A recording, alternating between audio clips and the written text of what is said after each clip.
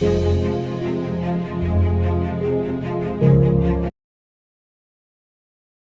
you my award. You get the weedy. This is my weedy for having the most A's in your.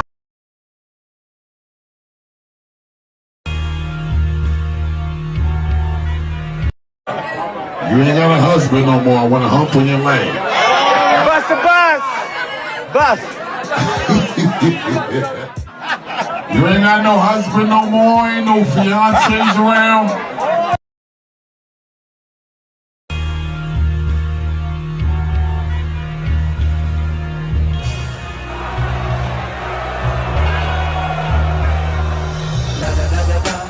هلا اجا الزعيم العظيم على دين مذفقر.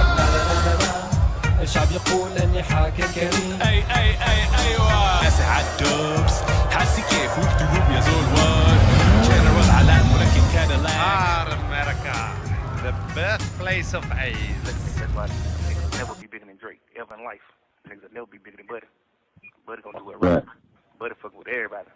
You know how many niggas like Drake chain? How many niggas can take care of their family because of Buddy? Just like straight fucking with you. Kendrick, goddamn, put a nigga on. Y'all niggas, you're a superstar. You don't ran up you a few hundred him, but you ain't put nobody on though. You see what I'm saying? You ain't even put Keem on. Cause the shit you and him doing, that shit ain't really doing that. Put somebody on. It's okay to run you a few hundred M's up, but who you help though? You ain't really help nobody. It's the saying. You did all that shit for nothing, nigga. You ain't help nobody, nigga. Nigga ain't really gaining no fans off of you. Keem ain't big. Keem love hell. Man, he can't sell no fucking ticket. Watch out. God knows. I am reincarnated. I was stargazing. Life goes on. I need all my babies. Woke up looking for the broccoli. Hot key, keep a horn on me. That come my seat. IP ownership. The blueprint is by me. Mr. Get Off, I get off at my feet.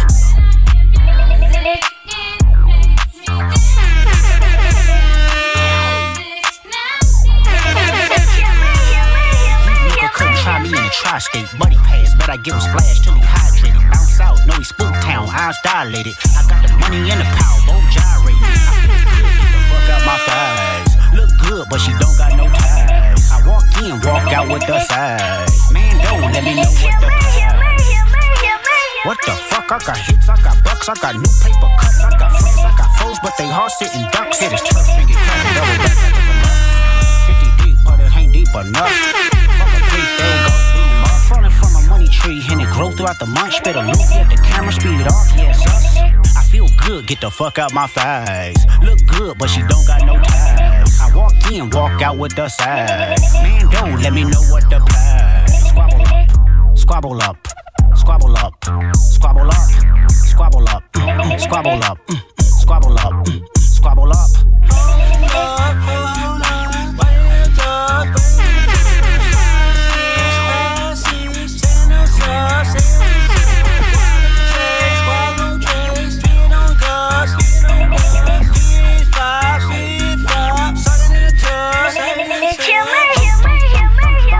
Rockin' it, quid pro quo, what you want, cause I'm watching it. Work on the flow, let me know if you clockin' it. Brody won't go, but I know that he poppin' it. It was wolf tickets on sale till I silenced it. Pipe down, young, these some whole other politics. Bitch with him and some bitch in him, that's a lot of bitch. Don't hit him, he got kids with him, my apologies. Ghetto child, he was Blackie Mouse with a Smirnoff. High, we outside, boy, they bout to kill him off. Blaps on blaps, it's a fact, this a brick or all. Tell me why the fuck you niggas rap if it's fictional. Tell me why the fuck you niggas fed if you criminal. Hey, Dot, can I get a drop? I'm like, nigga, nah. Tell me why the fuck you niggas fed if you criminal. Hey, Dot, can I get a drop? I'm like, nigga, nah. What you talking Tell me about? why the fuck you niggas fed if you criminal. Hey, Dot, can I get a drop? I'm like, nigga, nah. Cool from the west side to synagogue. It's a full moon, let the wolves out, I've been a dog. I feel good, get the fuck out my thighs. Look good, but she don't got no time. I walk out with the side. Don't let me know what the prize. Squabble up, squabble up, squabble up, squabble up, squabble up, squabble up, squabble up. What it is you really do.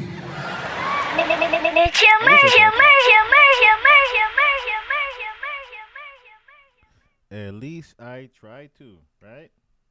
At least I try to. What it do, y'all? What it do, y'all? I am the host with the motherfucking most. Chill, motherfucking Murray. You are tuning in live from the spot.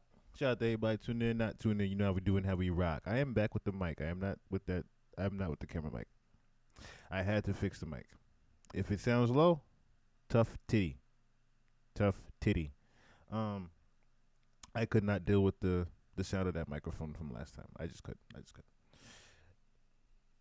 So I had to get me another USB for this shit and get it back working as best as I could. What's going on, everybody? What's going on, everybody? Black Lion, what's going on? What's going on? God bless my brother. Who's this here? Does that say you, Myra? I'm trying to see this name. It's in biblical letters. I used to love writing those letters. My dad used to write those type of letters to the biblical script. I think it says you, Myra. What's going on, you, Myra? Icon Vani, what's going on? What's going on, sis? What's going on with you? Hope all is well. Hope all is well. You finally caught alive. That's what's up. That's what's up. I'm always glad when new faces come in here. I'm always glad when new faces come in here and catch alive. Cause I wish I would have clipped. I might still make a clip of that later on too. I was thinking about it. The Gasms clip. No one. That was probably the most funniest live we ever did. Was the Gasms one. Those who were here and know what I'm talking about with Gasms. But yeah. Shouts out to everybody that tuned in tonight. We're gonna be here for a while. Oh, my leg. Oh. We're going to be here for a while, though. Caught a cramp just now. I don't know where it came from. Strained like I pulled something. It's been a week. It has been a week. It's been a week for media.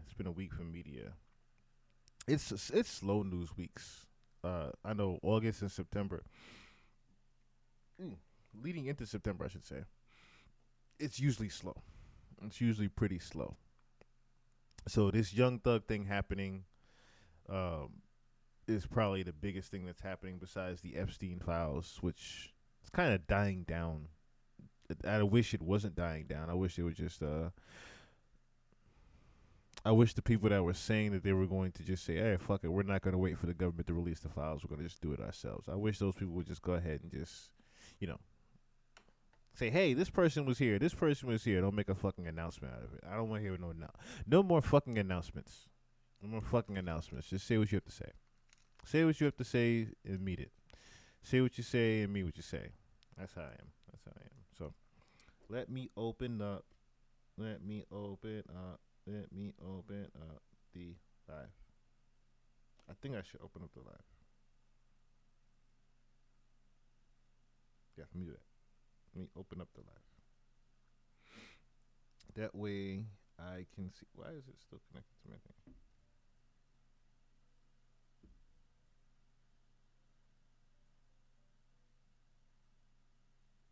Okay, there we go.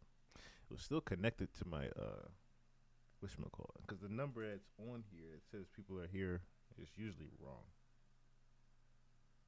It's usually wrong. Yeah, they are talking about the wrong Jeffrey, but my thing is they are talking about the wrong Jeffrey as far as whatever a thug's last name is. Continue talking about Jeffrey Epstein. Continue talking about him, because that needs to be. We need to always apply pressure to the government. I think that's the problem now, is that we don't apply enough pressure to the government, and that the government applies way too much pressure to us. I think that's the biggest thing. The government applies way too much pressure to us. We don't apply enough pressure to the government. That part. All right, so I kind of want to laugh tonight. Being that everything is kind of dry out there, I want to laugh tonight. So I have the Big Bank interview with Young Thug, and I'm debating on myself, do I want to sit through 3 hours of an interview, or do I want to sit through the hour clip of the interview, because we have other things to get into. So I think I'm going to put on the hour clip of the interview and not the whole thing. I'll probably watch the 3 hour joint again by myself, because I felt like, even watching it, I felt like I needed a translator. It just felt like I needed a translator. Just a little too much. Little too much Atlanta talk. And Thug talks in fucking riddles. I hate it. So, anywho, I want to start off laughing first. I want to start off laughing first because I haven't got to see any of these clips yet with Tia Kemp and Charleston White. So, as you guys saw the intro too, want to talk about the intro. So, there was a supposedly there's a nightclub, all female nightclub. I don't know where it is. Where's the all female nightclub at? All female nightclub closes down.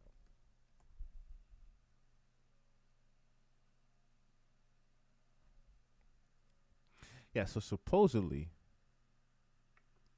there's an all-female nightclub that just happened to close down. It made headlines. Ooh, where is it?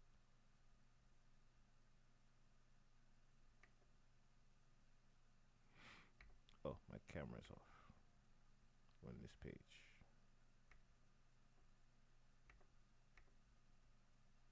There you go. So that's what I was showing in the very beginning. An all-female nightclub closed after the first night because no one bought a single bottle of liquor. So an all-female nightclub made headlines after it abruptly closed its doors just one night after opening, leaving many people surprised at how quickly the concept fell apart. The venue had promised all unique atmospheres centered around women with music, energy, and a space free from the typical nightlife dynamics found in traditional nightclubs. On its opening night, the turnout was strong and the energy inside the room was electric, yet despite the buzz, there was one critical issue: are the backbone of their business model. Entry fees and ticket sales only cover a fraction of the costs associated with running a venue, which includes DJs, lighting, security, bartenders, and overall staff operations. Bottle service in particular is where clubs make their real money, with customers often paying hundreds or even thousands of dollars for a single night of drinks. Without that stream of revenue, the club had no way to sustain itself, regardless of how popular the idea might have seemed. Industry insiders point out that the all-female concept completely shifted the venues afloat. Most clubs thrive on a dynamic where men purchase drinks or bottles, often to impress women, and that spending is what fuels the party. In a setting where everyone was left the bar empty and the business model broken. In the end, the closure was less about the turnout and more about economics. The case highlights how delicate the financial structure of nightlife truly is and how easily even a popular idea can fail if it doesn't fit the realities of the industry. The all-female nightclub may have attracted attention as a cultural experiment, but its one-night lifespan proves that even in entertainment, fun alone doesn't pay the bills. Now, I'm still not sure how true this is, but the narrative fits. The narrative does fit because, let's be honest, if there was an all-female nightclub, even if there was or was not, okay? So let's just play for the fact there was. Even if there was an actual all-female nightclub, that's very true. It literally can be, the glue to it is the guys coming in there and spending the overall money on the women. So that's one of the biggest things of nightclubs, is that men go there to meet women or women go there to meet men. And if there is no actual interactions going on via the money being spent and, the impressions happening, then there's no real point of even being there necessarily. Of course, you're going there to vibe and have a good time and listen to music and things like that and drink. Let's be honest. You can do that shit at home. That's why I'm not a big nightclub goer. I never have been. Number one, I never really had the money to do all that stuff. But at the same time, even if I did, I don't necessarily think I would be doing it often. I think I would do it like maybe once or twice a year or something like that. Even if they had the money, I would do it maybe once or twice a year because I can spend that fraction of that cost. You know what I'm saying? Like, that's another thing, right? So the one or two times that I did go clubbing, I noticed that a bottle of, say, for example, Belvedere, that same bottle of Belvedere that cost maybe $50 or $60 in the liquor store, even at the most expensive places, would cost like $300 in the nightclub. So you're saying to yourself, like, wait, I'm spending 3 times the amount that I would spend at the liquor store for a bottle just to impress somebody doesn't really add up. Then you're spending that money just to, be hopeful of getting a woman to go home with you that evening, or being just hopeful, just having fun. Like I said, you can do that shit at home. You can have the same. That's another thing too. You can be your own DJ at home. Be your own fucking DJ home. See, back in the day, you didn't have the internet and things like that, so you didn't have the luxury of being able to just listen to any song that you wanted to for hours and hours at a time, like you do now. So that's another thing, right? The internet killed a lot of things that are regular in life, because you're able to be that celebrity at home. You're able to be that celebrity whenever you want to be, on video, on camera, and all that other shit. You can get strobe lights and stand on the couch at your house, okay, and play loud music and shit. You know what I also seen too? People having day parties where it's just people walking around with headphones on. Like the music is being dictated by a playlist from a DJ, and people are walking around with headphones on listening to music. I found it to be one of the stupidest things I've ever seen in my life, because I'm like, if you want to just walk around a party with headphones and a drink on, and imagine you walking in that same club, right? And you see everybody with headphones on. It looks like a fucking sci-fi movie. There's no sound going on, just people walking around, bopping their heads to absolute silence damn near, you would think. But there's music going on in their head and having drinks. How are you supposed to interact with anybody if they have to move their headphone? You know what I mean? It's a little dumb shit like that going on. But anyway. Anywho, bro, I used to promote parties back in the day. Never again. Highway robbery. It is actually highway robbery, because there's so many different factors that that you have to put in to even get paid as far as those things go. Because like even people that host parties, you know what I'm saying? They literally are relying on not just the liquor. That's the thing, right? Like they just said, the backbone of you even hosting a party is relied on the liquor and how much. So normal negotiations go, like even if you're getting like hosting money, right? It's literally paid. The hosting money is literally paid by what happens with the bar. So if you're not bringing in enough revenue to where people are going to just get drinks because you're there, it's literally a waste of money that you just paid for the person to be there. The door money, of course. How many people actually paid to get in to see you, that type of thing. But like I said, even that is relied on heavily on the bar, whether those people bought drinks or not, just to be there. Because that's where the real money is actually coming in. The $10 that you pay to get in there is not as much as you're paying for the $20 and $30 or even $50 that you're spending at the bar just to have a couple of shots. How much a double shot of Hennessy costs? A double shot of Hennessy is like $22. A double shot of Hennessy is like $22. Do say probably about 30. You know what I'm saying? It's little shit like that you have to factor in. Okay? So I could already see how this necessarily didn't turn out right. Okay? Another clip that I stumbled across. This is right before the pod came on. I had stumbled across this clip. I'm not going to talk about it too much, but this clip of Crea Sean Rock getting caught slipping on Kick was pretty cool. Let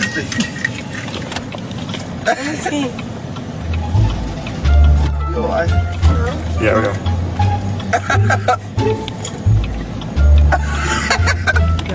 Look how she stood at the camera like, fuck, I forgot this was on. We're not on live. He came to fix you. She's talking about something we not on live. Yes, you are on live, dummy. I'm trying to charge it while this one's on. So I just need a second to plug everything in. Yeah, bro, so we had to switch cameras. You got it. Let me see. Now, I couldn't tell which one she was doing here. I couldn't tell if she was giving head to her new guy, or a lot of people in the comments were saying that she was doing coke. Either one, it looks bad. Her head being down on the camera like that. Either one looks bad. Either one looks very bad. And my whole thing is, I'm still confused on now. My thing now is, I'm wondering, was there a situation where Blueface just got sat down? I know he's doing jail time or whatever. He was supposed to be getting out soon, but doesn't look like that's actually happening anymore. He's been gone for quite some time now. He's been in there for quite some time. I don't hear anything about a parole or him being let loose or anything like that. He's just been in there while Crea Sean is pretty much, going from guy to guy to guy to guy, getting fucked around and doing coke, pretending to live a rich life, doing live streams. So it just looks overall bad. It just looks overall bad. Overall bad for Crea Sean Rock. Oh, Duce is 40. Oh my God. Duce is 40 in the store. I mean, in the club. Jesus Christ. See, that's what I'm saying. I can't go out no more. I can't go out no more. But yeah, Crea Sean is a mess. Complete mess. Like I said, the comments are saying that she was doing booger sugar. There's a lot of people saying that she was on live recently having a bag of coke, just shaking it around. And like I said, it's just all downhill. This is the same girl that was a month ago crying wolf, saying that she gave her life to God. I knew that was a bunch of bullshit from when she said it. I just knew there was a bunch of bullshit from when she said it. That she wasn't converting to God.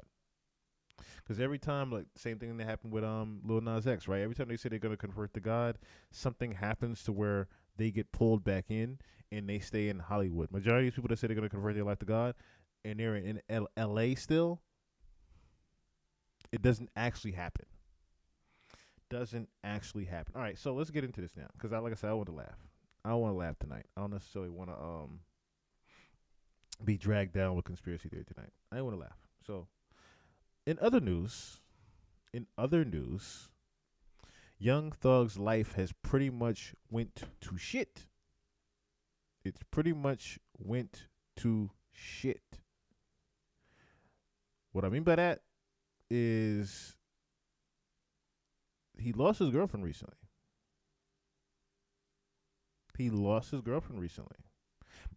Mariah the Scientist has literally dumped Young Thug.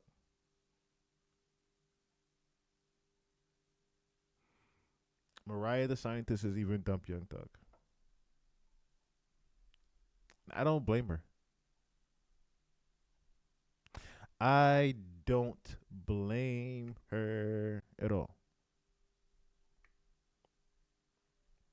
I've just been seeing nothing but even the apology tweet that he put out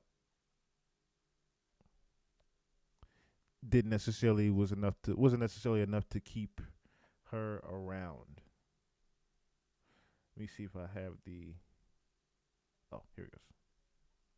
One of my little girls, she posted stuff on the internet at my condo from a long time ago. One of my little girls, she posted stuff on the internet at my condo from a long time ago. Mariah, I called Mariah this morning. She's like, man, girls posting in your condo. I'm like, oh my God, I hung up on her. I'm gonna dunk on you, cause I mean, yeah, baby, you found me about a girl in the condo a minute ago. I'm like, cut that. It was a minute ago though. It was days before I got locked up, man.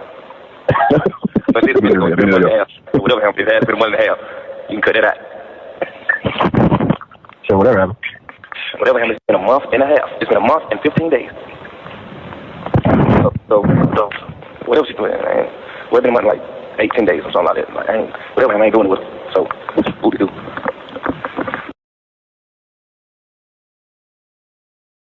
Oh, I know it's muted. Like mom and daughter. So yeah, again, Young Thug pretty much put out this apology tweet. Maybe I was wrong, and I'm sorry for what I put you through. You deserve better from me. Thank you for everything. And I will do anything to make this work. You showed me what love is, and I hope I haven't lost you forever. Everybody leave her out of this. Please, she's an innocent girl and feels bad about all of this. Please give her space. So, suppose I'm gonna let Trap Lil Ross break it down, because I haven't heard much about it except for that there was a pregnancy leak that he pretty much got another girl pregnant, and she found out about it. And there was a situation like he was just explaining just now of the girl that was going live from his house while she was not there, and he had to lie and say that it was from a while ago. Apparently, that was the other girl that got pregnant. That's why she had access to the home. Yeah, I'm gonna let Trap Lil Ross pretty much break more of it down. Because like I said, it's a very interesting thing here. I'm gonna let him go first, and then we're gonna look at some Kemp and Charleston White. All right, it's a very sad episode today. It's another Young Thug leak, and honestly, I'm really tired of the Young Thug stuff now. I was joking around. I was saying I didn't want to do another video about this. Me too. He's dropped his long interview. We're still working our way through that interview. There's all sorts of clips going viral. But to be real, like, bro, I'm actually tired of talking about Young Thug at this point. Whoever is leaking these calls on him, man, they a different breed. Okay, they're a different type of hateful. Okay, because look. It's damn near 2 weeks. I just seen a mega thread on Reddit laying down every single leak that's come out, and it's been damn near two weeks straight of leaks. I'm starting to feel bad for Young Thug. Honestly, I'm actually starting to feel bad for Young Thug. I do still think that he was hypocritical. A lot of the stuff he said in that interview wasn't adding up, but man, like, bro, like, I couldn't imagine to be going through what Young Thug's going through. And the reason I want to have a more sympathetic tone on today's video is because the latest leak appears to have actually led to some serious consequences for Young Thug on more of a personal level. And I'm feeling bad for the guy, honestly. I'm actually feeling quite sad for him. We're still going to talk about it. This is what's going on. It's on every single page, everywhere you've seen, okay? But the latest leak, it seems like, has actually been the final straw for Mariah the Scientist. And it sounds like, from what the news that I've been reading on Reddit and elsewhere, is that their relationship is now over. And well, see, that's the thing, right? Nobody really does have the evidence here. I mean, hell, Trap doesn't have the evidence either. The thing is that there's Young Thug himself. See, similar to the actual tapes, Young Thug has been going around saying that she pretty much dumped him. That's the only information that we have, is that Young Thug is saying that Mariah the Scientist has dumped him. What's good, chill? What's going on, J Porter? What's going on? Does he whack 100 behind the Thug leaks? No, we kind of briefly went over that last week. I don't think this one was on whack. I don't know if this one was on whack. Like, there's a lot of, I know whack usually has a lot of tapes and whatnot. I know he's like the Nipsey Hussle tape, Diddy tapes and whatnot, allowed for his album that's coming out, and the whole thing about him being reborn through his Freemasonry. So I don't necessarily know this is whack 100's doing as much as, you know, Young Thug's label and government actually doing. I don't think this has anything to do with whack. It's just my opinion. it appears to have stemmed from this pretty damning leak, okay? This leak of Thug talking to a female, allegedly, you know, look, it seems to have come out that he was planning to have another baby behind her back, behind Mariah's back. He was planning to have a kid with another woman. Who knows if this was that jail talk? I mean, I get where he's coming from when we saw that tweet recently where he apologized to Glorilla saying, look, I was going through a lot during that time inside and, you know, I was in a bad place and I apologize. Now, I was hoping we'd hear apologies for other people. And he apologized to Mariah recently, but it seems like it wasn't enough, man. And this one's, I don't know, this one's kind of personal, man. It's tough, you know. I know what it's like to go through a tough breakup. It's a very dark place to be, and you know, I think, I even though some of the things in the interview weren't edited up, and he maybe did a few people dirty, this is super sad. So let's have a listen to the call and hear how bad this is. What's Sam? Hello. Sam, what That's it, laid there. My heartbeat. you at home? Yeah, I'm at home. What's up with you, baby? I miss your pen. I don't know. I wasn't expecting your call. She's hyped to even be talking to him, and she says, I wasn't even expecting your call. Yeah, see, that's not Mariah that he's talking to in the thing. That's why this is really where this whole thing came from. This jail call leak here of him calling another woman that he got pregnant. That's not Mariah that he's talking to right there. Says he misses her. My heart is beating fast right now. Yeah. Yeah. I'm happy that I make you feel like that for sure. He's smooth with it, man. He said, I'm happy I made you feel like that. Shit, her heart beating fast, heart rate's gone up.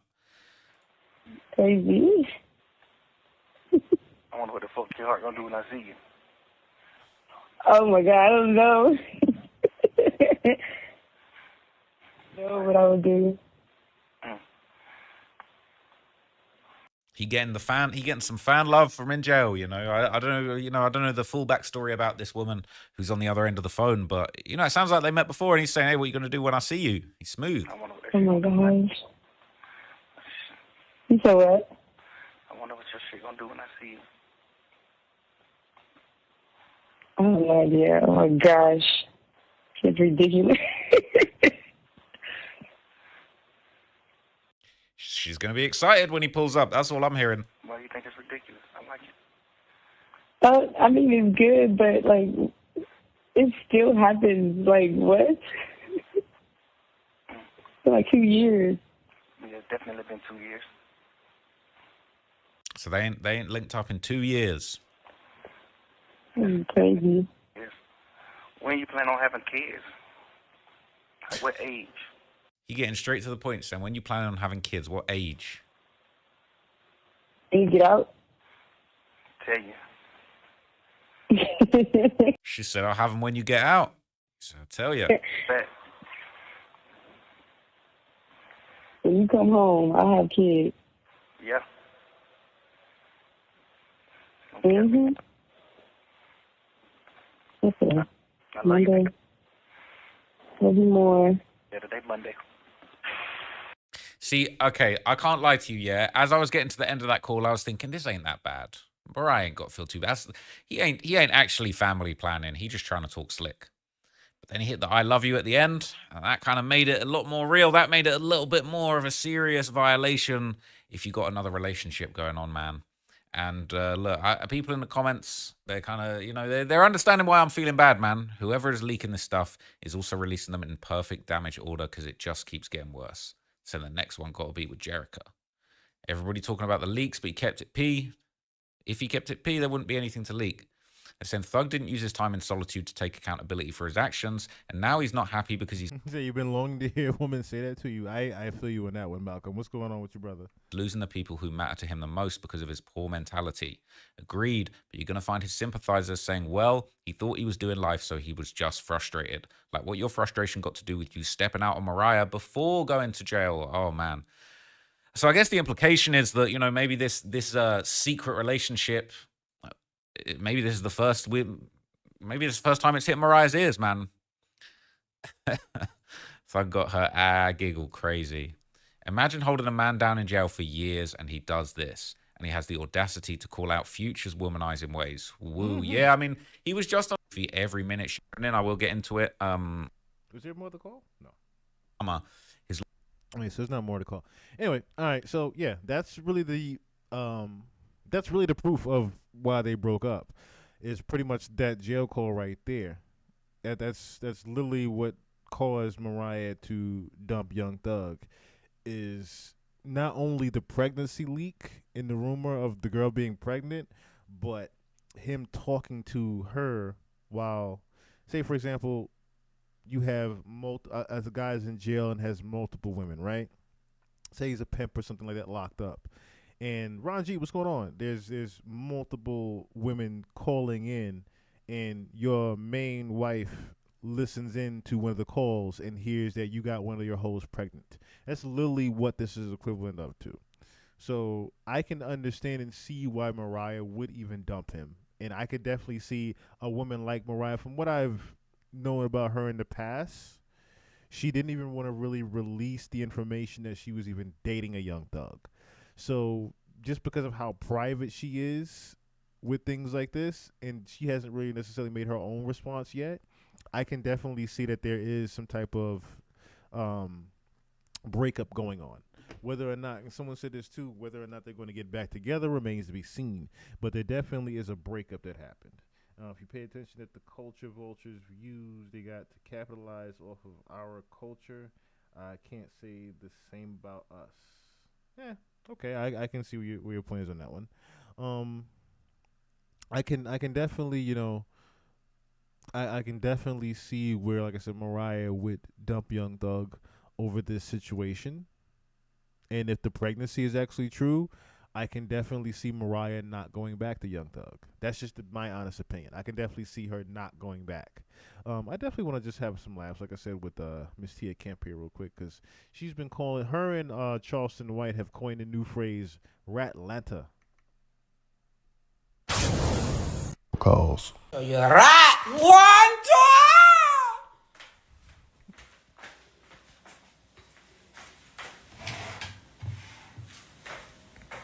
Be sure to like, comment, and subscribe.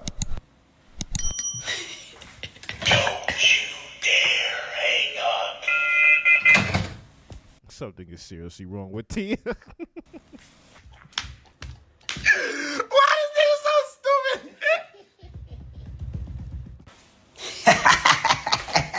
Let me leave Atlanta now. I'm just saying, man. That's what they say.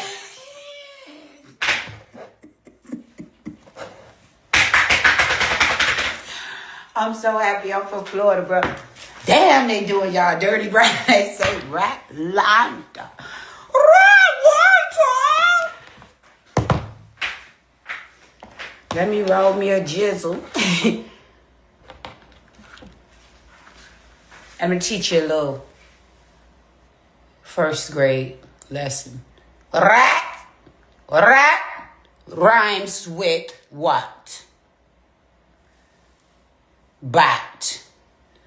Rat rhymes with bat. The bat will eat the rat.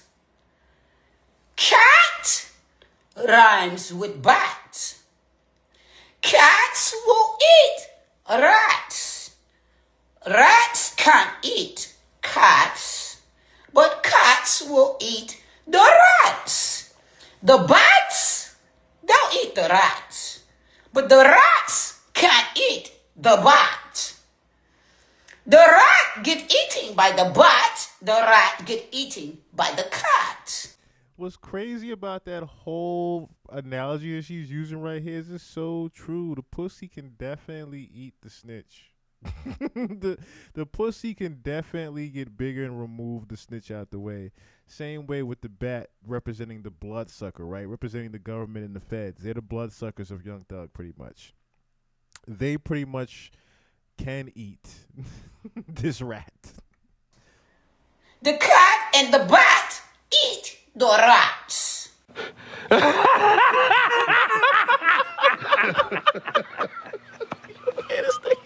Atlanta. Rats aren't only in New York. No. The rats are not only in New York City. The rats are in Atlanta. Yes, the rats. Yeah, the rats. Ratties.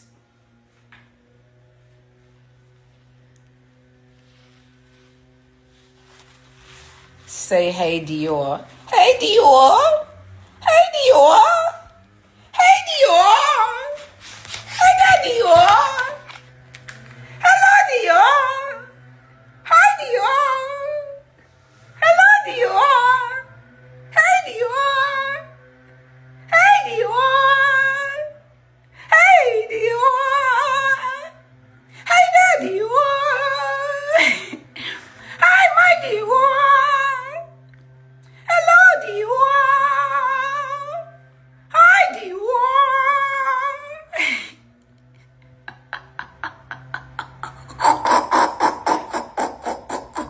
Hey Dior. If I was a teacher, your children would be so goddamn smart, it'd be ridiculous. And then you hoes, y'all don't like to give gifts. You don't. Because my mom and my aunts, they tell me, you cheap mother. You need to start giving your children teachers gifts. You hear me? Your children's is bad. They so goddamn bad, it takes a lot to deal with them mother. I don't know how my families deal with the children's teaching and all that. I would have never wanted to teach nobody churns, but if I was a teacher, I just told my mom. This is Tia Kemp reacting to the Young Thug allegations. My aunt now, my mom said, "Oh, you can't come out to my school. My children too young. You can't come out here. You better call trail them and all them to go out to them senior high schools and stuff. You can't come out here talking that stuff to them children." I'm finna start coming to the schools. My manager had already called in the schools for me to come talk to the children. Them to come out and write. First of all, I don't know where your dumb ass think you gonna go if your dumb ass can't motherfucking read. Period. Okay? Pick you up a book and bang that motherfucking book. I've been hearing a lot about these children who want to bang, bang, bang, a dang, dang, dang. I agree with that one, though. I definitely agree with that one. I'm going to move on to the other video, but I agree with that one. The schools nowadays aren't necessarily doing a whole lot for the children. And it's kind of why we have young thugs out here. It's kind of why we have a young thug out here. It's the mentality that these kids are growing up. It's why we have NBA young boys that are out here. It's the mentality that these young boys are growing up with. Thinking that these things, even, I'm not even going to say the ratting. Them thinking the ratting is okay. But them just going out of bounds, even, getting rid of, script writing. They got rid of script writing. What do you call it? I'm saying script writing. Yeah, just regular being able to write in script. They got rid of that. We talked about that not too long ago, right? Little things like that they removed from kids being able to learn. They can't write their own signature, let alone read. You know what I mean? It's so much of the internet teaching our kids nowadays that they don't necessarily even get to learn the real basics of how to comprehend certain things in life. The internet is doing the everyday teaching for these kids. Think about the average baby that you might see being raised by the tablet being in front of them and them watching Roblox videos, or them just watching YouTube streams all day, and they're not necessarily digesting anything at all. Then when they go to school, they're pretty much being the same thing is being thrown in front of them, and videos are being thrown in front of them, not actual things of learning and curriculum. You know what I mean? It's little things like that where we get a young thug is raised, because even the music nowadays is raising our kids too. I wanted to look at what's the other video? The video she was reacting to the breakup she was about. I wanted to look at that real quick. Crazy. Oh, where is it? Oh, here it is. Sure to like. I'm snoozing on that shit now, bro. Bitch, I'm snoozing on that shit now, dog. I ain't lying, bro. I'm finna listen to me some fucking Chris Brown, bro. I don't want to hear these no more, bro. I'd rather listen to Chris Brown, bitch. I ain't lying to you. I heard about whatchamacallit, the pen is too powerful. Yes, I agree with you on that one. You know what's crazy about what she just said? So there's a viral clips going around of a lot of older women saying that they don't like listening to the rap that's out here nowadays because, number one, it's way too fictional. It's way too fictional. At the same time, it's a bunch of nonsense. It's not necessarily good music in general, and a lot of these young kids just can't rap in general. This is not enthusing me no motherfucker, man. I'm so sick of these, bro. I'm tired of them, man. I am so tired of these dogs. God, these niggas don't know how to get out of jail and get in the studio. R. Kelly, whatever you do, don't you get out. Don't you be on there talking on them jail calls, R. Kelly. R. Kelly. I don't know who else in jail. Pooh Shiest. Who else locked up? Let me tell you something, bro. Don't talk on them jail calls, please. Don't say nothing, but let me see that, baby. Touch that for me or something. Play with that pussy, bust it wide open. Send me some pics, ho. Put some money on my books. Please don't talk about nobody on the motherfucking jail calls. Bitch, I done find out you could go buy them hoes. I mean, not buy them, but submit for them. Boy, every nigga I know that's locked up, bitch, I'm finna go get your calls, bitch. I'm finna go get your calls, nigga. Yeah, that's true right there, what she was talking about. So it was, if you listen to even the early jail calls of Mariah the Scientist, there was none of that. It was him the most that there was of that was him talking about the necklace that he bought Mariah and how, how much he paid for whatever. But Tia is very right. Think about the days of or not even the days of. I'm pretty sure there's a guy right now in jail that has a girlfriend that calls him all the time, and I'm pretty sure that that's how the conversation really goes. Send me some pussy pics or something like that. Help me out while I'm in here. Not the nigga gossiping about everything that's going on supposedly on the outside. You don't really hear about that. The average everyday gangster, whatever you call it, right? Or thug, if you want to say, right? Is not gonna be gossiping to their bitch on the jail call phones. Boy, I'm finna pay my federally ass cousin tomorrow. That computer so finna jump online and get every calls that I wanna hear who you been talking to. I wanna hear what you been saying to a hoe. I ain't lying to you. Damn, it's dark out there. Look at that water, bro. That shit black, ain't it? You see that? It's a storm. What is the fucking hurricane coming? Huh? Well, we'll be in the Alpine Mountains tomorrow, bitch. I'll be in Lake Tahoe in the cabin, ho. Y'all be in Lake Tahoe tomorrow. I don't give a fuck. No hurricanes coming to Florida. I won't even be over here. Bitch, I'll be in the Alpine Mountains. This is kind of why I had skipped on watching Tia Kemp's live sometimes.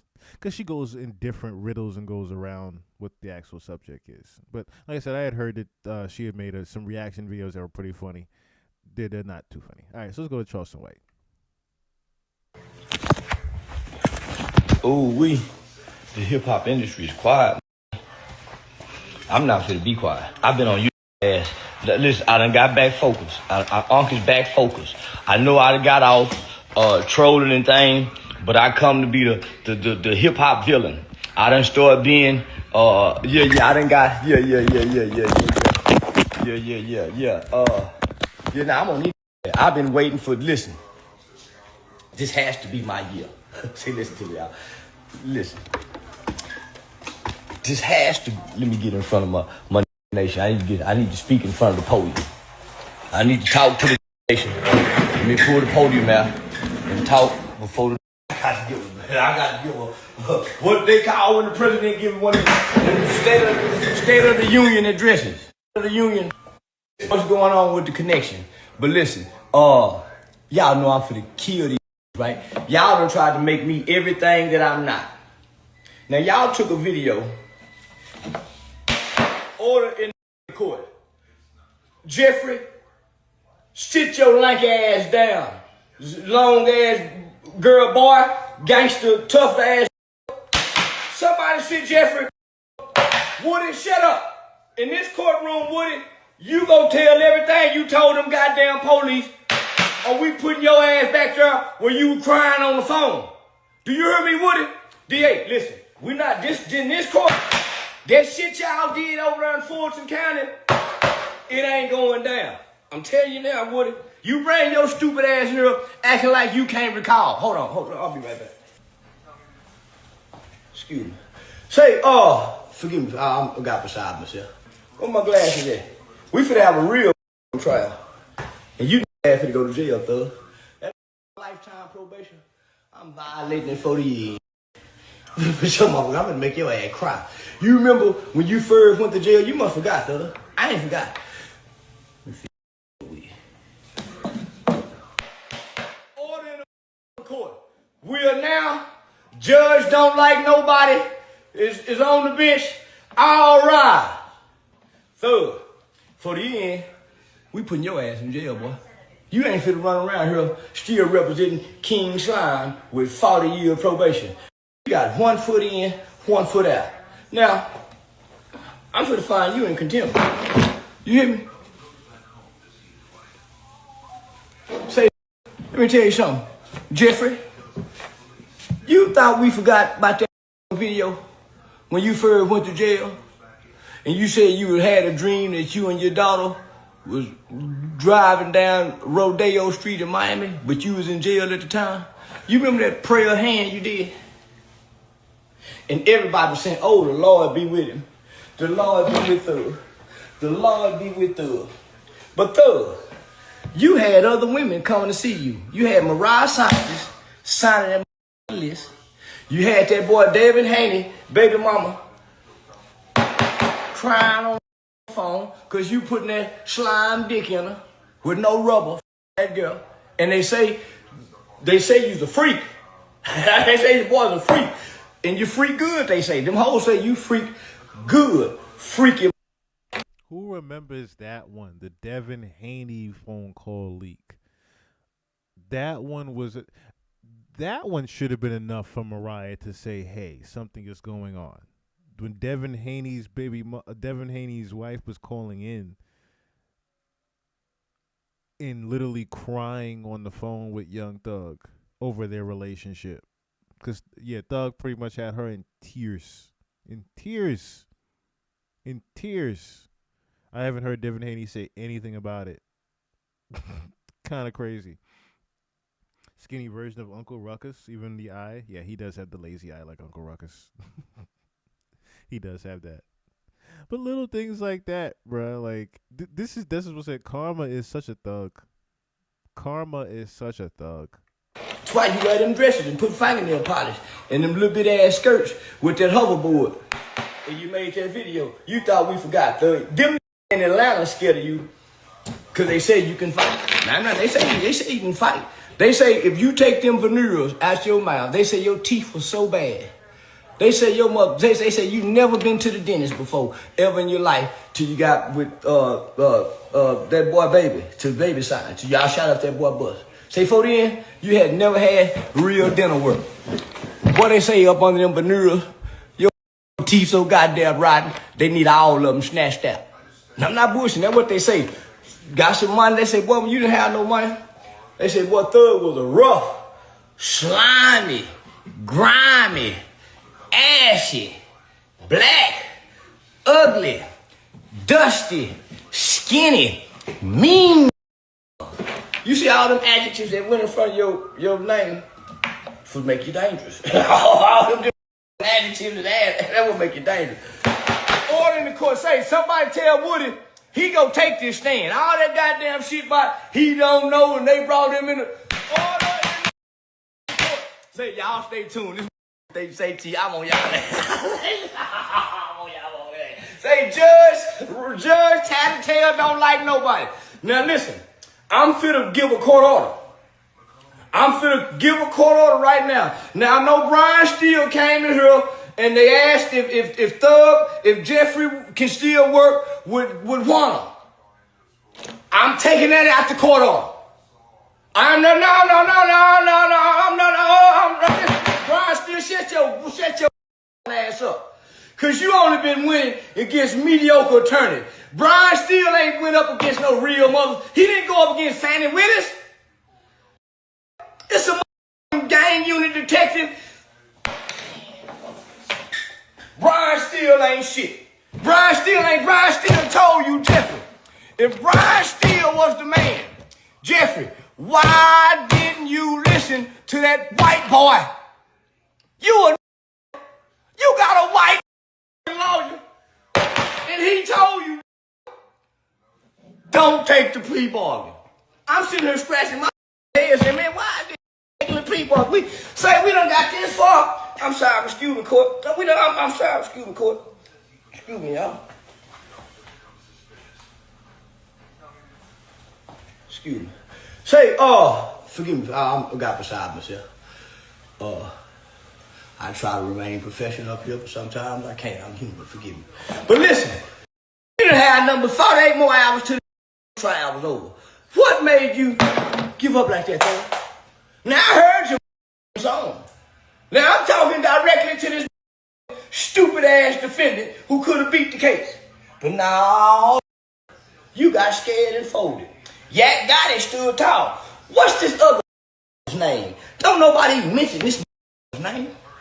This son bitch got life. They let him by his goddamn self. Say, listen, boy, what's your name? This the one that's on trial with Yak and Jeffrey. We don't even know his name. Life in prison. Let's get it. He don't mean nothing to nobody. Ain't nobody hollering. Somebody, he's hollering free Yak Gotti. They got people out there making posts about Thug. What's this boy name? Ain't nobody posting about this boy. Order in the court, Brian. I don't want to hear no objection. I'm trying to figure out what's this name. Ain't nobody talking about tryout for damn near a year.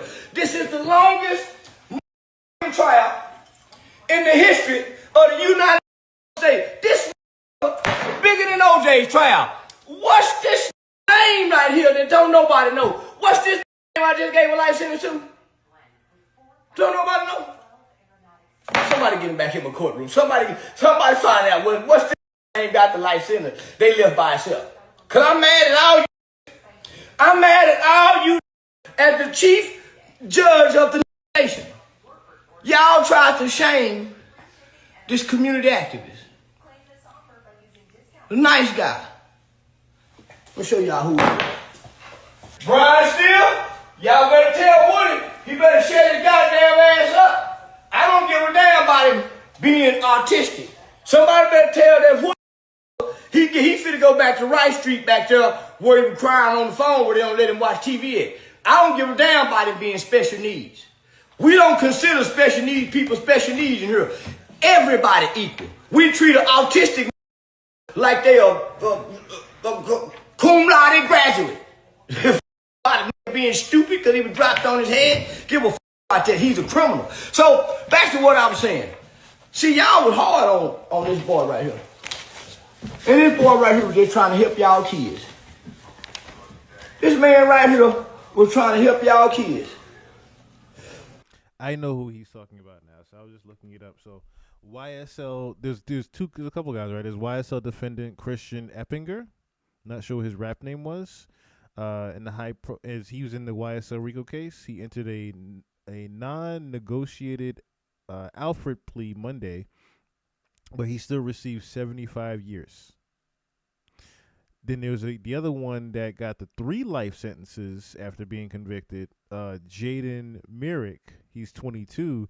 He was found guilty on all charges, and he faced including felony murder, armed robbery, aggravated battery, aggravated assault, other criminal charges. He got 3 life fucking sentences. And there's another guy doing 20. Dame Keon Garlington, he's doing 20. Yeah. Pretty bad for the other YSL members that nobody mentions. But Young Thug snitching ass is out here in the streets. And y'all turned on him. Rap community. Y'all turned on him. You see what it says? It says Charleston White from courtroom to role model in a 180-degree turn. This highlights the life of a man who done changed his life. Now this is the front page of the law school paper. This is Texas Western University. That was a law school. This man was a pre-law student, and y'all hated on him. No felony convictions. Never been to prison. Never shot a gun at a never committed a crime in a black neighborhood. Never sold drugs to black people. Never raped nobody. Never molested nobody. Never done harm to nobody in the community. Only thing this man is guilty of is coming to the internet, confessing and professing that he would call the police. And he also came to the internet and said, hey, I'm a snitch. I snitched on somebody before. But it ain't no paperwork. But I snitched when I was a kid. I snitched when I was a little bitty boy when I didn't know the rules. I didn't know no better. I was fresh out the hospital. I didn't know no street rules. I thought everybody told the truth. I was a little bitty boy. 14 years old, caught a murder case. Just got my new eye. Hadn't even had my eye a full 2 years yet. And now I'm in trouble with the law. But I'm in trouble with poor children. Poor children know the rules. I wasn't a poor baby. I was a well-to-do breastfed prenatal care baby that was raised in a suburb that was burped 3 times. My mama used to burp me 3 times. Your mama didn't burp you 3 times. You had indigestion, gas, and you had all that as a little bitty boy. My mama used to rock me and baby, baby, baby, and say songs to me. Your mama used to put you down. You wasn't cared for. I was. So you learned street rules and street codes and street etiquettes. You didn't learn Charleston always likes to make himself sound so much better than the person that grew up in the hood, doesn't he? He always try to make himself seem so much better than the people that grew up in the hood, like they were never loved, like they were never loved. All right, so let's just get into this interview now. Oh! I do have before we get into the interview. Actually, yeah, let's go into the interview. We'll do Little Woody after. We'll do YSL Woody after. We can get into YSL Woody after. I kind of want to look at this. Now, I have the full, like I said, 3-hour interview. We're not looking at the full 3-hour interview. We're already an hour in now. So we're going to go look at we're going to look at a little bit of the hour interview that we have here of Thug going on Big Bank. With the king. Because we got more to get into. Living life, bro. How you feeling? I'm planning. That's what it's about. Where your mental at, though? Mentally, I feel like sometimes you be up, sometimes you be down, but... Now, let me also say, right, because this is my whole thing on this. Him sitting down with Big Bank is no different than Drake sitting down with Bobby Altoff. Reason why I say that is simply because Young Thug can control the narrative of the interview. There's no rage-baiting questions being really asked to him. There's no, we're going to really get to this and get to the bottom of this questions being asked to him. This is solely him controlling the interview. Same way Drake was controlling the entire Bobby Altoff interview. This is Young Thug pretty much doing his version of that. And crazy how it followed a week after, right? I feel like mentally, the game that I'm in, I'm not into sports or I'm not an actor, none of that. The game I'm in, no matter what, you want all eyes on you. I feel like right now, this moment, no matter how the eyes look, the eyes can look devastating, the eyes can look betrayed, the eyes can look, no matter how the eyes look. And the game I'm in, you want all eyes on you. No matter how they come. I always pray for that. God, I want all eyes on me. No matter how the eyes look. I guess this is just him saying, hey, No matter how they looking. No matter how they looking. No matter how the eyes look. A lot of the eyes gonna be like, you did wrong. A lot of the eyes gonna be like, you right. Hey, before we get into all that though, like, you know what I'm saying, what's going on and, you know, the talk, whatever. That's the reason why I said I got Jeff. I want to talk. I ain't never seen you in no interview like speak on John Burr South or Lil Jeff. You know what I'm saying? Why not? I feel like just not even on no super manly shit or nothing like that. I feel like personally, I wasn't raised by like victims or men with like really, really touching feelings or like, you know what I'm saying? I wasn't raised by those type of men. I wasn't raised by the Wellers. I was raised by men that always said, keep going, no matter what, go forward. Because you got to understand, my mom got 11 kids. My daddy, he couldn't sit and be in his feelings about certain things because he still got 11 people to feed, plus my mom, plus him, plus his other kids. My daddy got 15 people he got to worry about every day. So he ain't have a chance to sit back and just focus on his feelings and feel certain things. I wasn't raised like that. I was raised by a man who just was like, go forward, because that's what matters. What matters is not sitting and just being stuck in the moment and dwelling on certain things. Like that ain't what life is about. When you living as a king, it's about going forward. I think I did that so much to the point where I forget to speak about certain things. I be forgetting to speak about Lil Jeff. What's your earliest memory? That's great. I ain't never had nobody that question. What's your earliest memory? Like, if you could think of your earliest memory, like, it's the first thing I remember as far as back I can remember. You know what I'm saying? My earliest memory was John Burr South, my hood, the hood I'm from, the project I'm from, John Burr South. My brother, Free Umfu, my brother, he burned the house down playing with matches. Because, you know, when you're in the project, you got that big ass long metal heater connected to the wall. that come in, the little snake looking heater. He playing with matches on it, and it burnt down the whole building, though. It ain't even burned down just our apartment. It burnt down the whole building. Damn. That's my first memory, like real life. You know, coming up, like, what's the first time you knew, like, that's your first, what type of memory would you say that is? Good or bad, or in between? Bro, we were raised so different. You too, bro. Men like you raised me. From even if it's from a distance. Yeah. I always looked up to real street dudes, real guys who's from the street and this and that. I always looked up to this. So men like, I don't even look at that like it's bad. Yeah.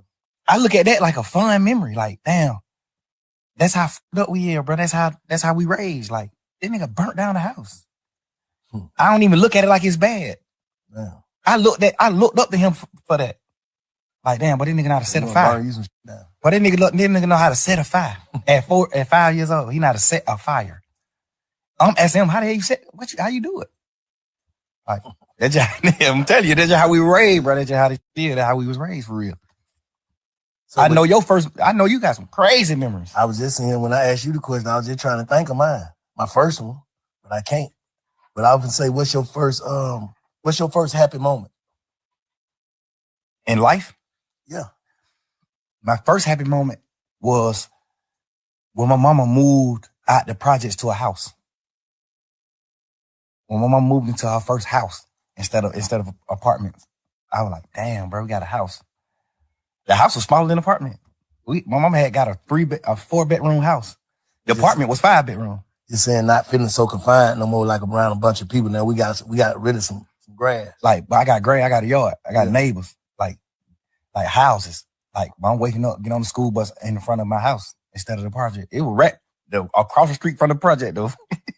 But so it's just like, you know, but that was like one of my first happy moments, and that I remember, like, as a kid. What's your first saddest moment? I used to go with this girl named Santana in Pool Creek. That's when we moved out of Jonesboro South. I moved out of Jonesboro South when I was like 3-4 years old. We moved to Pool Creek, which is right around the corner from Jonesboro South. And I started going with this girl that stayed like 2 apartments down from me. Her name Santana. I was going with her like, we probably like 5-6 years old, like kids. I was going with her, and we was sitting on a bench. And I think I was talking to another girl, and she got me, and she hit me with a stick, with a sword, with a real log. Scarred me right here and right here. Hit me with a log. Made you sad? Yeah, because it was like, dang, she broke up with me. I'm like, I lost my girlfriend. Oh, yeah. What's the first time you feel like you felt betrayed? Like as a kid coming up or whatever. My first betrayal was like, cause I'm a kid, so I wasn't introduced to the world or like niggas or friends.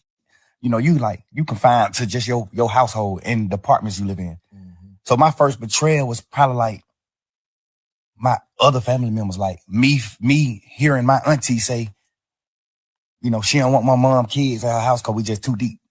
Like, we got roaches in our house. Our clothes got roaches, so we might come to her house and some roaches might come out of ours. Now she got roaches in our house. And I understand it. You know, no harsh feelings, but, you know, that type of shit, the nigga that I am, that's the type of shit I was dealing with. Let me just also say real quick, those that grew up with roaches have a better understanding and appreciation for life in general. What I mean by that is, those people that grew up with roaches and bed bugs and whatnot, and see me, for example, right? Even in my 20s, I spent some times on couches, and they were roach-infested couches. The way I was woken up by a roach crawling on my head, or crawling on my face, or crawling across my mouth. I've spent nights like that. Those type of individuals have a different appreciation for the words "keep going." There is light at the end of the tunnel. We may have struggles. We may have a lot of struggles. But we still have the ability to keep going in the middle of times of adversity. I will say that. That does that does form a different type of diamond in a person. I will say that. Shay, what's going on? He sounds slow, no funny. And this is why I said before, I don't know if I can necessarily sit through an entire 3 hours of a Young Thug interview because, number one, he talks in riddles. Two, I can barely make out half of the shit that he's saying sometimes. Over time, I have been able to break down what he's been saying. And that's why it took me so long to even say, okay, I can go through this interview and listen and understand, not majority, but 75% of what he is saying. In life, as a kid, I was dealing with that. Like, my mom got so many children to the point where her sisters and brothers like, man, hell no. We don't even want to deal with y'all. No, sir. There's too many of y'all there. They weren't even on no bullshit. Just like, she like, man, I got 8, 9 years old, little boy. How you see yourself right now as a person? Like, if you had to judge you, how you see yourself? The crazy part is, bro, I thought I was whole. I thought I was wholesome. I thought I was like the perfect man until this situation. This situation at hand right now made me realize, like, damn, bro, I'm actually fucked up. Like, I was just so, God just created me to be so happy to the point where I know how to, like, get beyond problems. I just always was happy. My whole trial, I just was happy as hell because it's just like, I ain't got no reason to be happy. But it's just like, God, I'm just a happy person. I'm just a natural happy person. I could have got a life sentence and went to prison for the rest of my life. And y'all would have been seeing me in prison on photos just happy. Because I think God just created me like that. I be mad at God sometimes for that. Like, dang, bro, why you created me just like so happy to the point where I can't be in touch with my real feelings? But do you think that type shit goddamn make it to where a nigga, because I'm going to keep it real with you, son. Like, coming out of jail, and we're like, man, what the fuck is this nigga doing, bro? Like, it's like you ain't learn your lesson. And all this shit going on, hearing these calls, talking on the phone, like, what the hell wrong with this nigga? Like, you know, a nigga, I know you was in there praying, right? Absolutely. Like, it's like, do you not understand your prayers got answered?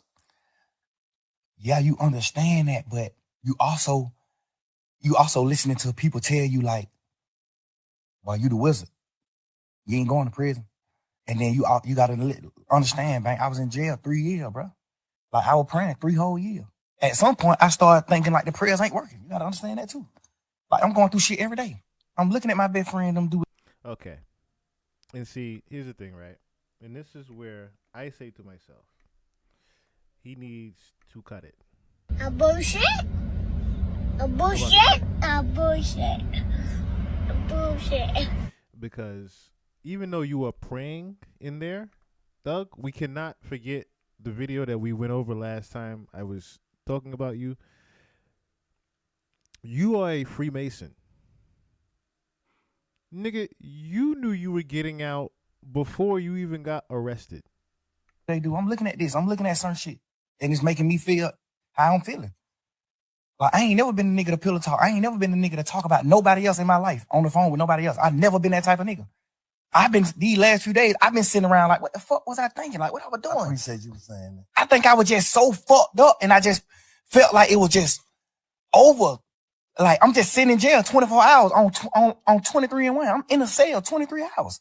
Like, at this point, I'm just like, man, I don't give a fuck. Life, it ain't what I'm thinking it is. Like, I'm just talking. At this point, I'm just talking. At this point, I'm just holding conversations with my girl. But the crazy part is, all these conversations that I had on the phone, I also had with the same niggas who I was talking about on the phones.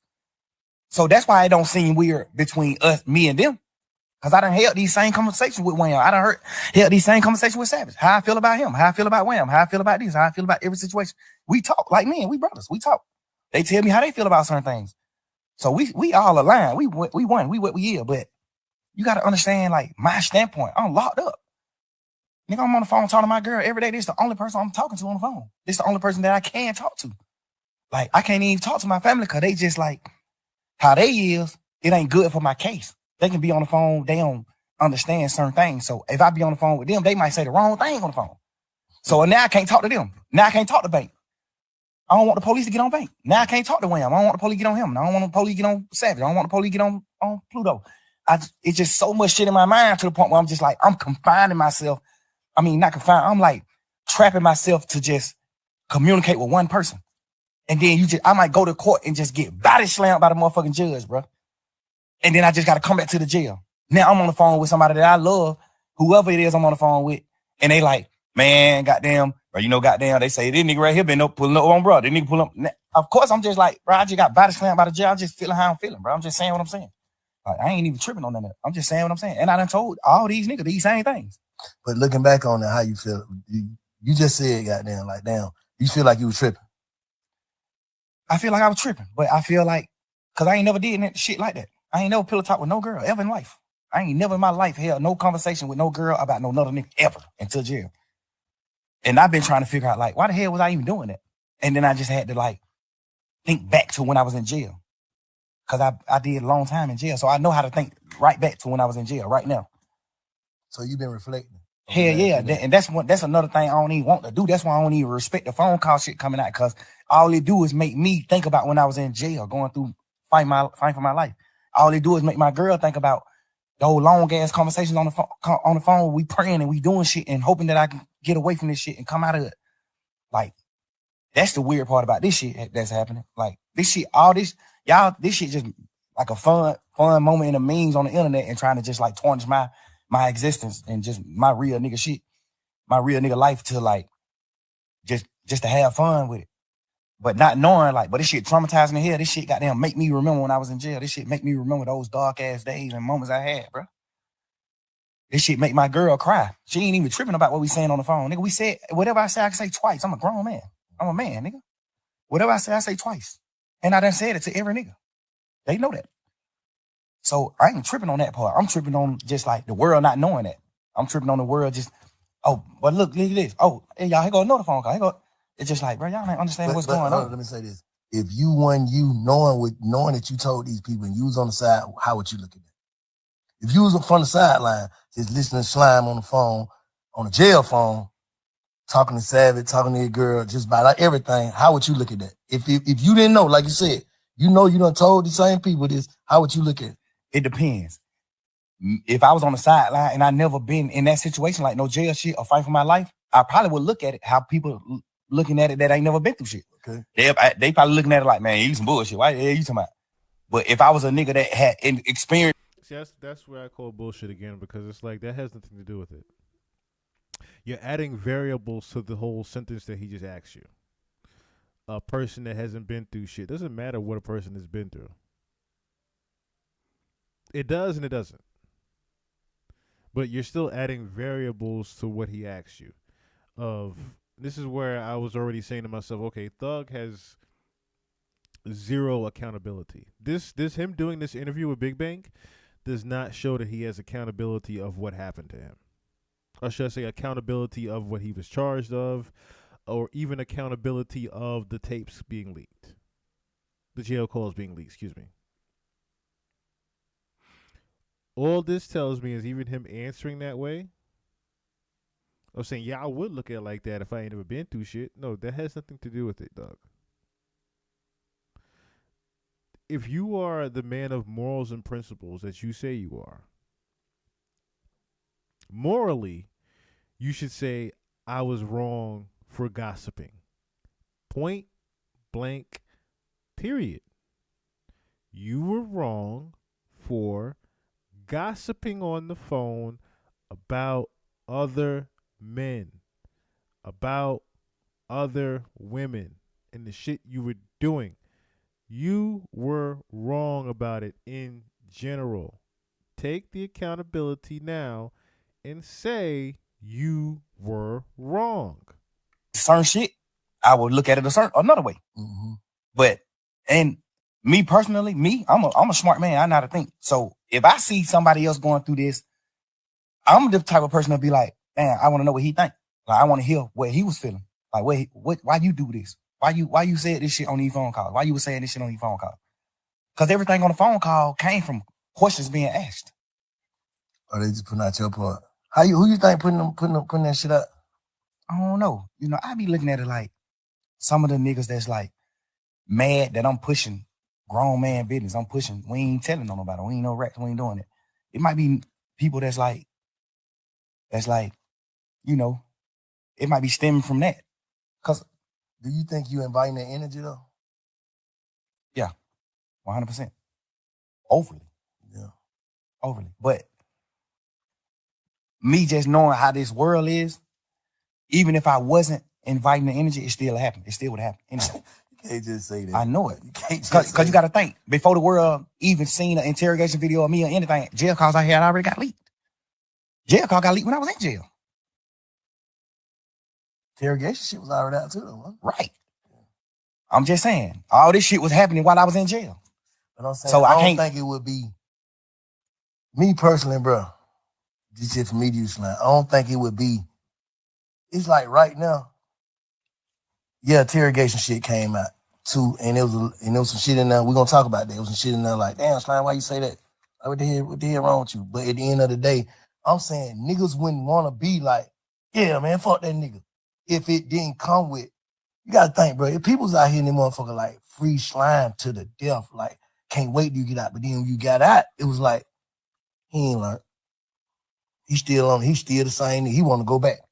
Just off of tweets and dissing and, you know what I'm saying? That just like, damn, bro, like, you just did some shit niggas don't do. You just goddamn came home on some shit with goddamn damn near everybody telling. Nigga ain't supposed to make it back. And you back, that's God.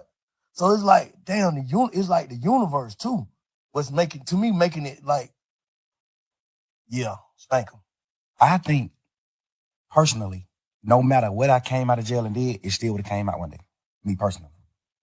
I understand what you're saying. Because it still came out when the whole world looked at me as a real nigga. My jail phone call got leaked. They weren't pushing no narrative then, though. It don't fuck the narrative. I'm just saying coming out, no matter what.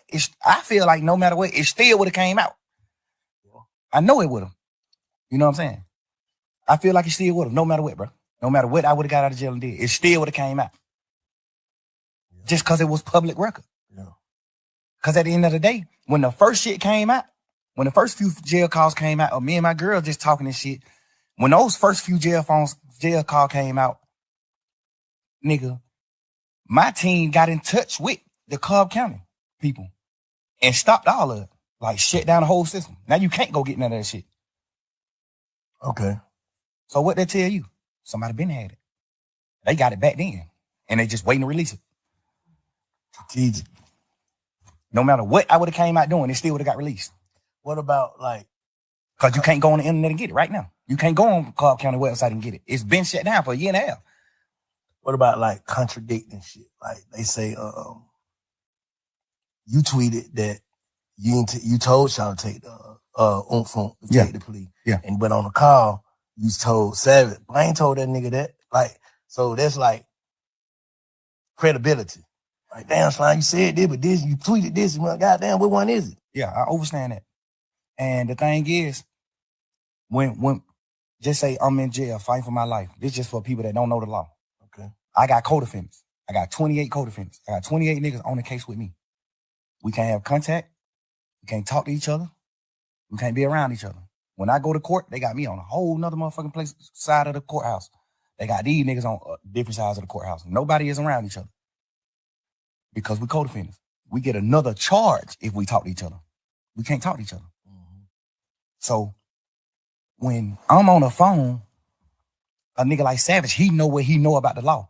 But it's some things that he don't know about the law. Mm-hmm. So that's what slowed me down from calling niggas from jail. Because he on the phone just having a normal conversation with his brother. And he just want to know what's going on. Like, shit, I just want to know what's going on, bro. Like, you seen your brother plea? You seen this? You know, he don't know the law. He don't know the side of the law where I got a co-defendant and I can't talk to him. So if I get on the phone on a jail call and tell Savage, yeah, I told Umfo to take his plea, that's another charge on me because I don't supposed to have contact with Umfo. So when I'm on a jail call talking to Savage, I got to say no. Hell no, I ain't told that nigga do that. Hell no. Because all they gonna do is take that jail call and play it in court. Now I got to attempt the court charge. Yeah. So when I'm in the jail, I can't say it. And when I'm in the jail, I'm like, hell no, I ain't told no nigga take no plea. No, I ain't did that. Because I got to do that. I'm on trial. I don't supposed to have no contact with him. If I say I told my brother to take the charge, all they gonna say is, how you told your brother that? You must talk to your brother. Boom. The lawyer can get in trouble. All type of shit can happen. I'm on the phone all the time. Hell no. I ain't tell that nigga take no charge. Fuck no. I ain't tell him to take the plea. No. But when the case over, can't nothing happen to me by saying that. So when the case over, hey, let me clear this up just for the world to know. Because I told Savage no, I told Pluto no. Like, I told a few niggas who asked me, like, hey, bro, you told your brother to do that? I'm like, hell, no, I ain't telling him to do that. So obviously niggas that I fuck with in the streets, in the world, they looking at it like, all right, your brother did what wrong. You ain't tell your brother to do that. Mm-hmm. So I got to clean that up. Because I really did tell him after the case. Yeah. After the case. Hey, hell, no, I overly told him to take the charge. But because it definitely looked like, damn, they took the same plea, so how the hell you gonna just single a gun out? You know what I'm saying? You know why? But you was done talking? Nah, go ahead.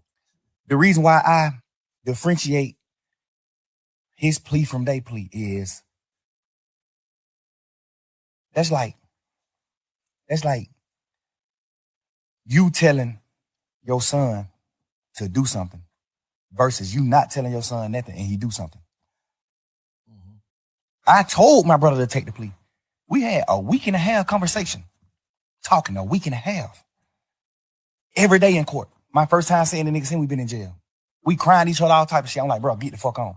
This nigga been in prison his whole life. You think that nigga give a fuck about going to prison? Boy, that nigga a man, gangster. Stand on that. Home don't give a damn about no sentence. Home told me every day in court, he told me, hell no. Boy, you tripping, bro. Boy, I'm rocking. You my brother, nigga. You my real live brother. Like my mama had. Your mama and we got the same mama, nigga. You my brother. If you go to prison forever, I'm going to prison forever. Fuck that. He's just a freak nigga. That's how he looking at it. Mm-hmm. Hell no. Nigga, I'm crying to this nigga every day. Bro, please, bro. You just got out of prison, bro. You just did 12 and a half. See, the thing is, it sounds similar. Okay, so remember when he was talking to 21 Savage and 21 was saying the same exact thing, like, man, everybody gonna look at Gunna differently if you just come out and say, yo, you told Gunna to do that shit. And Thug was like, nah, I ain't even tell Gunna to do that shit. I told other niggas to do that shit. It's pretty much the same thing he's saying here, but my whole thing is there's a contradiction with that. Because even though you didn't tell Gunna to necessarily take the plea, what is the actual difference between your peoples that you actually told to take the plea and Gunna taking the plea on his own? Now it sounds like you literally were trying to just keep Gunna down with you the whole time. That's what it's starting to sound like now. Because Gunna had an actual future in music and you knew that, you were trying to keep Gunna down with you so that there was no YSL music coming out.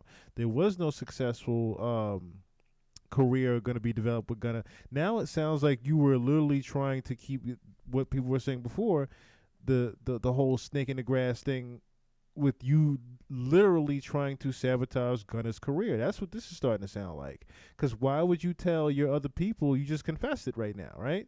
You just said that you told your other people to take a plea, but Gunna takes the same exact plea, but you didn't tell him to. But you looking at him like a rat, even though he didn't get the confirmation from you to take the same exact plea that your other man took. That really doesn't even make any sense to me.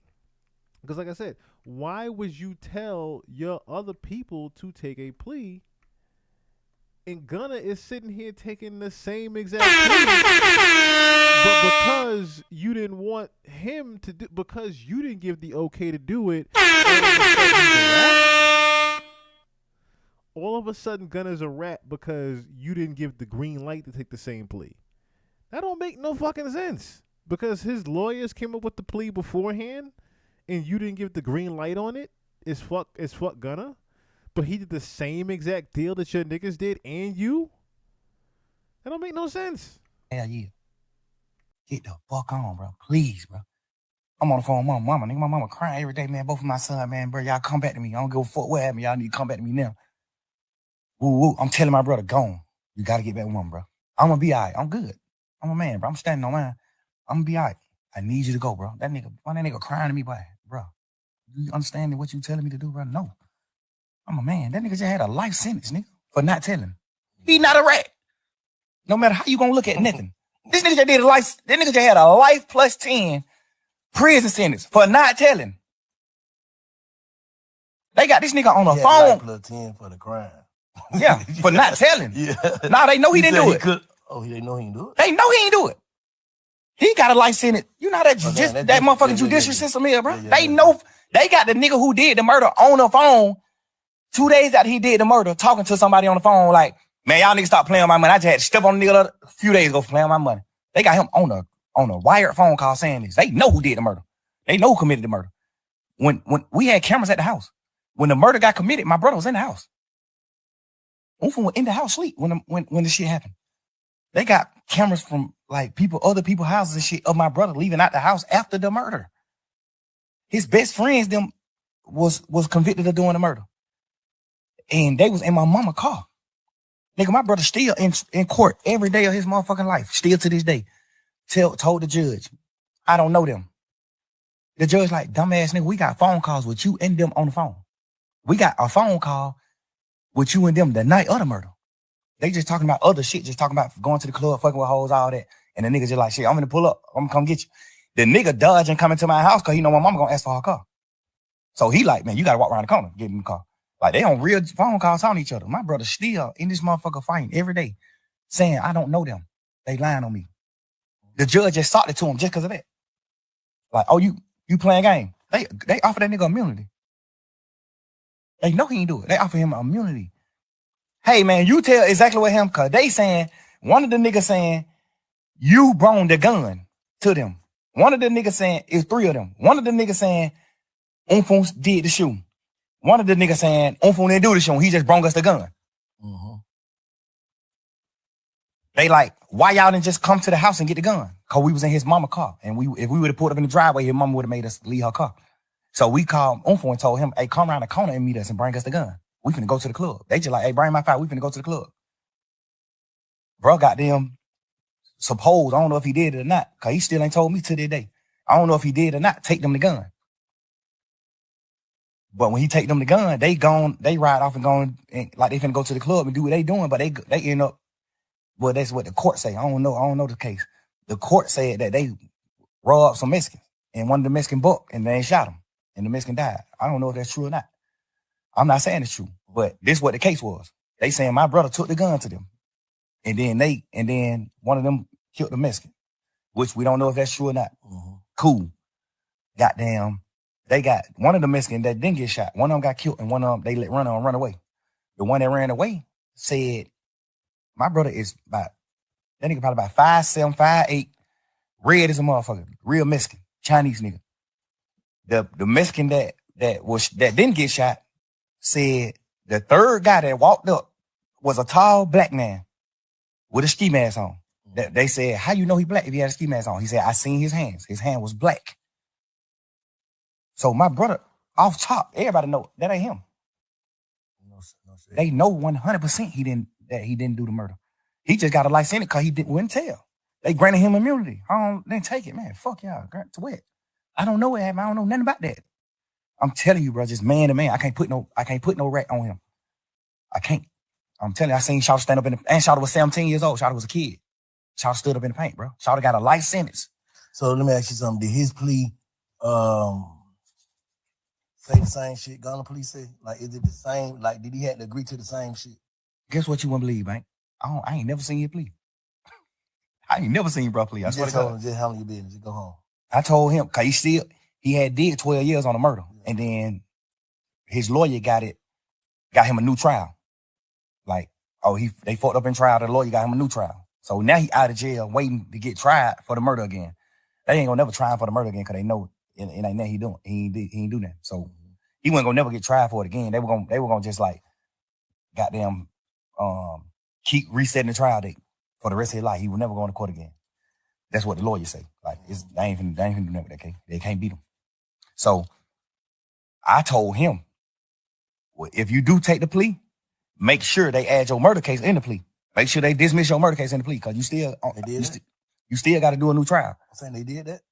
I don't think they did it. I think when they went to them with the plea, I think they were like, the plea is out of the murder shit. We can't do nothing about the murder shit. If they could, they would have. But the state was like, we can't do nothing about the murder shit. Like, it's a new trial. Like, it ain't nothing, we can't get involved in that. That's up to the court. So I guess that's what they like. We can't add that shit in there. So that's when he like, shit, I'm definitely ain't doing a plea then. Now we having a week and a half conversation every day, bro, in court, every day. I'm sitting in the cell crying like, bro, please, gotta go, bro. Mom, dude, don't leave folk out of their mind. These folk can't function. Go on. One of us need to go. right now. I don't need you right here with me. You just did 12 and a half. I don't need you right here with me, bro. This shit finna be 3-4 year process. I don't need you doing that, bro. So who did what's right on that case? Everybody who on the case did what's right, except the niggas who took the pleas in the beginning of the case. Except them. The niggas who took the pleas in the case, that's who did what's wrong. They took the plea and agreed that YSL was a gang. They saying that we got a RICO. And YSL is a criminal street gang. All of us on this trial, all 28 of us saying YSL is not a criminal street gang. Because by the book of gangs, the law that solidify you as a gang, we don't come to terms with none of that. So it ain't. Thank you, Icon Vine. That's exactly what I've been saying to myself this whole time. I have been trying to explain why Gunna's situation is different than the pleas that the other guys took. You literally, this is why I said what I said before, you literally were just trying to keep Gunna down. You knew that Gunna had a more successful rap career by himself than you would have ever had. So you were trying to just keep him in jail. YSL is not a street gang, but then he's saying that he's complying with YSL being a street gang. The same exact terms were in the other pleas, dickhead. The same exact terms as far as YSL being a street gang, whether or not they committed the murders or not. That part was not in the plea as far as the admittance was. Of you guys admitting to actual crimes that you had done. But as far as YSL being a street gang, that was a part of your plea too, stupid. That was also a part of the other plea that the other guys took. That song with Offset featuring YF and Lucci is on 1,000. That's all I know. Oh, we might listen to that because I want to listen to Young Thug's track that he did this same exact night. He did a record. I believe at this same studio, whatever this is right here. He did an actual video for it, and then 6ix9ine has also put out a video of it as well. In a game, in real life, it's really not a game. When it comes to the game book, done did some shit separate on their own. Yeah, it's just a lot of crimes that happen, and they just saying, "Oh, why sell a gang?" Off of all these crimes that happen. But the law that makes an organization a gang, the law that makes an organization a gang, we don't meet none of the criteria. So we not a gang. No matter how y'all try to twist it, we not a gang. You see what I'm saying? Yeah. We got every lawyer in this motherfucker saying we not a gang. So who you look at in that shit that took the plea that you be like, oh, I can see how he took the plea? Nobody. Duke. Okay. Nobody else. On phone. All right. Because, and I ain't like saying, oh, he didn't goddamn do us wrong or he didn't do this. One thing I know is he ain't taking the plea. If I don't make him take the plea, he ain't studying that plea. So why Duke ain't wrong? I just want to know. Like, why? Because Duke plea was from Duke. All Duke said in his plea, he didn't say YSL was a gang or none of that. All Duke plea did was said that Yak was right about telling on him, about what they talked about. Duke plea was just what Yak already had told the police about him. You see what I'm saying?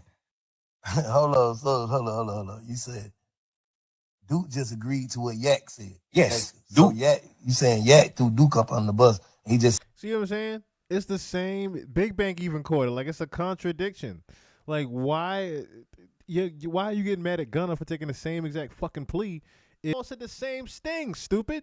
Said the nigga telling the truth on me. Yeah, because if he say that he not, then Yak got to take the stand on him. Because Yak plea agreement say he got to take the stand if Duke go to trial. That was a part of his plea. What I'm saying? On that case. So Yak say ain't nobody, he was on Big Fat. He said nobody ain't go to jail for what? He said he just was in there running his mouth in the what's the name? Interrogation room. So how what you mean testify? What the hell you talking about? When him and Duke caught their case, Duke was going to trial. What kind of case it was? Goddamn, they got caught in a car. They ain't had no license and they had 2 guns on them. Okay. And they went on a high-speed chase. They took Georgia State Patrol on a high-speed chase.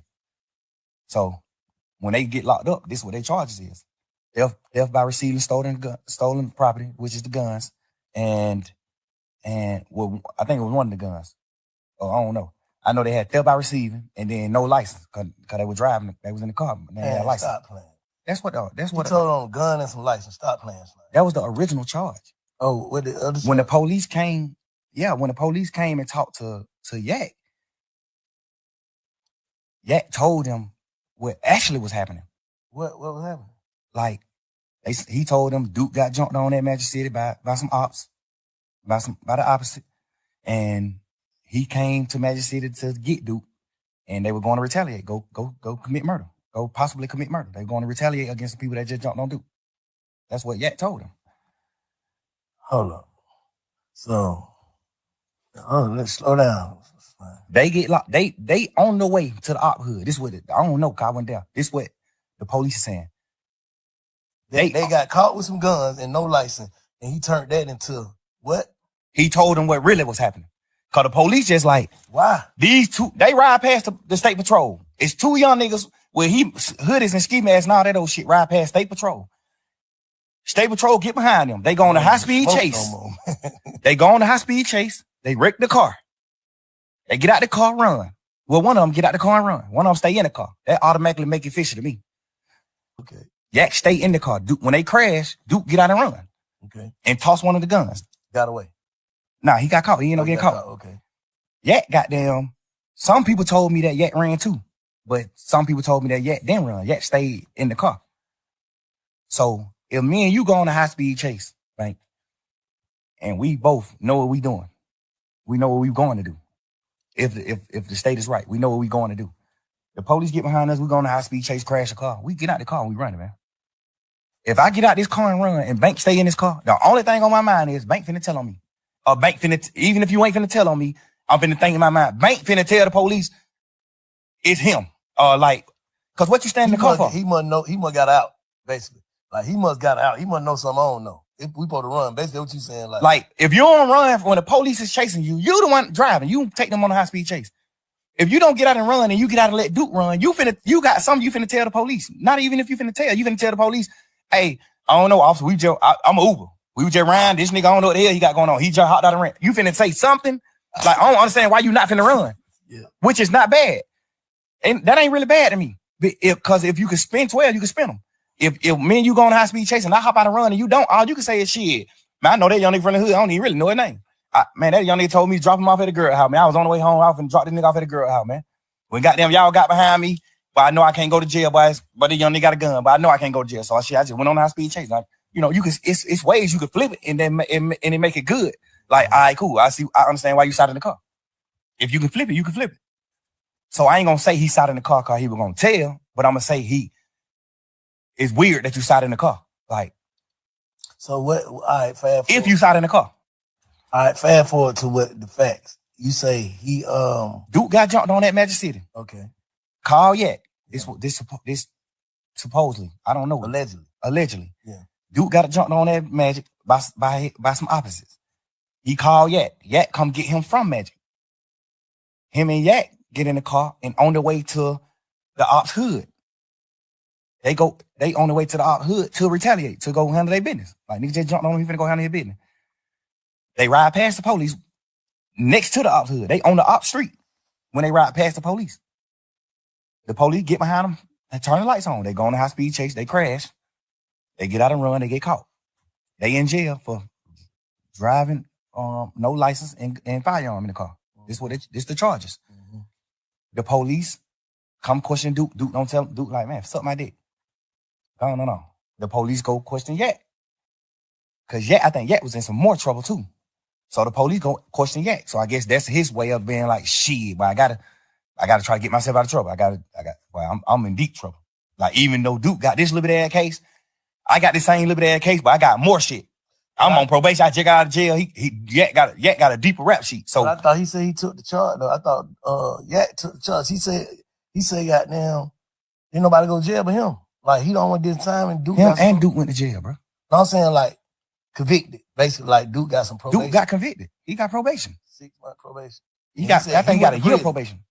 So Shawty went to the Fed though, so he had to take the gun charge. No, he went to the Fed because that was like his 5th, 6th time getting caught with guns. So your 5th, 6th time getting caught with guns. Now the Fed's involved. Now the Fed like, hey man, then they keep getting caught with guns. Now the Fed snatch you. Now the Feds give you the gun charge. So you can't take the gun charge. The Fed gave you the charge.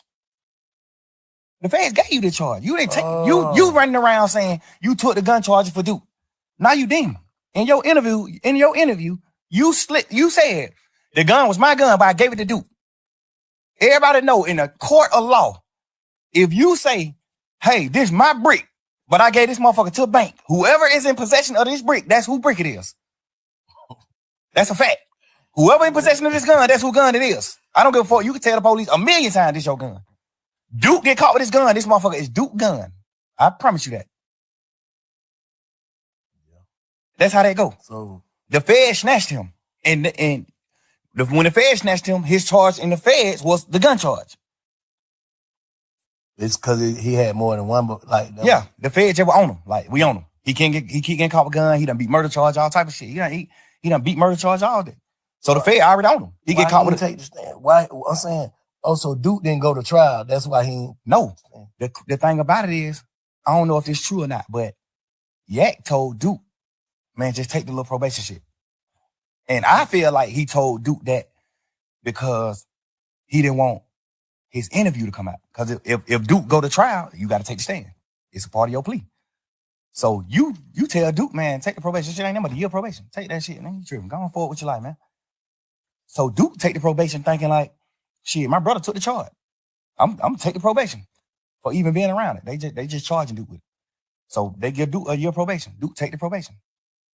Word in the street is Yak told Duke to take the probation. I don't know how true that is or not, but a lot of people that said Yak told Duke to take that probation. A lot of people, reliable sources, said that Yak told Duke to take the probation. I feel like he told Duke to take the probation because if he didn't, he was gonna have to take the stand on him. And he didn't want to take the stand because he already got to go to jail. So you saying he would have took the stand and the Fed wouldn't have picked it up, basically? Yes. If Duke, no, it don't matter if the Fed pick it up or not. If Duke go to trial, if Duke don't take the plea, Yak got to get on the stand and Duke trial. That's his plea. His plea was this. You get out of jail. You do this. But if Duke go to trial, when Martinez want to go to trial, you must take the stand and speak truthfully about what you told us in this interview. That's his plea. If Duke go to trial, he got to get on the stand. That's Yak plea. And if he'd have took it and he got on trial, what they would have did, that would have fucked the case up or something? Who? That would hurt the case. Like if Duke would have went to trial, Yak would have had to take the stand. Duke would have got fried. What the hell you mean? In the goddamn interrogation, Yak told exactly what happened. Oh. Yak told, hey, man, I ain't even finna play with y'all in here, man. I'm gonna just tell y'all the truth. This what happened. This is what he say in the interview. In the interrogation, man, I ain't even come to play with y'all for. I don't even, man. Whatever I can do to goddamn try to make this shit light on me, bro. Like they like, man, what's going on? Goddamn, ooh. Obviously, the DA's already wondering, like, why the hell y'all nigga on the high-speed chase right here next to the ops hood? They don't know that Duke got jumped on at the club though. It's on the wraps. It's low. We keeping it low. Just street shit, keep that low. Going on. Goddamn. So when Yak tell them. Duke got jumped on that magic. We was on the way to goddamn go straight up hood. That's why in the interrogation room, he was saying shit like, they were like, oh, so you and Duke finna go kill? He like, I ain't gonna shoot. I was driving. How I'm gonna drive and shoot? Duke gonna shoot. He say all this shit in the interrogation. You know what I'm saying? Like, that's the interrogation room. He's saying this shit. And he took a plea. And his plea was, when Duke go to trial, you gotta take the stand. So what's the difference between? Thank you, Big Bang, but I think the same thing I'm asking. What the fuck is the actual difference if you just hear saying that Yak told? What's the difference between Yak telling and Gunna saying that y'all was a fucking street gang? And you just came up here and admit, dog, what? Young Thug literally just sat up here and said what Yak did as far as the snitching goes, right? But also confirmed himself, yo, this street shit. You heard it say that out his own mouth just now. Yeah, that street shit, we gonna keep that part of the low. As far as when homie got jumped at the club and the feds knew that y'all were hanging around the ops neighborhood after the jumping even happened to go spray up the spot. What is the difference between Gunna saying, hey, yes, YSL is a street gang, and Yak saying what the fuck he said? Duke in interrogation room and that interrogation room, you in interrogation room. What's the difference? Duke never was in the interrogation room. I mean, I do. Yeah. That's a good question too. What is the difference between Yak snitching and you sitting there saying, "Hey, man, y'all can have my phone number. Whatever y'all want to know, I got y'all." The difference with me and Yak situation is Yak in the interrogation room telling that Duke did the crime. Yeah. Not no bullshit, no funny shit in that. Go ahead. Yeah. Ain't even no harsh feeling. I ain't mad at nobody, none of that. Like, Well, I live and learn. I want to know what the difference is. I want to know your perspective on what's the difference between him being in the interrogation room talking and you being in the interrogation room talking.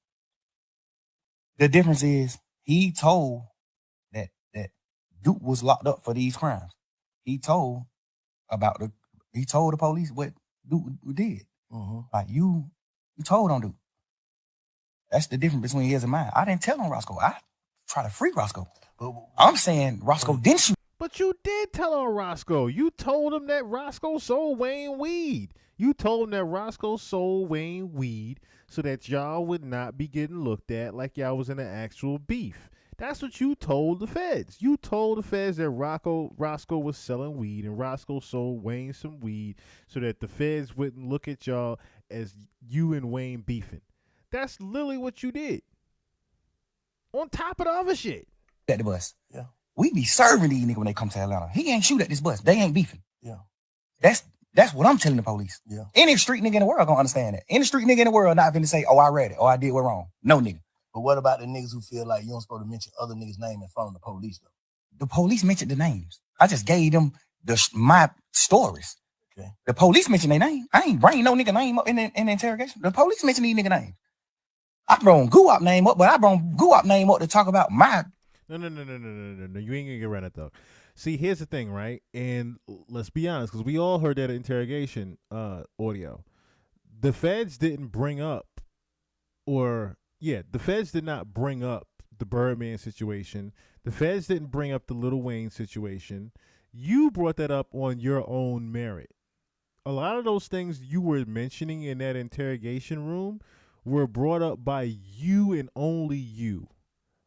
The feds didn't necessarily ask you about that. The feds didn't ask you about who shot up the bus. That was the other part of that, right? When we listened to the audio. The feds didn't necessarily ask you who shot up the bus. You volunteered that information, and then they started to ask questions after you brought it up. Dealings with Guap. Like, I'm signed to Gucci. I'm not signed to Bird. Yeah. That's why Guap name came up. You know what I'm saying? I ain't bringing no nigga name up. You acting like I'm in this motherfucker saying, "Oh, Big Bank Black," a nigga who the police don't know. I'm naming Superstar. The police know every one of these niggas. You acting like I'm bringing the nigga name up there. I ain't saying you. I'm just saying. I ain't saying you. I'm saying like the world. Y'all acting like I'm goddamn bringing up a nigga name, putting a nigga on the police radar. Man, I'm talking about full-blown superstars. I'm talking about signing. I'm signed to Guap. What the fuck could I do to get Guap in trouble? By saying I'm signed, I was signed to him. Like, what the fuck can I say about to get Birdman in trouble? Saying that Birdman and Wayne got a problem, not Roscoe and Wayne. But can a nigga take that as you giving them you pushing it off on Bird? Like that's a motive? I check that motive? No, because the work at that point it was already on fire. You gotta understand, Wayne had already said they fuck nigga over my money. This shit was on the internet. He already said fuck the a nigga wear a dress, man. You don't listen to nigga music. He already did all this shit. He did. So this shit already in the public. This shit in the public eye. I'm not sitting here telling them nothing, giving them something to go with, a story to go with. I'm in this motherfucker saying, man, y'all, what you talking about? Like, what the problem is with Bird and Wayne? You know what they saying the problem is? They saying that Birdman, they paid him. Mm-hmm. Like, what the fuck is you talking about? Yeah. Like, you know that. Even though I feel like, personally, I shouldn't even been saying that, because y'all already know that. Yeah. So why do I got to sit in here and reiterate that? But, you know, you just a young nigga. You just in this motherfucker thinking you flim-flamming these folks. Yeah. But the difference is, I'm telling these nigga my partner ain't committed the crime that he in jail for. And a nigga like, telling the police that Duke committed the crime that he in jail for. That's the difference.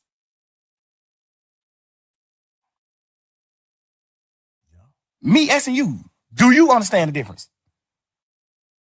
I understand the difference, but like I said, Slime, I told you this, like, you know, looking at it from the side is like, why would you tell that lady, take your number?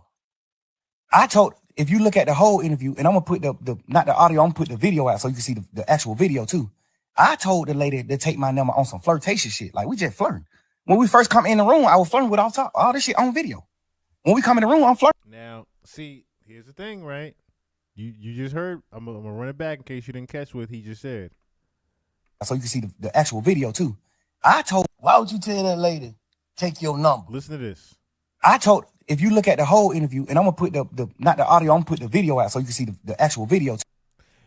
If you have the actual video of that interrogation, Thug, and you are saying that you're going to put it out, all that is telling me is that you planned part of this. That's what that is literally saying to me, sir. That you planned a lot of this shit. Did you not? If you have the footage of that interrogation and you were able to put it out, you have ties with the feds. I mean, we already know that you're a Freemason. But this is confirmed. If you are able to put out your own interrogation video, sir, you have connections with the police that not even your own niggas have.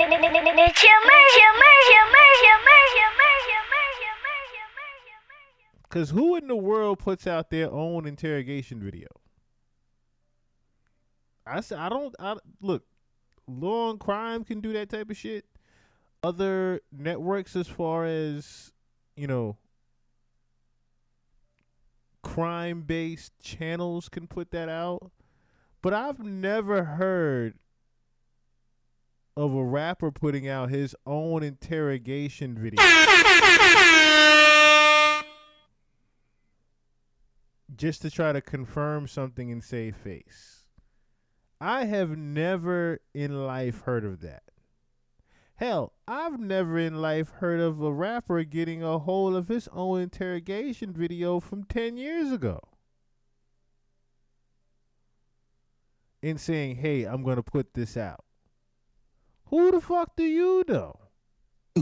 I told the lady to take my number on some flirtation shit. Like, we just flirting. When we first come in the room, I was flirting with all this shit on video. Flirting with the young lady. Now, that part you can definitely hear in the actual audio that he was trying to flirt. But you still were trying to offer your number to both of them, not just her. We heard the audio, Thug. You said y'all can have my number, not just her. When we come in the room, I'm flirting with her. When we sit down talking, she's sitting at the table. I'm talking to her. I'm flirting with this bitch. Not mean to call her no bitch. I'm flirting with this lady, like. And at the end of the video, when everybody getting up and leaving out the room, I'm still talking to her because she getting up late. Like, she still like getting her shit together and getting up like, well, all right, goddamn good talking to you, woo, woo, woo. And I'm like, man, you don't know anything. Get my number, baby. I made promises. I'm just flirting with the lady. Obviously, the world gonna look at how they want to look at it. But that's wrong shit to say, Sean.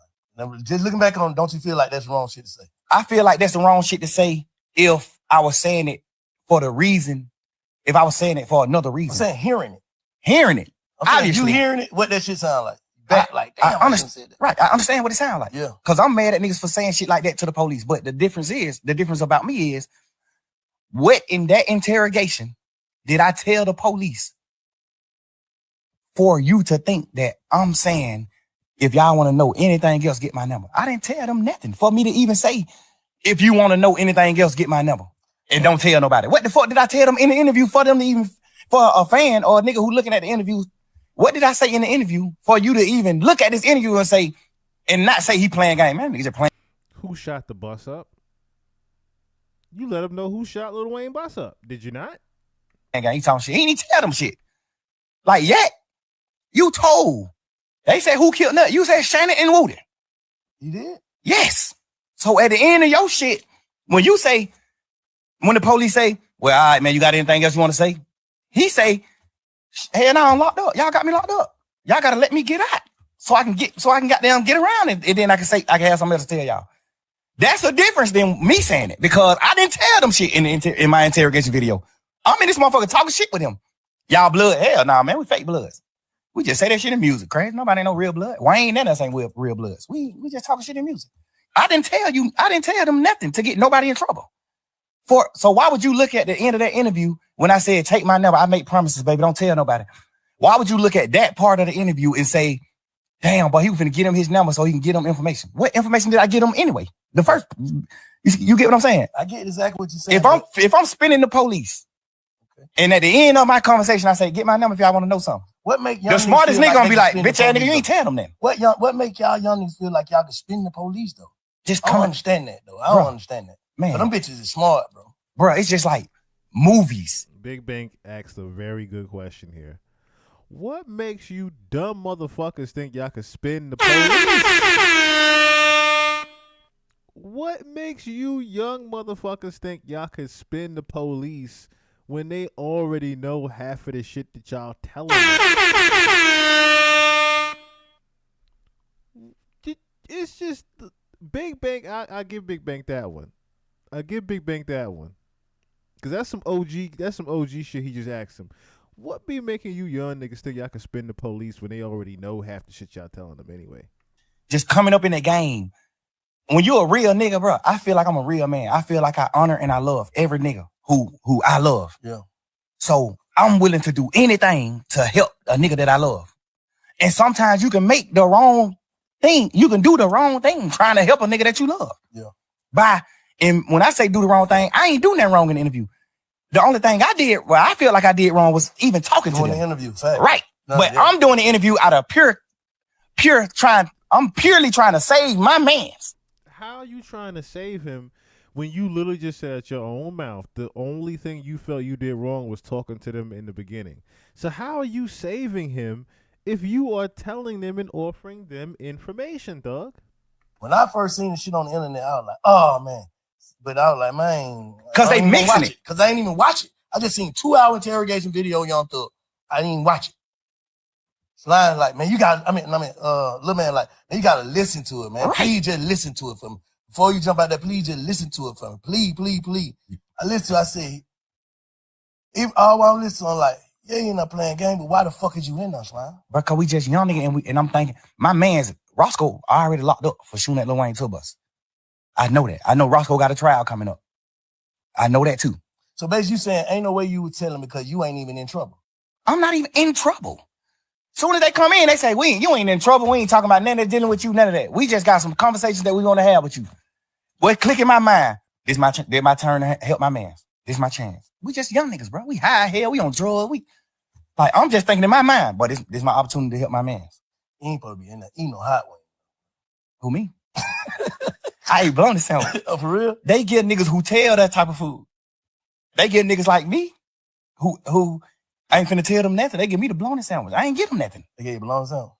What them folks try to give me blown sandwich? I ain't even eat it. I'm like, man, I ain't eat that shit, man. I think I opened that shit up and ate the cookies or something out of it. I ain't even eat this. I probably did eat the sandwich. I was so burnt down on them saying, like, I was burnt. See, that's the thing, right? And you heard that clear in the audio that he was offered food. Now, that part is true, and I started saying to myself, like, well, damn, he didn't get no McDonald's, he didn't get no gourmet steak sent to him and nothing like that. He just got a regular bologna sandwich from out the back. Does that really say that he was in there really giving a lot of information? But who's to say that that's the only interrogation that happened if you're offering your phone number to them? But I didn't get the luxuries because I ain't get them then. They would have felt like ain't giving me something to eat. Because I asked them in there, like, man, y'all ain't gonna give me that bill? Like, God damn, this thug, bro. Like, I'm a motherfucking millionaire, bro. I'm doing what I'm doing. Like, y'all gonna try me like you with the blown motherfucker? Like, give a nigga something. Y'all gave this nigga chili wing hot pepper. Whatever. You know what I'm saying? God damn, give me what y'all gave this nigga. I know why y'all ain't gonna give me what y'all gave him. Cause I ain't getting you nothing. You don't get nothing in return. You don't get me doing nothing but denying my partner involvement with that tour bus shooting, denying me being in a gang, denying Birdman having something to do with the shoot with Lil Wayne tour bus shooting, denying me being signed to Birdman. You don't get nothing but denial from me. You don't get nothing but denial from me. Everything I did in the interview was on purpose, nigga. Man, that's crazy. So let me ask you something though. Now let me tell you something, matter of fact. He didn't deny he was signed to Birdman. That's bullshit right there. He didn't deny he was signed to Birdman. The entire interrogation, you were talking about the beef between you and Wayne. Because I've been saying hearing all this shit. And, you know what I'm saying? A lot of this shit valid. You know what I'm saying? You did do whatever, however. But fuck that. This is how I feel, Slime. Me to you. I know you said this shit probably would have came out or whatever. This would have happened, that would have happened, this would have happened. But what I'm saying is, even in there, I don't feel like you realized what you was going through. And then when you got out, I don't feel like you was focused, bro, the way you should have been. Like, I feel like you taking your blessing for granted. That's just how I feel. Like, I ain't here to condemn or goddamn protect. I ain't here to do nothing but get your perspective and feel your energy, bro. So what I'm telling you, and I'm hoping you feel mine, I'm saying, I feel like you probably got out of jail and truly went with the narrative I went with. What was it? Truly humble on the God. Yes, sir. I don't feel like you came home humble, bro. Enough. And I don't know. I'm just saying, I'm from the sideline. I talked to you when you first got out, first day you got out, you gonna live and comment on through. I was like, what I say? Bro, fuck all that. Get home and get to it. Nothing else. I don't feel like you did. I feel like you came home playing again, bro.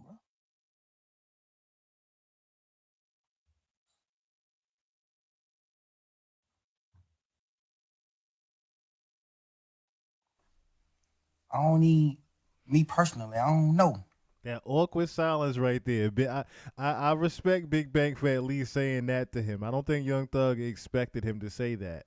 Like, you can, because a lot of people feel like that you got the plea of a lifetime, regardless of the fact that you're a Freemason. Even if you weren't a Freemason, you got the plea of a lifetime. You came back home playing. It's not like and that's what even spoke volumes to you being a Freemason, to being someone that already knew that they were getting out ahead of time, to someone that had been talking to the police. All those things speak volumes to your plea deal and how freely you came home back on the fuck shit. You didn't come back home on the same note that Gunna did. Let's be honest. Look what Gunna's out here doing. Gunna's at the VMAs showing people his workout routine. Let's be honest. Gunna is out here doing marathon jogs with people, uplifting Atlanta, getting young Atlanta right versus what you are even attempting to want to do. That is the huge difference between you and Gunna, for real, for real. Gunna came home and actually started bettering his community. You came home and more fuck shit started to happen since you've been home, to you, in general. I don't know, Bank. To be honest, bro, I don't know. I think the crazy part is, I thought I came home on fire. I thought I came home just like popping that shit and just living life and getting back to life and enjoying life. But you still got to understand this too, Bank. My whole life, I poured into people. I built niggas' foundations. I built niggas up my whole life. Any nigga you can name, I play a major part in their success. I witnessed that. And I feel like you got to look at it you got to step in my shoe, Bank. I got to get out of jail and rebuild. I got to get out of jail and rebuild this shit. I can't get out of jail and just hit the ground running. That's what dumb niggas do. That's what a fuck nigga do. They go past what the fuck they did wrong and they just keep going. Rebuilding doesn't mean what? Like rebuilding your mental? Rebuilding my mental, rebuilding my financial stability, rebuilding my... But see, here's the other thing, as the Cynthia was going off, I noticed. You even saying that it is a contradiction to what Big Bang is saying. Because, Scar Child, what's going on? Tattletale, shake my head. The thing is, you were supposed to come home, not hit the ground running, but you were supposed to come home on something different, is what Big Bang is actually trying to say to you. You were supposed to come home and do what Gunna is doing as far as uplifting the youth and letting them know what you did was wrong, what you were incarcerated for, you shouldn't have been incarcerated for. You were supposed to show people that YSL is about something different. Instead, you came home with the Gunna's a rat, this, that, and the third. All rats could die, all this other shit. And then lo and behold, we find out you were doing the same exact things that you accused Gunna of doing. And I will say this again. Gunna has always said to him, has always came across as a civilian. He's never came across as a street nigga and gangster. He himself will never merit himself with that bullshit. He himself will tell you, I am not no gangster, none of that dumb, ignorant shit. He himself, Gunna, will say, hey, I needed to do better. I didn't need to be around those type of guys that didn't even care anything about me. That's the overall difference between you and Gunna, is that you tried to come home and rebuild the same fuck shit that got you in prison in the first place. Organization, rebuilding like the way the world looked at me, the way the world perceived me. Cause you gotta think, I get out of jail. I spent my last 10 years every day with my friends. And we building, we showing the world, this how you supposed to be, this how brothers is, this hood is, this how we supposed to do it, this what we doing. So I get out of jail, now I don't got them friends no more. So I just get out of jail. I'm used to being with them. My last 10 years, I've been with them every day. So I get out of jail, now I gotta learn how to not be with them. And not because they dead or they went to prison or they did it, because they betrayed me. I can't just get out of jail just going forward, bro. Like, I thought I was though. But this situation at hand just let me know, like, damn, you ain't going forward. You wasn't going forward. But then I look at it like, damn, why I ain't going forward and not going forward like success? Because. And that was pretty much the end of the clip there, which I guess the reason why this person recorded the hour of it, and I like how Big Bang's face even starts with this, and it ends kind of the same way. I mean, we don't really have to look at much more of this. The big thing that I said in the very beginning is that Young Thug has zero accountability over what happened, and he has even less accountability over the snitching allegations, and even less accountability over the jail call leaks, because I don't really hear him even in this clip being apologetic of what happened with Mariah the Scientist. We don't necessarily, like I said, look at the rest 3-hour interview. I'll look at that on my own time. We're going to get to other things. It's already 2.5 hours in. I wanted to also look at the video that he did, because he put out a video. Then I want to look at Little Woody's response. I kind of want to look at some of Little Woody's response before we also move on to other things as well. And then I have Freddie Gibbs and Gunna's situation. So let me look at real quick. I know I got it. Young Thug's new video he's put out, which apparently he did this the same night he did the interview with Big Bang. Closing arguments.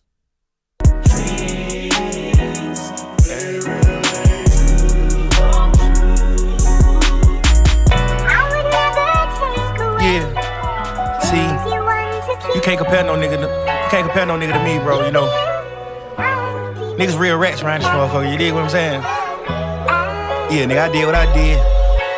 Trying my best to help my motherfucker brother get out the situation he was in, nigga. I have no regrets for facts. Spider. But don't get it confused, nigga. Don't get it fucked up, nigga. Ain't no rat to me at all, kid. I'd rather die than tell on the nigga for real, for real. Only thing I regret is ever in my life fuck with y'all fuck niggas, bro. Fuck all y'all suckers, pussies. And it's a bit different between me and y'all. Y'all nigga pointing niggas out and say they did the crime, nigga. I said he didn't, he did. Yeah, Spider. Pull up to your house like the mailman, nigga. Go! They hit everything. What's the trash cans, nigga? Back to back to back, like it's federal, nigga. Please don't hit the mailbox, it's federal, nigga. Keep a big J at the clip point, buddy. My shoes dirty, cup dirty, both muddy, buddy. Hiding in a house, they gon' get your cuz, buddy. My brother living life for me, that's love, buddy. Pussy, you killed the kid, that ain't stepping. Pussy, you tryna change, okay, Reverend. You got on your shoes, them just sepping. You shot back when they pulled off, that ain't happen. Yeah, strip it till the draws turn backwards. Free my bro till it's backwards. Stepping in, telling that's backwards. Chop for you, fuck, that's backwards. Lying on your dick, that's backwards. 10 rounds on a stick, that's backwards. Nigga play with this shit, they gon' cap him. I was telling them I'm not just a rapper. I don't want smoke. smoke with a rapper. What's in the land? What happened? Hit him from the back of my master. Mink on our toes, Alaska. Yes, I'm from the 3, but I do shit where other niggas be. I'm a big dog with my own, but I like other niggas treats. Yeah, gonna wreck, yeah, correct. Slug a rat, wounded rat. Fuck that nigga Obama. He still mad by baby mama. Slime like Shawty. Make sure you put down your faulty. DK, okay, shit, he gay. Hey, I would say I'm stepping, but that's cliche. Hey, dog nigga treats. Yeah, gonna rat, yeah, correct. Slug a rat, wounded rat. Fuck that nigga Obama. He still mad by baby mama. Slime like Shawty. Make sure you put down your faulty. DK, okay, shit, he gay. Hey, I would say I'm stepping, but that's cliche. Hey, niggas thought they left me, then we beat the case. Hey, doggy, you a motherfucking bitch. If you want a nigga twin, they would've tried to squish your kids. Pussy, pussy, pussy, pussy, pussy, yeah, pussy. If a nigga like Buddy kill me, God gotta give me another chance. They gave 14 niggas hits, it only cost 300 bands. All this money on me now, I damn near need 3 pair of pants. I ain't going back and forth, I'd rather go tit for tat. I ain't tryna find no parking spot, I'd rather keep on spinning. If you kill one of my dogs, shit, I'd rather never end it. Nigga, get your homie touched and it won't cost me JC Penney's. Out the window rolls like I'm tired of seeing stars. I done went to buying Hellcats, I'm tired of all these foreigns. She done slapped another bitch out like I'm tired of all these broads. Told my lawyer speed the process up, I'm tired of all these charges. Nigga mad, I ain't paying for his lawyer, he gon' be alright. I make deals with the warden, I don't need a kite. I can walk on in the street, shit, I don't need a bike. Bought a ring getting engraved, I done found my wife. Dug a man LaFleur, I had more hoes than I got hair. I hope every rat go camping and get ate by a bear. Skeet it in her face, she clean it off, just like Nell. My last day of trial felt like playing truth or dare. We on the back burner. Bitch, I'm out the trenches, I got a fat mama. I was whipping farms before I had learned. The Rari got a whistle like a football game, yeah. I tried to tell her not to leave, and now she solo with my sheets. My homie traded for a free, and I gave them everything they need. At night I cry myself to sleep. Gotta wake up and change my sheets. I wear my heart outside my sleep. She had to free me till I'm free. How I get more love from a freak than I get from niggas that grew up in the streets with me. Some of my cars got stolen, they fucked up my fleet. But I be okay, I ain't fucking with my sleep. Yo, bitch been fucking ball players like you ain't a team twin. Like you ain't score 100 points 2013 twin. Your new shit boss up and in every one of your dreams twin. My shoes brand new but somehow I'm still leaning.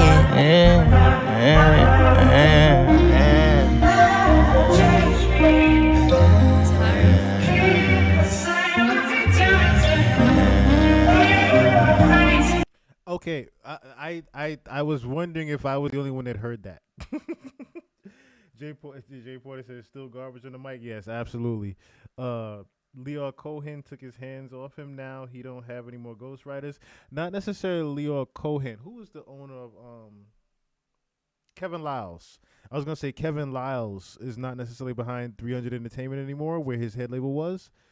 And I noticed I haven't heard too much from Kevin Lyles since he took the stand for Thug years ago. I haven't heard too much of him being hip hop hooray for Thug being out.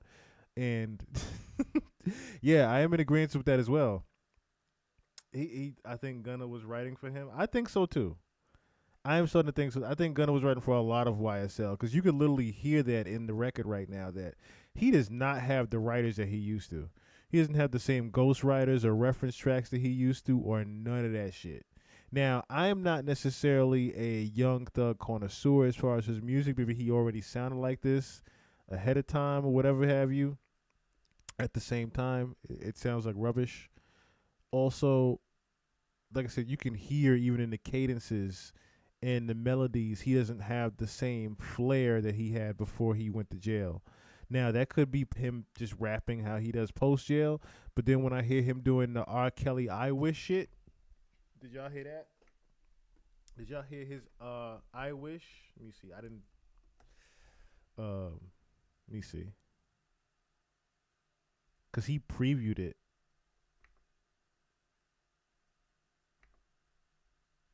Y'all listen to this shit.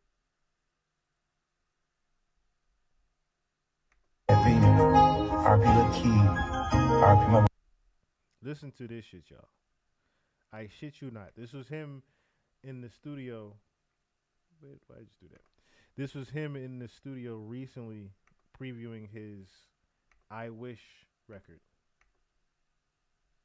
Baby mama Key, you know what I'm saying? The list go on. This was his rest in peace to Little Key that did die. Pat, rest in peace to Little Key, though. Because the same reason why Quan died is the same reason why Lil Key died. As soon as the trial happened, that's when Key died. Quan gets hit after YSL Woody takes the stand. So this is another reason why I say Young Thug didn't necessarily even take accountability for the shit that was happening, because except for making a song like this.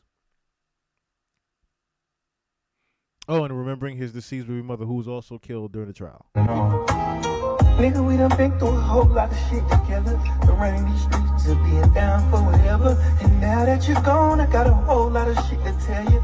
Shit I should've said way back when we was younger. Remember when we used to roll hand in hand? And now I'm tripping on how I really miss you, man. And remember when you and me would say we get up out this hood and everything will be okay. It's all good now. My nigga, we out the hood now. We had to change my deals, not the same careers. We had the same laughs, not the same tears.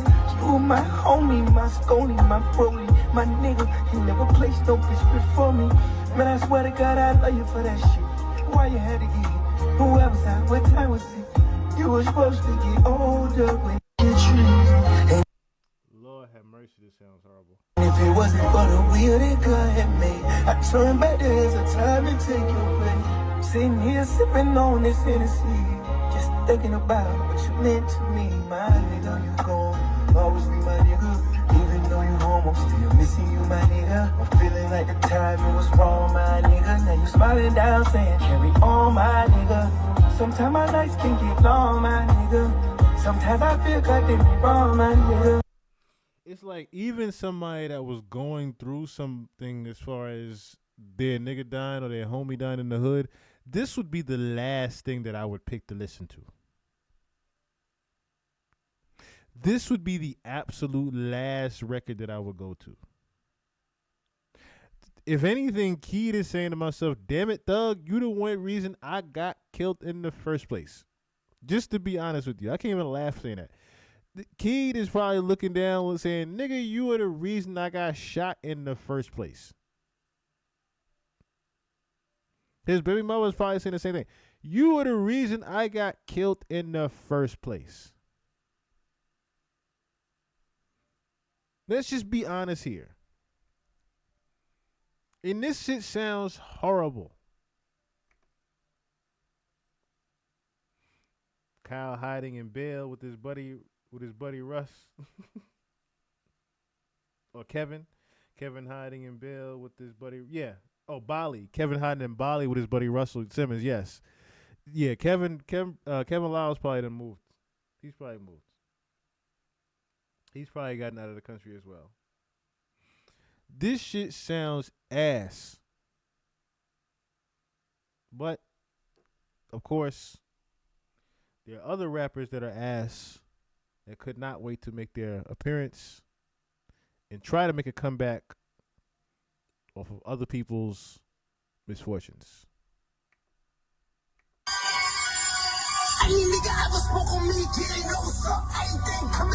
This nigga is fat, overweight, and broke 10 million down, wearing other niggas' jewelry, and somehow still got enough money to pay a bunch of niggas to be in a video with him.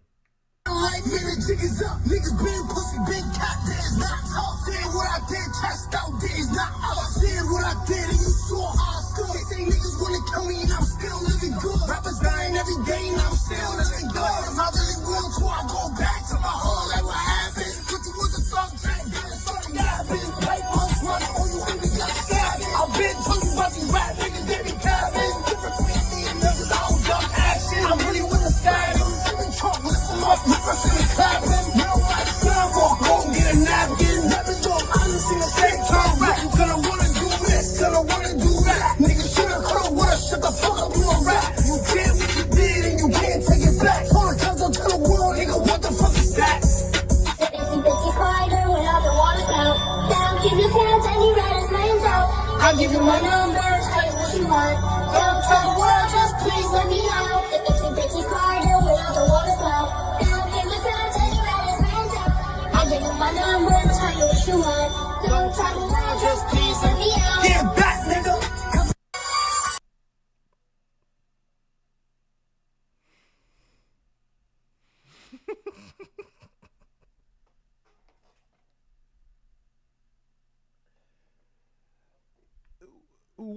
All right, it is 2025 and we have rat on rat beef.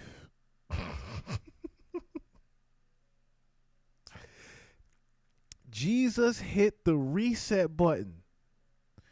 We have rat on rat beef. Jesus hit the reset. What is happening?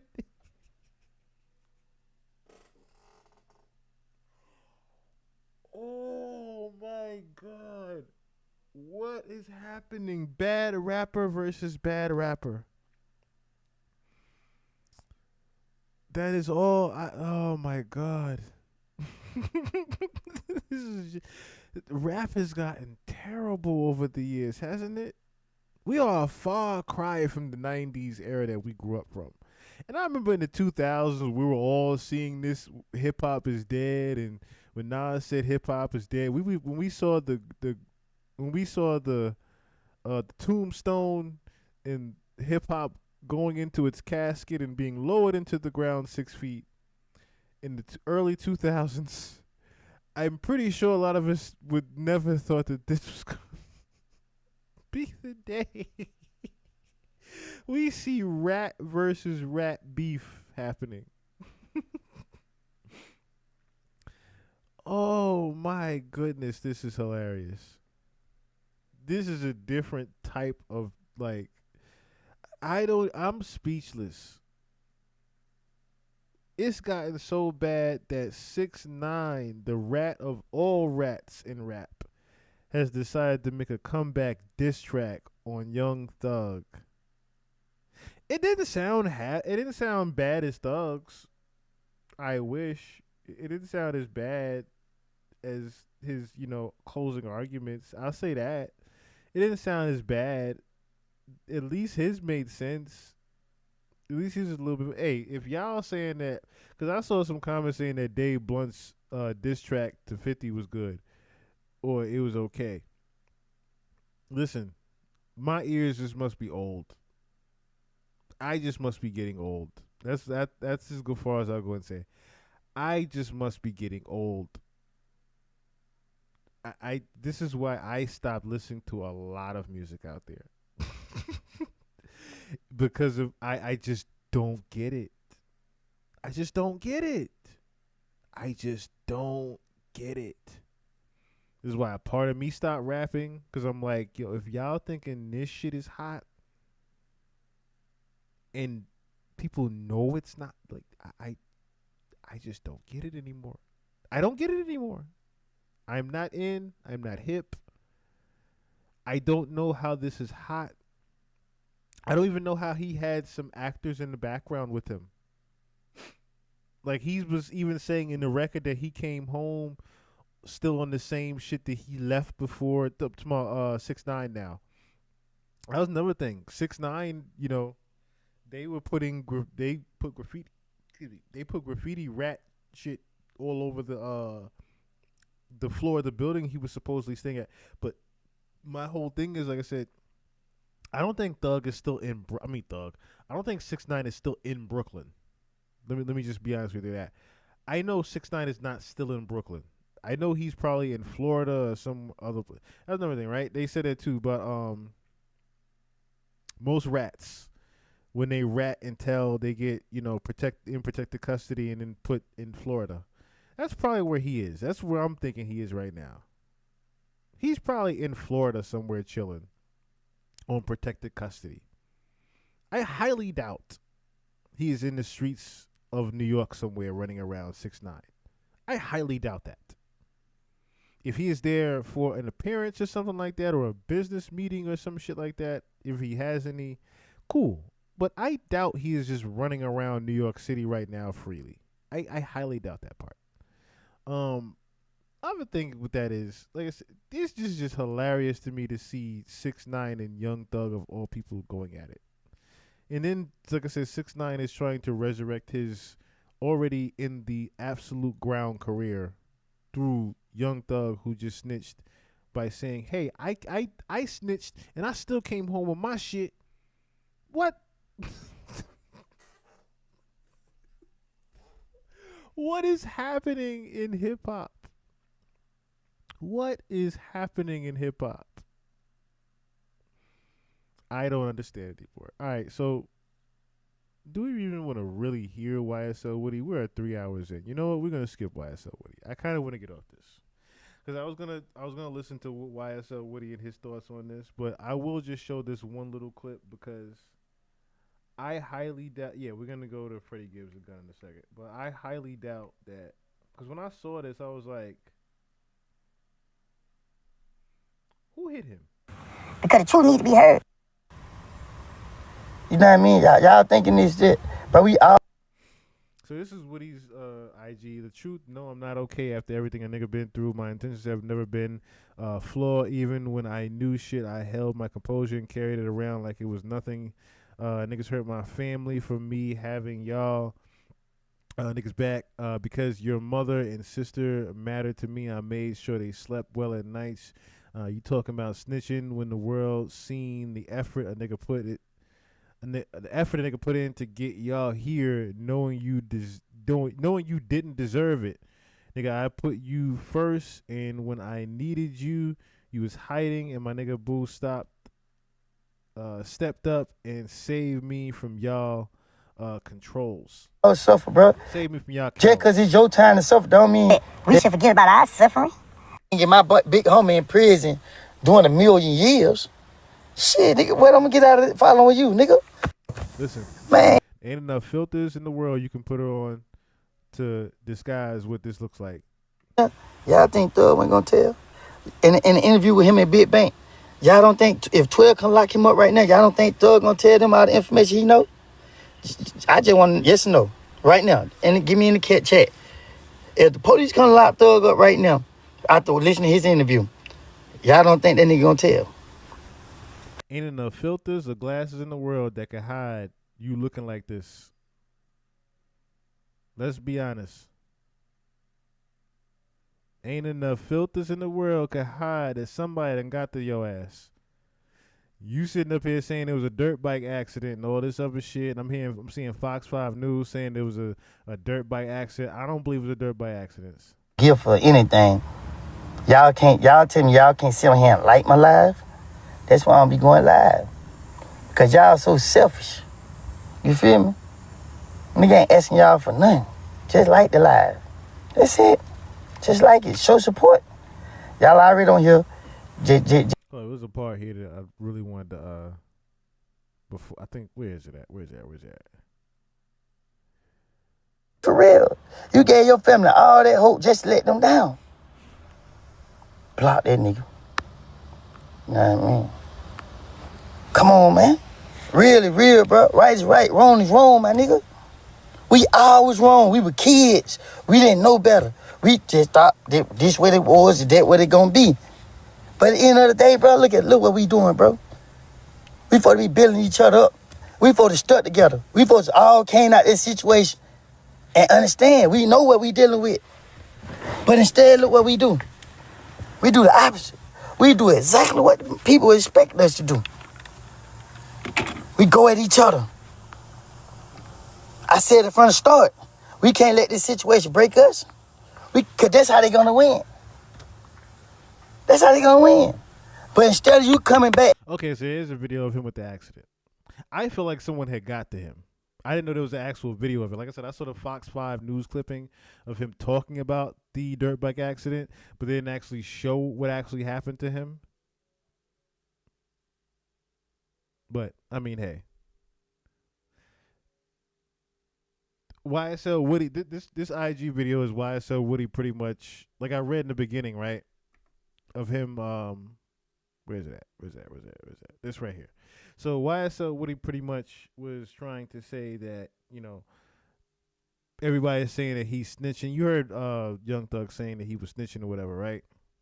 Which that was another thing too. I'm like, we're really celebrating YSL Woody being on the stand. The whole time he's saying, I don't recall. I don't remember that whole meme that happened with him. I don't recall. But he still agreed to even take the stand and offer the information that he offered. So you remember before, like I said, we broke down how Quan even got killed. If YSL Woody didn't take the stand, it looked bad. He was unconscious. They were trying to wake him up. Like I said, I believe you now. There's a whole video on him having an accident. But YSL Woody took the stand and was talking about the shooting that happened at Quan's dad's barbershop. So I'm already saying to myself, damn. When he did that on the stand, I was like, damn. I wonder what Quan thinks. And then I remember seeing the video footage of Quan stuttering. And he was like, damn, YSL Woody talked about the shit? Like, I didn't think he was going to even bring my name up like that. A week later, after YSL took the stand and talked about the barbershop shooting, a week later, Quan was dead. A week later. So again, I am laughing my ass off about this whole Ratlanta thing. See, I'm not no street nigga. I'm not no Atlanta street nigga, even at that. To further really care about, you know, the street morals of this whole shit, y'all all snitched, bruh. Y'all all were selfishly trying to get each other out of this shit. I mean, selfishly trying to get yourselves out of this shit. It wasn't like y'all was all trying to say, oh, let's come up with a plan to get a plea argument for everybody and everybody get out. This was all of you for self when this shit happened. Let's just call a spade a spade. All of you niggas were for self when this shit happened. When the YSL case happened, all of y'all were for self. There was no friendship. There was no brotherhood and none of that other shit. All that shit went out the window when y'all got hit with that RICO case. Because all of y'all were in fear for your lives. And the only person that I see that had some type of merit to take accountability was the one nigga that was not a street nigga. Gunna. And he still gets the shit end of the stick. Getting called a rat and all this other shit. So now I want to look at the what led up to the bullshit that happened at the VMAs, to where supposedly Freddie Gibbs had his little situation with Gunna. So about 3 years ago, Freddie Gibbs was mocking Gunna about the whole rat thing. Gunna makes a diss track about Freddie Gibbs not diss track to Freddie Gibbs, but he mentions Freddie Gibbs in the record on the album that came out right after Gunna came home.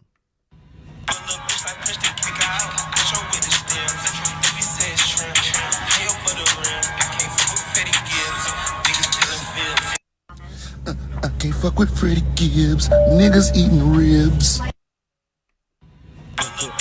course, he mocks it. He's been mocking it ever since that he put out the record and been making his own lines up about it. Yo, I can't fuck with Freddie Gibbs, nigga selling ribs. Yo, I can't fuck with Freddie Gibbs, nigga selling ribs. And this is Gunna, of course, explaining why this even happened. I had to just let him know, like, hey, bro, I don't fuck with you because he tried to do a song with me through my manager. And it's like, huh?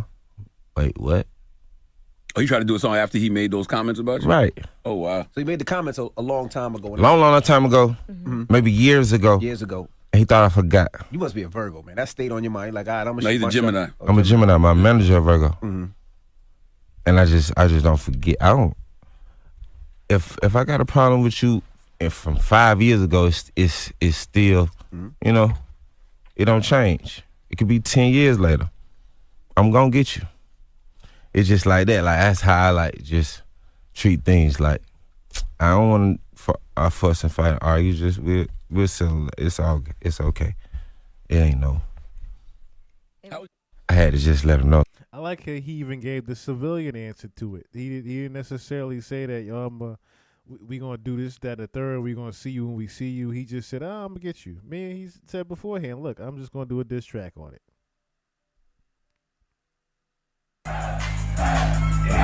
And then Freddie Gibbs, of course, over the years has always just perceived to just troll him about the record. And here he is turning up to the same diss record at his concert. I got a bad bitch in my pants right now. She got a coochie down, ready to get hyped down. I spent $100 since I get a dog. One thing I will always say about Freddie has never backed down from any type of street beef. He's never, if anything, he's always welcomed it. If you guys remember the restaurant jumping that happened to him at Benny the Butcher, which that looked like a massacre. That was a fucking massacre. His woman was getting hurled around as well as he was getting hurled around. Like you could hear the punches that was happening when Freddie Gibbs got jumped with the Benny the Butcher situation. And this is the latest clip that has been making viral news. Apparently people were not, reading the room, or should I say reading auras, or had any idea of the past relationship between Freddie Gibbs and Gunna, because apparently they seated Freddie Gibbs right next to Gunna.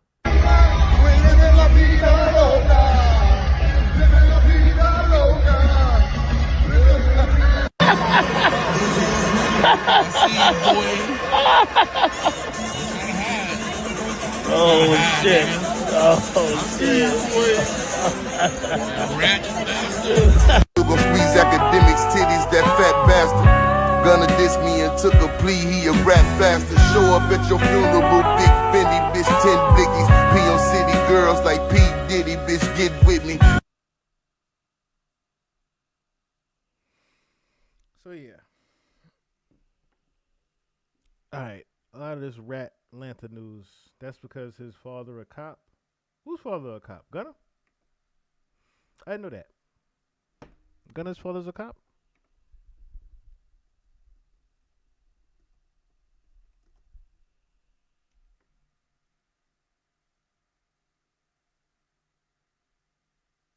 Whose father's a cop?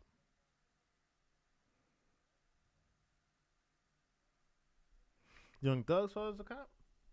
Or Gunna's father's a cop? Was Freddie Gibbs' father a cop? I think it's Freddie Gibbs, right? Freddie Gibbs has a daddy that's police, right? Is that what it is? Yes, that's what it is. Freddie Gibbs' father is former police officer in Gary, Indiana. He got fired in the 90s for being crooked.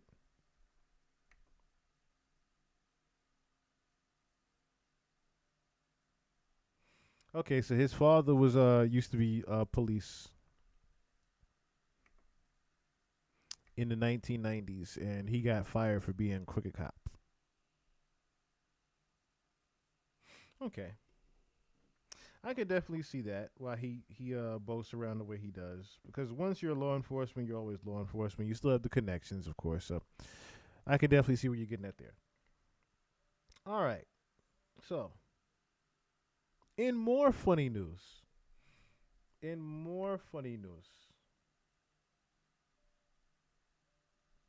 Drake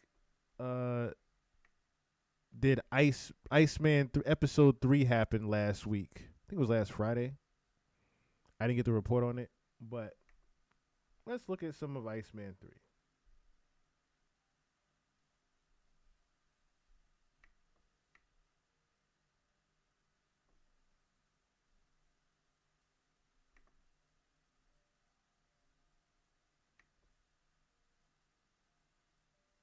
Let me make sure. Okay.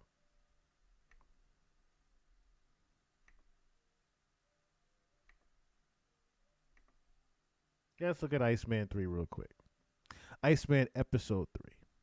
The final rollout episode to Drake's album, supposedly.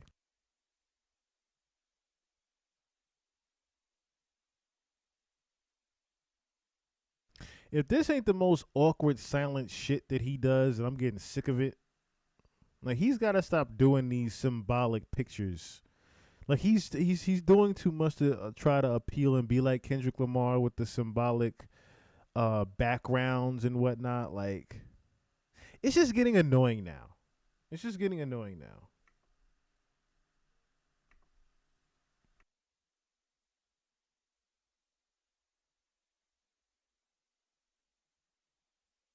I'm going to guess this is some sort of ice factory.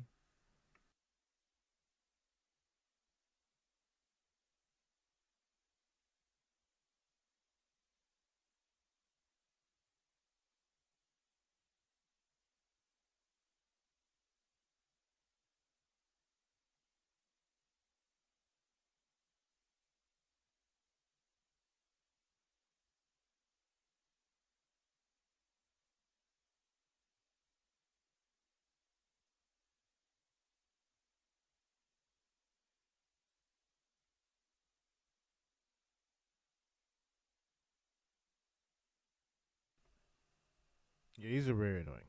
All right, hold on. These are annoying.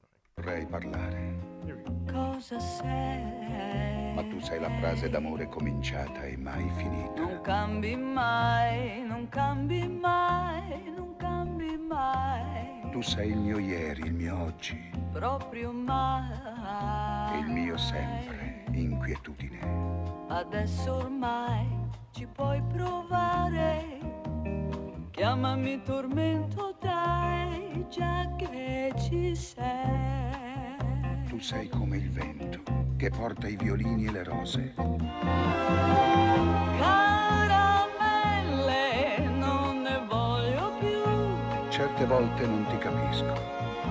Le rose e i violini, questa sera raccontali un'altra. Violini e rose li posso sentire. Quando la cosa mi va, se mi va, quando è il momento e dopo si vedrà. Una parola ancora. Parole, parole, parole. Ascoltami. Parole, parole, parole. Ti prego. Parole, parole, parole. Io ti giuro. Parole, parole, parole, parole, parole, soltanto parole, parole tra noi. Ecco il mio destino, parlarti come la prima volta. Che cosa sei? Che cosa sei? Che cosa sei? No, non dire nulla, c'è la notte che parla, Cosa sei?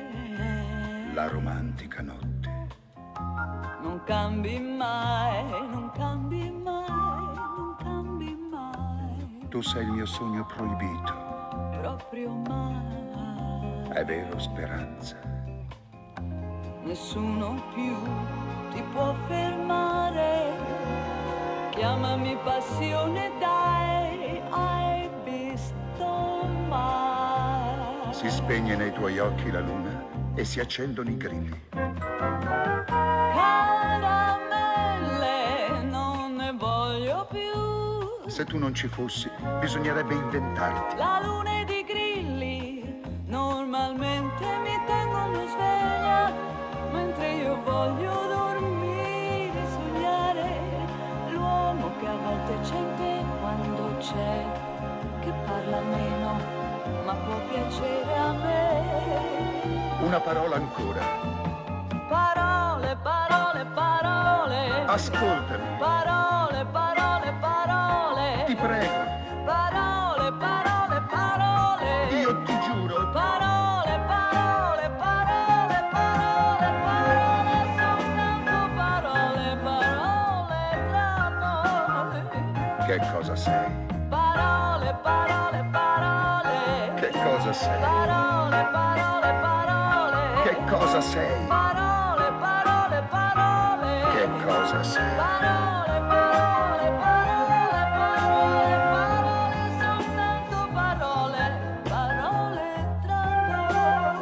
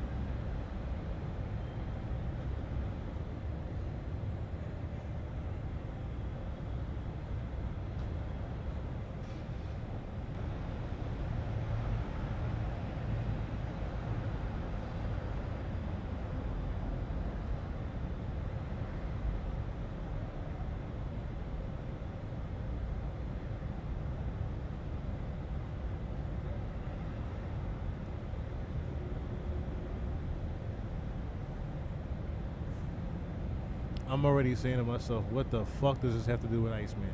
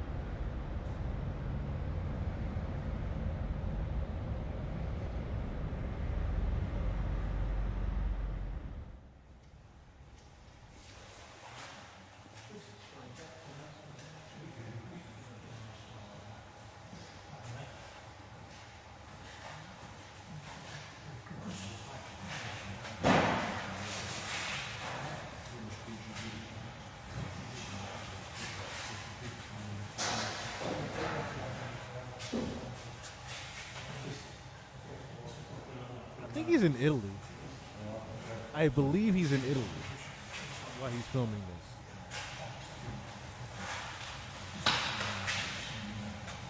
I could be wrong. Look at the flag.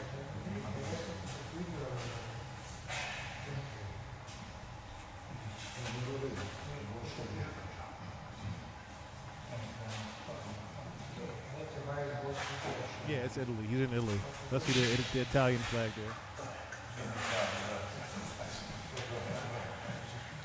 Oh, you made it all right? All right, bet. All right, look, I got that other thing set up just in case anything go left.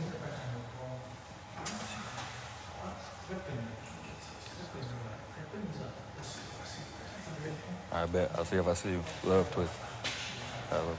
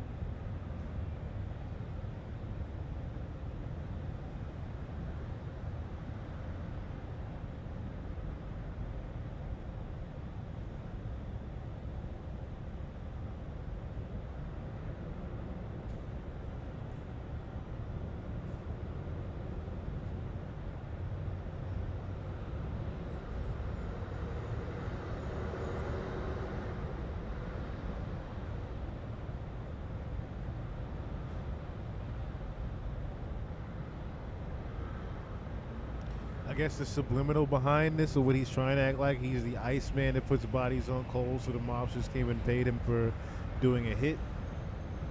I guess that's what he's trying to convey here.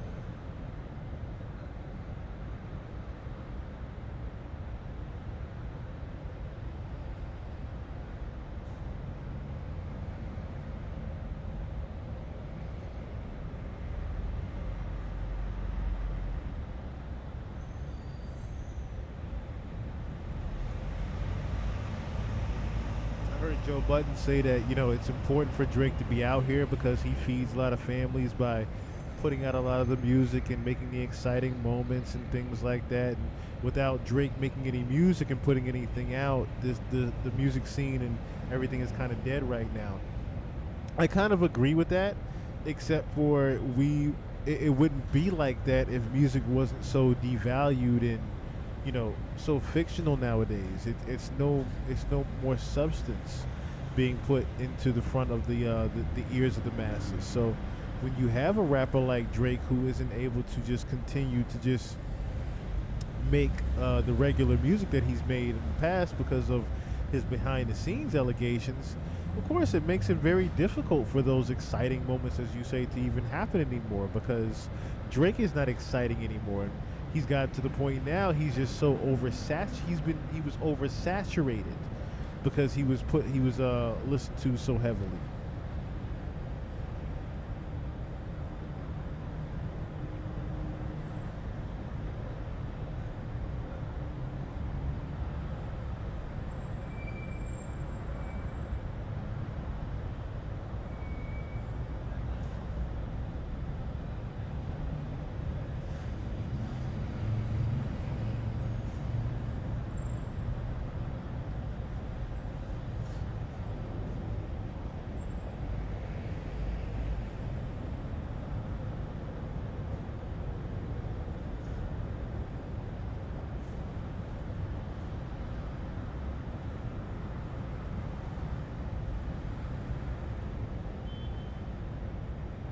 This is also like an Easter egg because he's trying to get music together. He always said that he made music that was for driving at nighttime.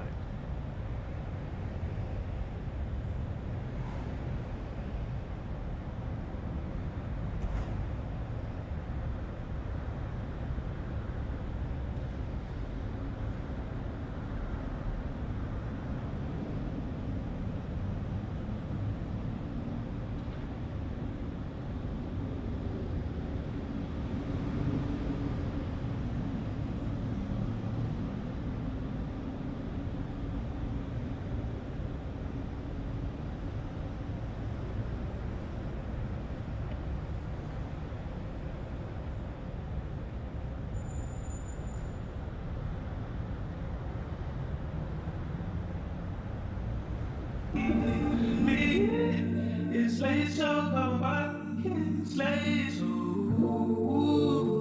how could I forget you? Everything too loud. Yeah.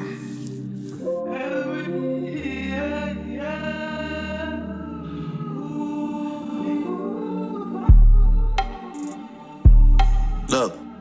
Beats like this one make me feel like my soul's free. They pay me to speak from the heart, they think that my soul's free. All of them summers of slappers, baby, you owe me. For real. Probably would slow me down if I carried my trophies. Maybe when no one's around, I rap like the old me. I used to put chains on all of the necks of my broskies, my OGs. Yeah. And now to remember, I took the chains and I broke free. I wonder how long I'll be at the top if they don't kill me. I wonder how long it'll take them to count out 2,000 million. Like that? Yeah.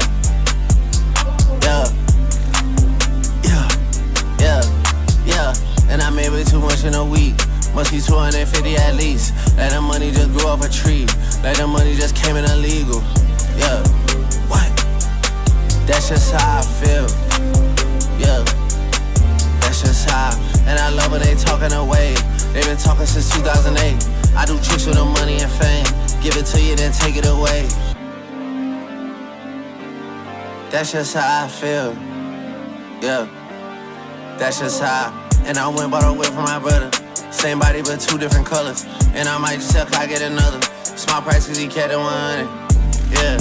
Yeah. Shout out to Kiki, she love me. Promise me we don't talk about money. Bitch stepping in whatever country. 18 years when we haven't been rusty. 5 years when you rappers turn dusty. And you whole niggas think you can touch me. Whenever y'all fall out of love with me. Yeah. Guess that's how y'all feel. Yeah. Guess that's how y'all. And I really did fuck up the summer. Not the same way I fucked up last summer. Got my wrist going dumber and dumber. Got my chain going dumber and dumber. For real. Yeah. And I made way too much in a week. Must be 250 at least. Like the money just grew off a tree. Like the money just came in illegal. Yeah. What? That's just how I feel. Yeah. That's just how I feel. Yeah. That's just how. Can't come put me to sleep. I swear Baba without young weak. Cause the words we be saying are deep. But the truth is I'm not always free for real. Yeah. That's just how. When I come back from tour this fall, will you really say that? Let me say how I feel real quick. If 40 or Boy Wonder cooked up this shit for you and this what you did to it, I would throw the goddamn whole engineer board at you. What the fuck are you doing, Drake? If this what they cooked up for you as far as one of the hardest switch up beats and this is what you did to it, I feel like you disrespected me by coming back with this mumbling bullshit. For me, you just text me like we. We in Paris like 200 deep for real. Yeah. MRI machine scanning my knee. Like how long you been running the streets for real. Yeah. And my broski just bleeded his headline out here fucking the same host as me for real. Yeah. That's just how I feel. Yeah. That's just how. And I love when they talking away. They been talking since 2008. I do tricks with the money and fame. Give it to you and take it away for real. Yeah. That's just how I feel. Yeah. That's just how. And I went bought a whip with my brother. Same body but two different colors. Yeah. That's just how I feel.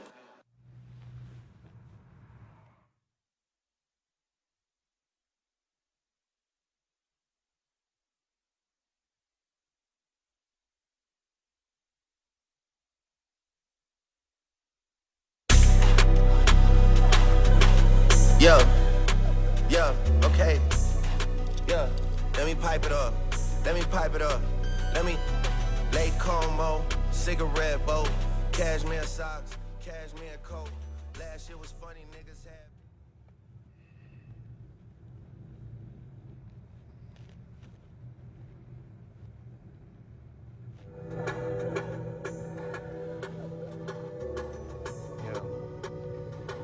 Yeah. Hey, lay Como, cigarette boat, cashmere sock, cashmere coat. Last year was funny, niggas had bad jokes. Now niggas see me out in person, they choke. What's up with your ice? You been good, I will hope. Fuck you, nigga, you don't really wanna know. You got two eyes, you can see how shit go. You can tell the shit come with highs and the lows. Around spritz, hairs getting poached, caviar on toast. I don't even know. 80K a night, man, they better do the most. All these other niggas been acting like they woke.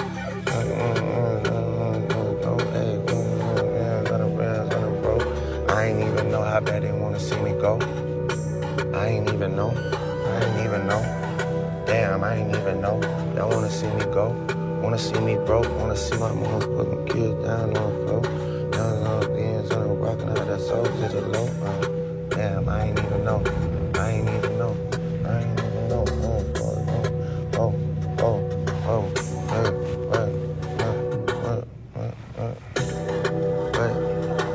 Yeah. Fuck it. Hey. Let me pipe it up. Yeah. Lay Como, cigarette boat, cashmere sock, cashmere coat. Last year was funny, niggas had bad jokes.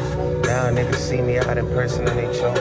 What's up with your ice? You been good, I would hope. Fuck you, nigga, you don't really wanna know. You eyes, you can see how shit go. You can tell this shit come with highs and the lows. Aperol spritz, caviar on toast. Players getting poached, I don't even know.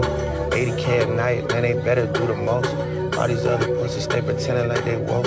Enemy is nothing, that's just mirrors in the smoke. Slipping down a slope, I ain't even know. Bitch, I got a low. Wanna see me go, huh?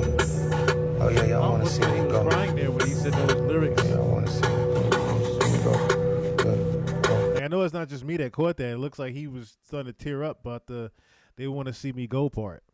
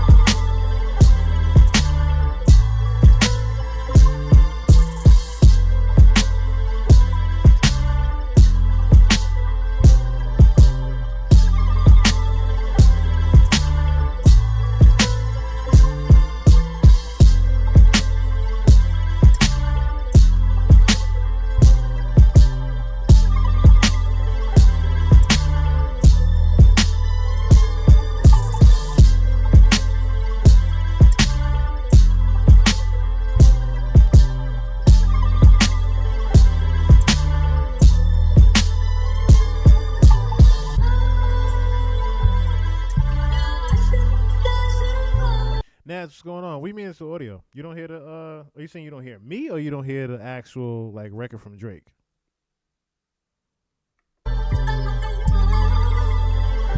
I wasn't saying anything. I was listening.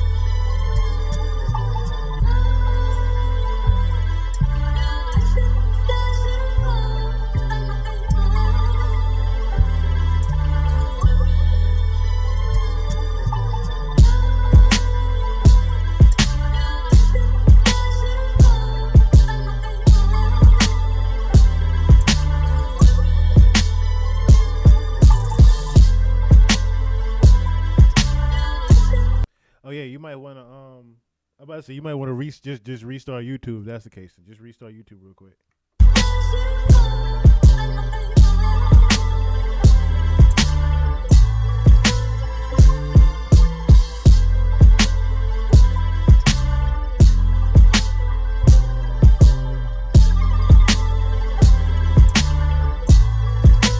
You can hear it now? Okay.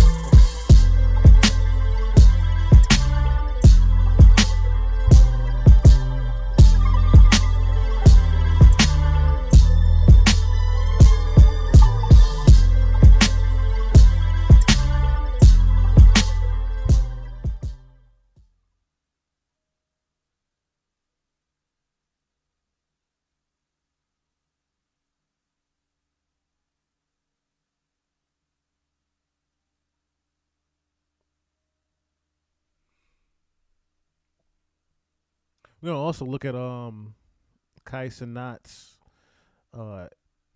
reaction to this, which is a pretty cool, pretty funny one.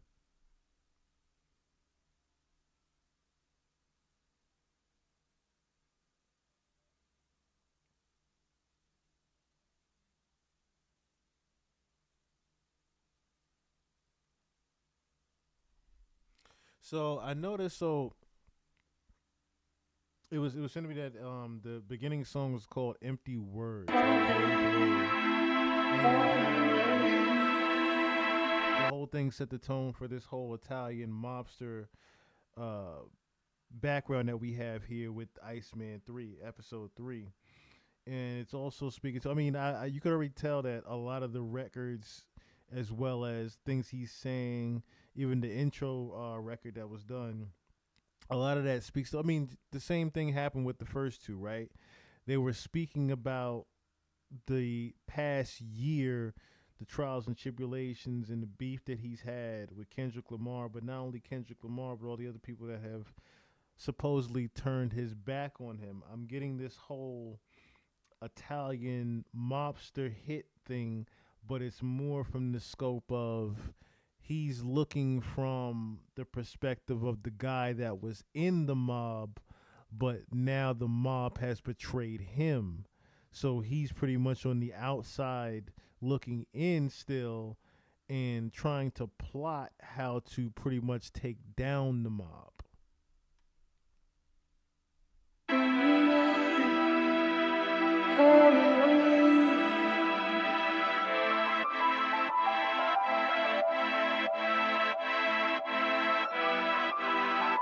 Now we see the Pinocchio-like character here.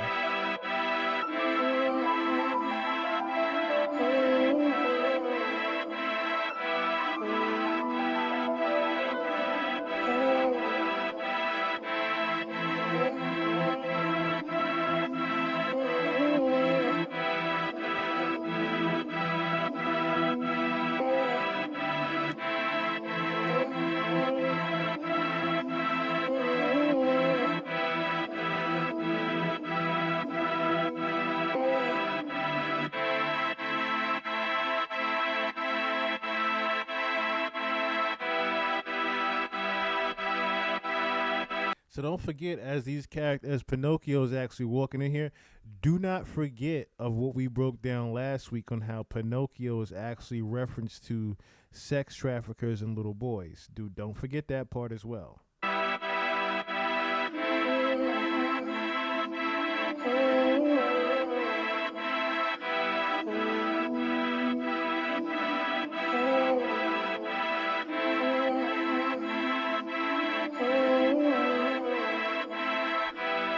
I can already see there's going to be a fourth one that sits down here, right? So what this is starting to represent here is, okay, you have the character Pinocchio, right? And you already know about the story of Pinocchio and the lying and whatnot, right? So what this is supposedly representing, from what I'm understanding here, there are a bunch of people that's lying on him in his career, and they're all sitting down to eat, but as you notice, there are empty plates. So like I said before, Joe Budden made the reference of, and Young Thug as well, Drake fed a lot of people, right? Fed a lot of people. as far as them being able to eat and being able to make money and things like that. So these Pinocchio characters are sitting down at empty plates because without Drake, they don't necessarily have any way to actually even eat. They're just waiting to actually eat, but they don't necessarily have anything until Drake actually does something.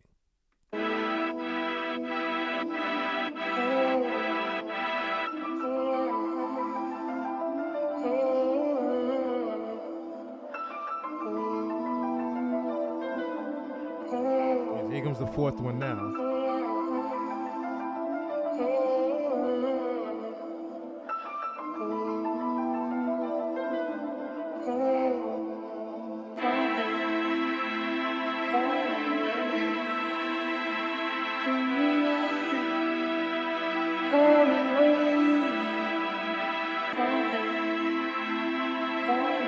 See how they're all conversing, waiting to eat?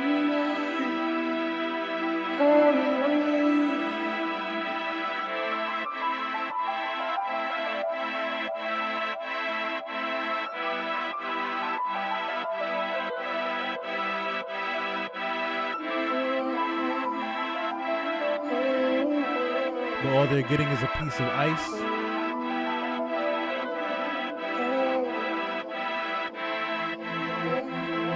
So you know how the saying goes, revenge is a dish best served cold. That's why you see him, the waiter, giving them cubes of ice. It's referencing that whole saying there. Revenge is a dish best served cold.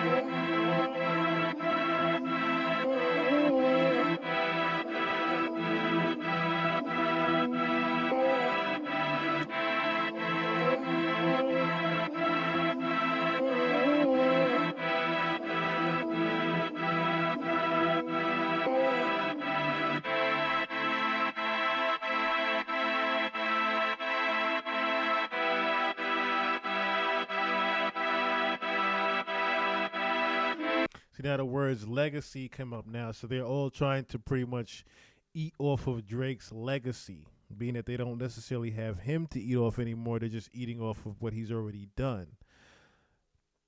I can't necessarily say it doesn't fit his persona because it's more so Drake has always, like I said in the beginning, he's always had this Italian mobster esque brand to him. Even I want to say the most identifying one to that would be when he did Take Care, and he was just sitting there at the table with the painting in the background of him, not of him of course, but the painting in the background. That whole Take Care image. He's always, and then you see him always eating in drinking wine or always carrying around a wine glass and things like that. He's always had this Italian mobster-esque brand to him. So I can definitely see where this kind of fits his persona, because like I said, this is what he sees himself as.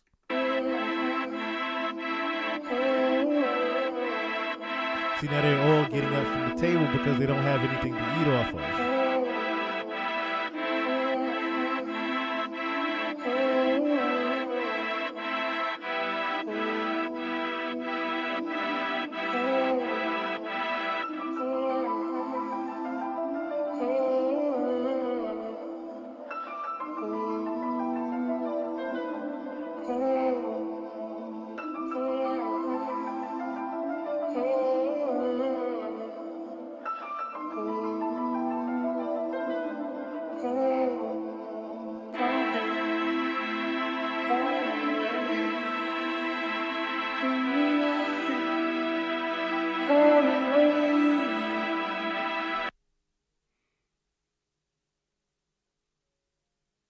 Dumps a bunch of ice on it, saying his legacy is turning cold.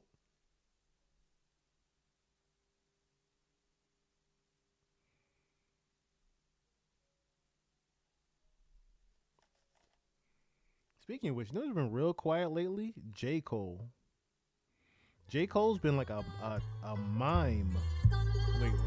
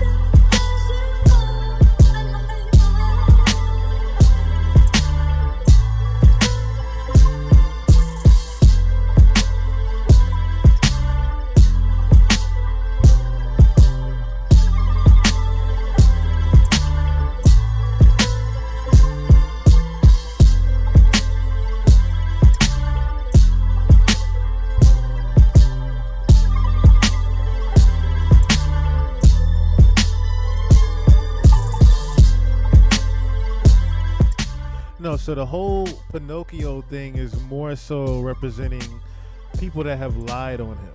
That's what it's supposed to represent. So Pinocchio is actually supposed to represent like Kendrick Lamar, Rick Ross, things like that, people like that, Metro Boomin, The Futures. It's supposed to represent those people, not necessarily anybody that belongs to his crew. Pinocchio in this sense is more representing people that have lied on him and lied about his actual brand and legacy.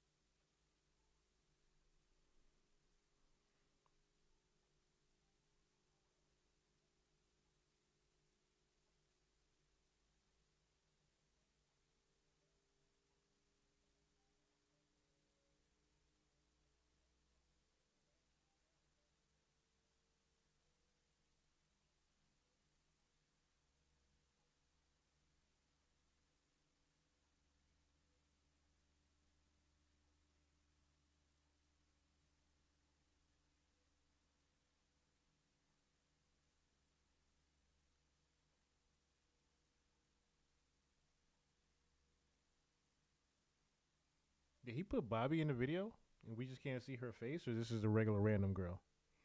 If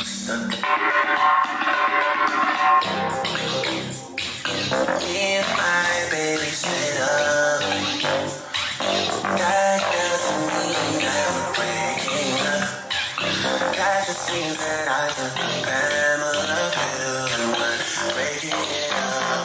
Now we're stuck like traffic stuck. We're stuck like that, stuck like you were stuck. We're stuck like that, stuck with you, I'm stuck. Baby, stick out your tongue, swallow half of this whole wine, and now we're stuck like traffic stuck. We're stuck like that, stuck like you were stuck. We're stuck like that, stuck with you, I'm stuck. Baby, stick out your tongue, swallow half of this whole wine, now we're stuck. Hey.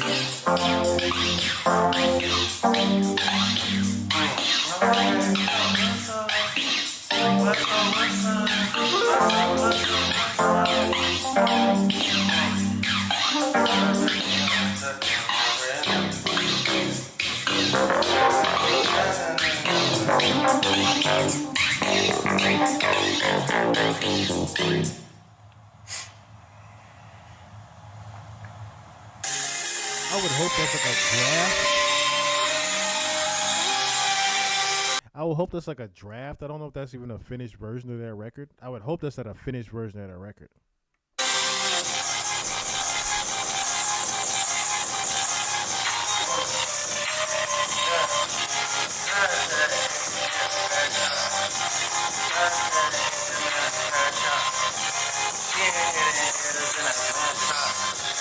I know what I'm doing, so I cashed out your bag.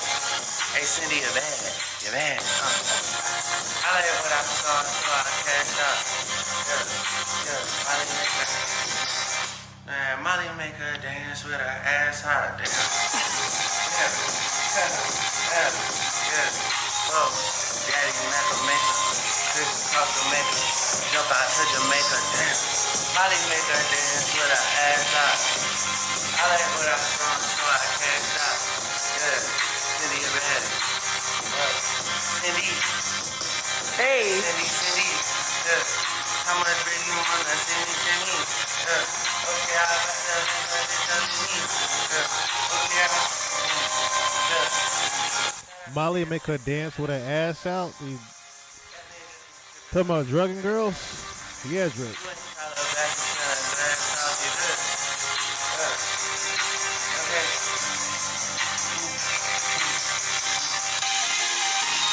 Yo, wait.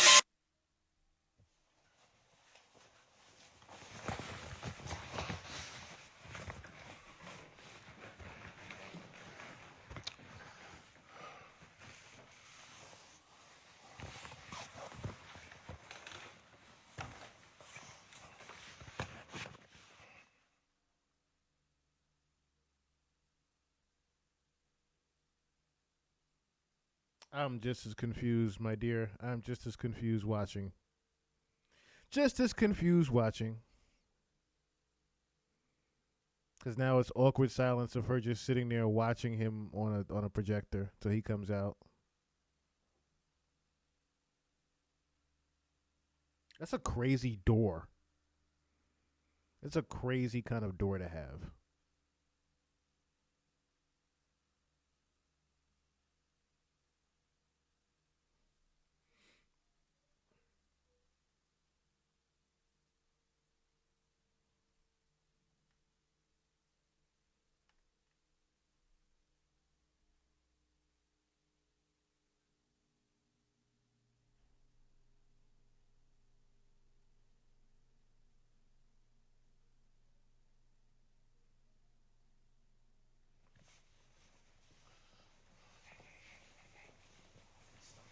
It's like you're sitting there holding a Pinocchio type of doll.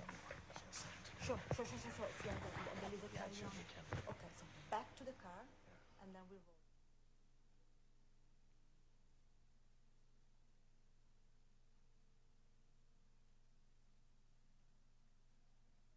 I don't know if they were supposed to catch that part on the open microphone.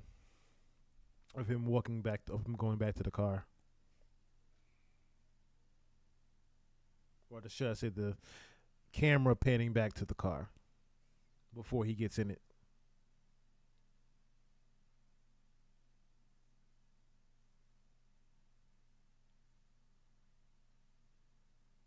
Yeah, I caught that. Now I'm wondering now. This is a little symbology of the empty driver's seat. Like I said before, they don't have anything to eat off of, so now they're looking at the empty driver's seat. Drake usually is the one that drove the music scene in a sense, but they have to necessarily wait for him to even do anything again.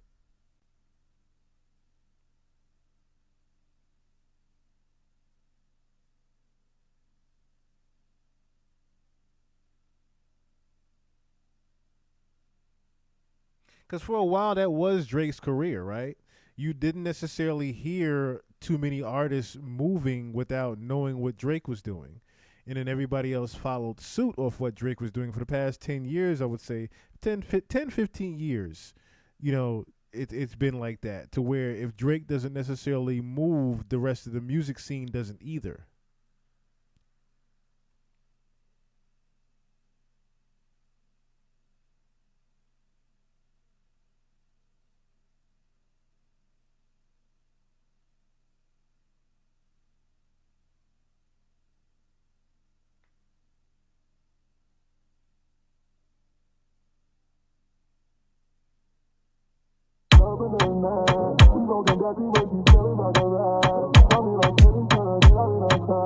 My name's Lizzy, but this bitch forgot. Run my city, they won't take my spot. Nigga run up, then he gon' get shot. I just ran a milli up on God. Beat that pussy, she scream out no mas. Claim they real, but that shit a facade. Gave me chills when I found out you lied. The nerve of you, I thought you were right. Thought you were slide. My bitch said she need a cash app, I'ma send that like high. I don't even wanna ride, no my bitch so fly. No, she the prize, light skin 5'5", nice eyes, ass on the thighs. Yeah, bitch is good, but she is not better than mine. My bitch not friendly, don't like none of my guys. Nigga run up, then he gon' get shot. I just ran a milli up on God. On God, yeah. We out in Brooklyn, turning up another notch. I'm slizzy drizzy, baby, you know how I rock. I'm doing toast with my most at the spot. I'm a stunner, I'm a C, that's on God. Yo, man, time's up and he's on the clock. I wear my rollie upside down in the spot. That way the sixes is always on top. She said her bestie wanna get home and swap. I said, well, this time I might have to. I said, well, this time I might be a thought. I can't tell y'all stop. She just did a bean out of Boston, oh my. A Tesla in Texas, self-drive. A Thiz on the bridge, see the city lights. A name on the guest list, so am I. Let's go inside, hey. Okay. I agree, he was always gatekeeping. But he was also given the job to gatekeep. Actually the club, looking for love, oh no. Somebody is not what it was, had to switch up. Super turned up, all 2-3, all 2-3. Had to turn up, oh, yeah. Somebody who loves me in the building, somebody who feel me in the building. We throw $50 to see me, oh yeah. I know there's somebody who loves me. Somebody who really loves me. And that's all I need. Yeah.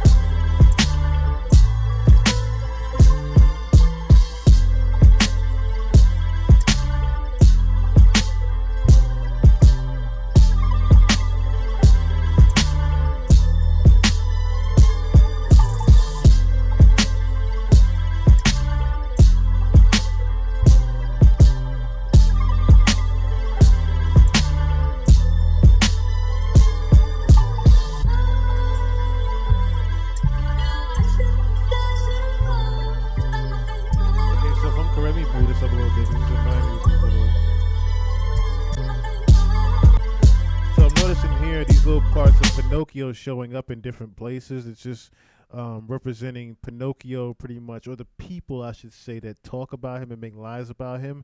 They're showing up in different places looking for him. In a sense, they're looking for something of him to talk about.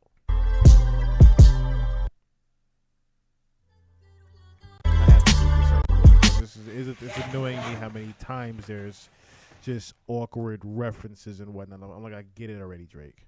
I get it already.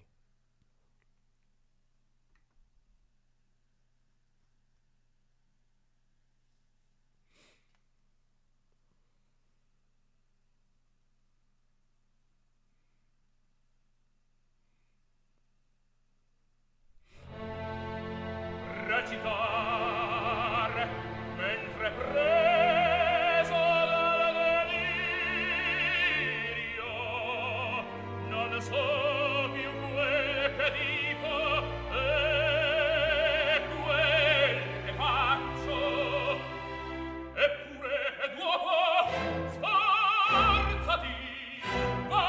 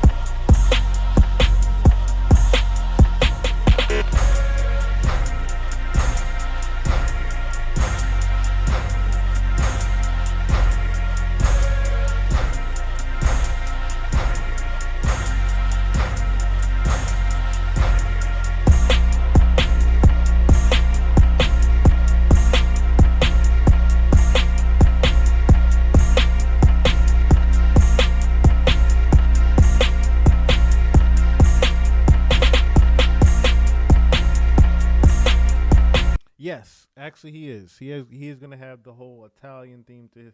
I'm noticing that too, that he is going with the whole Italian mobster thing again. And it's fitting to, so I don't wanna all right, real quick, just real briefly. So let me see.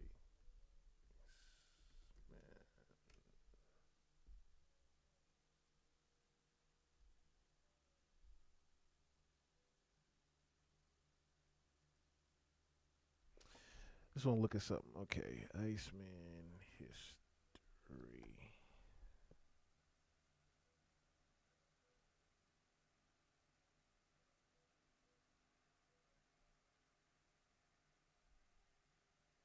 One second, guys. One second.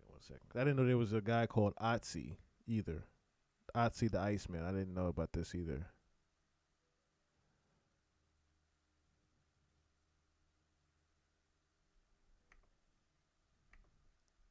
I just seen this also.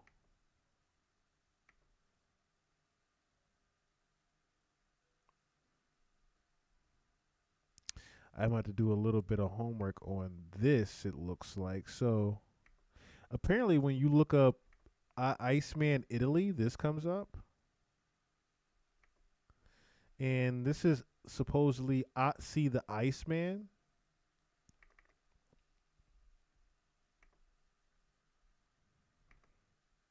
And Otzi the Iceman is a naturally mummified Copper Age man discovered in the Alps in 1991, dating back over 300 years. His remarkably preserved body and belongings provide extensive insight into his life, diet, and genetics, revealing his origins, lifestyle, and cause of death. A violent murder, his accidental discovery in the melting ice led to a comprehensive interdisciplinary study of the Copper Age and the breakthroughs in fields like bioarchaeology. Okay, so there is other significance to not just the X-Men Iceman to it. Iceman worker history, though. This is what I really wanted to look at. Iceman worker history. So the history of the Iceman worker refers to the occupation of an ice delivery man.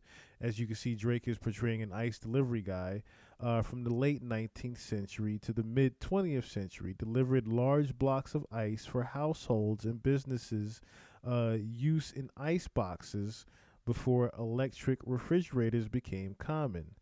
Icemen were a familiar sight, using horse-drawn wagons and ice tongs to deliver blocks of ice to homes and businesses, with some areas developing a notable population of immigrant workers in this field.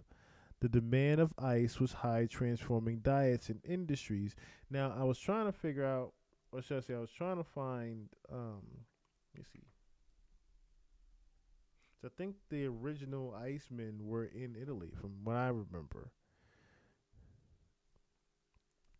The original Icemen were Italian workers. I forgot where I found that at.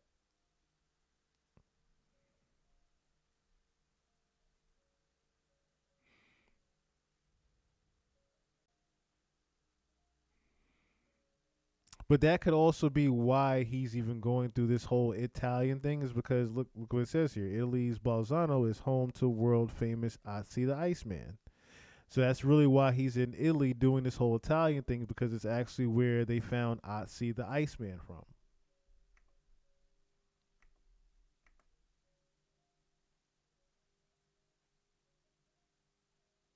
And see, that's another thing too. Like let me see. I had just seen that, and I can't.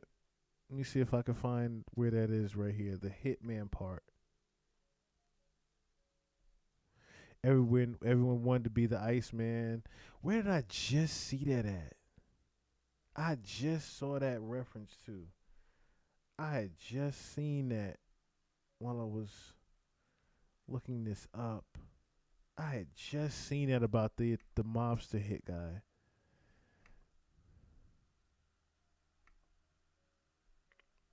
All right. Let me just read that too, because I just had seen that too. That's why I was okay. See, here it goes. The Iceman.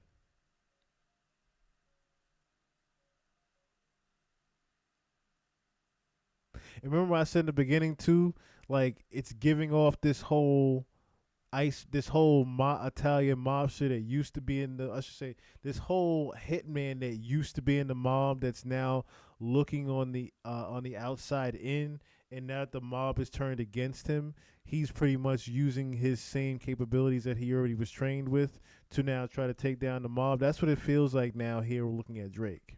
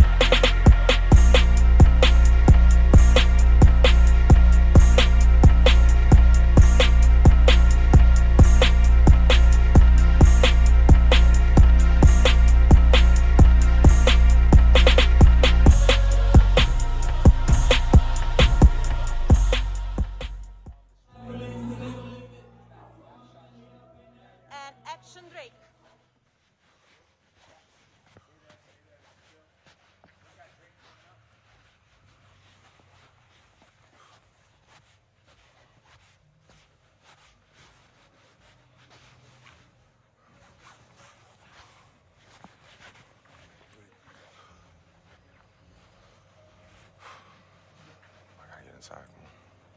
Hey.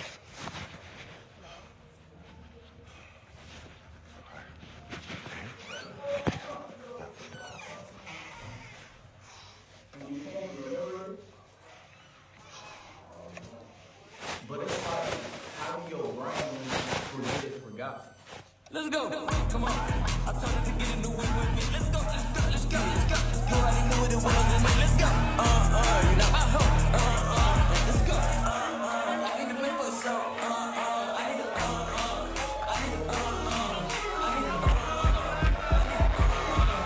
Interesting.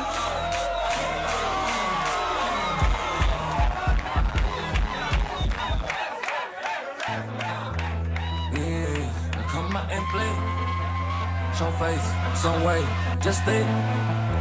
Show me. No, I did see that too, but no, that's not the It's a lot of those streets. Excuse me. A lot of those streets and buildings look very similar to that, but no, that's not the same building from Da Vinci Code. No. How you think for now? Cause I saw. At least it didn't look like it to me. It didn't look like it. Hold you the light that your girl won't hold you. I told you I need you like now. I need you to pull up, give me face right now. I pop out in the city, show face, some way. I pop out in the city, okay, baby, need money, go up, down, fuck, go up, go up, go down, go up, go up, go up, go down, go up, go up, go up, go down. Who the fuck is you and why the fuck you in my section? I just need to come into my pussy, find the exit. This is dance night, this is dance night, you come and go out. This is dance night, this is dance night, you come and go out. Diamonds on my head, cut my babies. And she pull up, wanna suck my babies. I'm gonna get what's up, I heard face goes. In that pussy play, I call it pay though. Spin it back.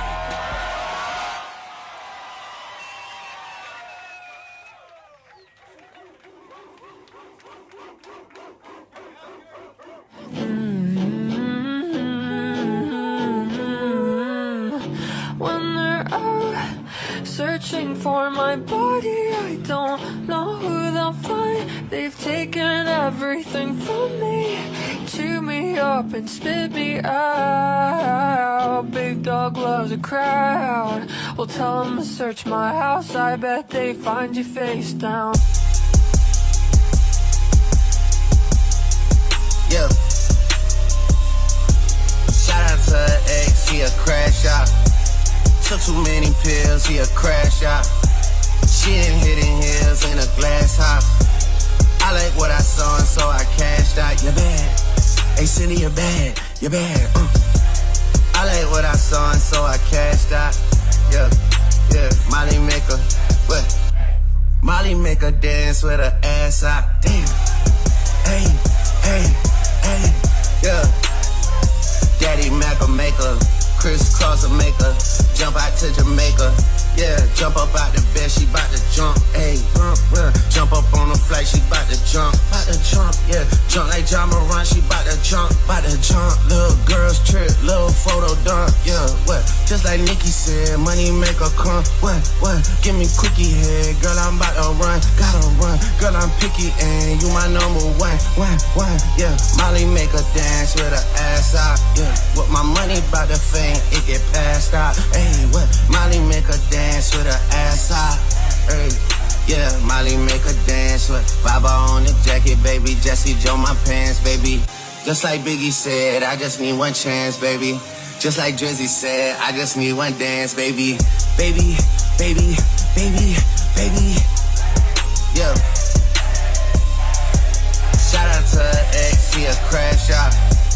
Took too many pills, he a crash out. She done hitting heels in a glass house. I like what I saw and so I cashed out. You're bad. Hey Cindy, you're bad. You're bad. I like what I saw and so I cashed out.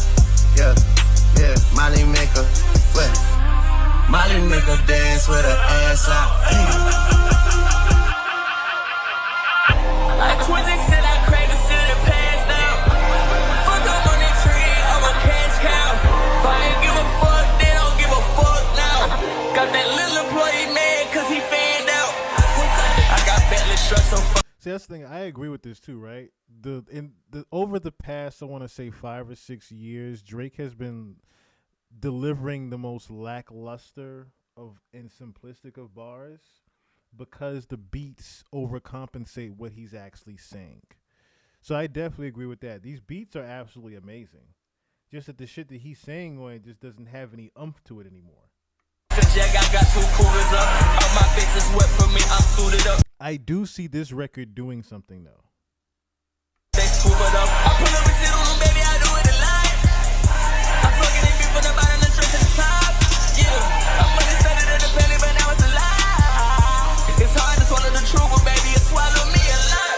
Molly make her dance with her ass out.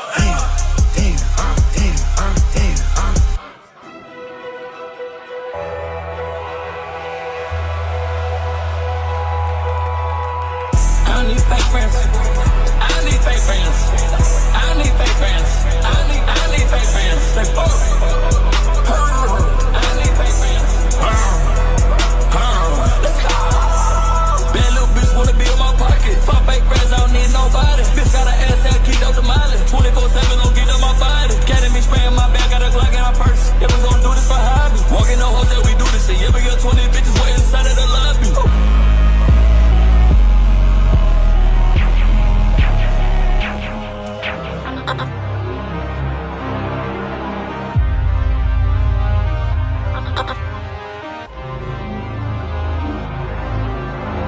I'm working online.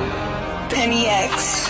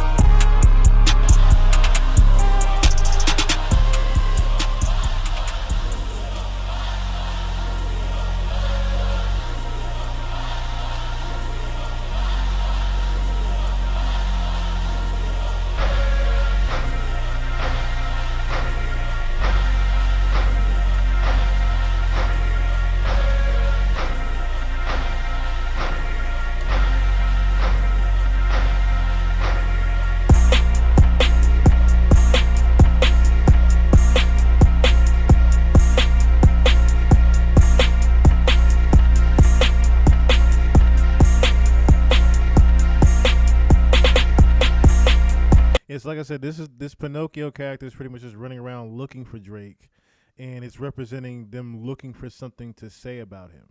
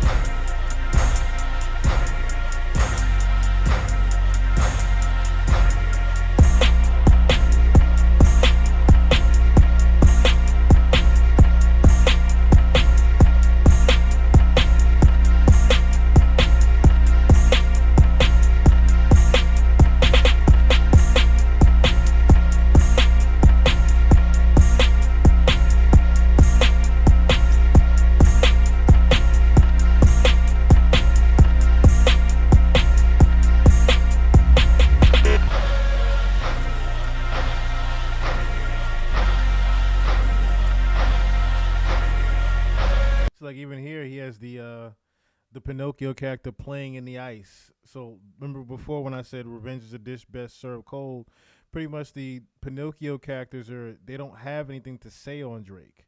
So they're pretty much just trying to eat off whatever they have, the scraps that are left. And like the other one that's down here at the bottom left, he's pretty much just trying to find Drake in general because he can't do anything without Drake being around.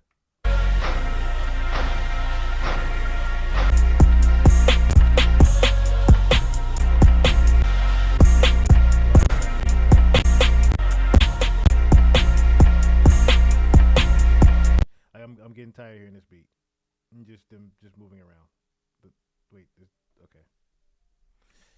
I was gonna say, please tell me that this more than just them doing these squares.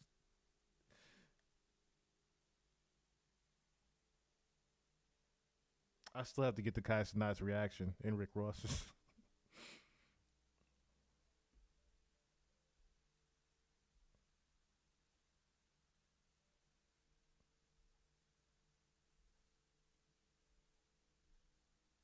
We still have a little bit to go too, so hang tight.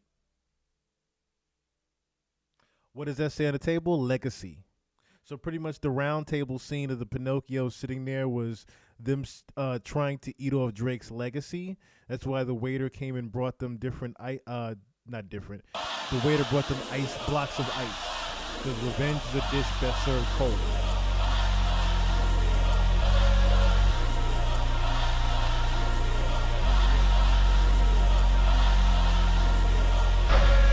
I thought it was Bobby too, but it's not. It's just a random girl.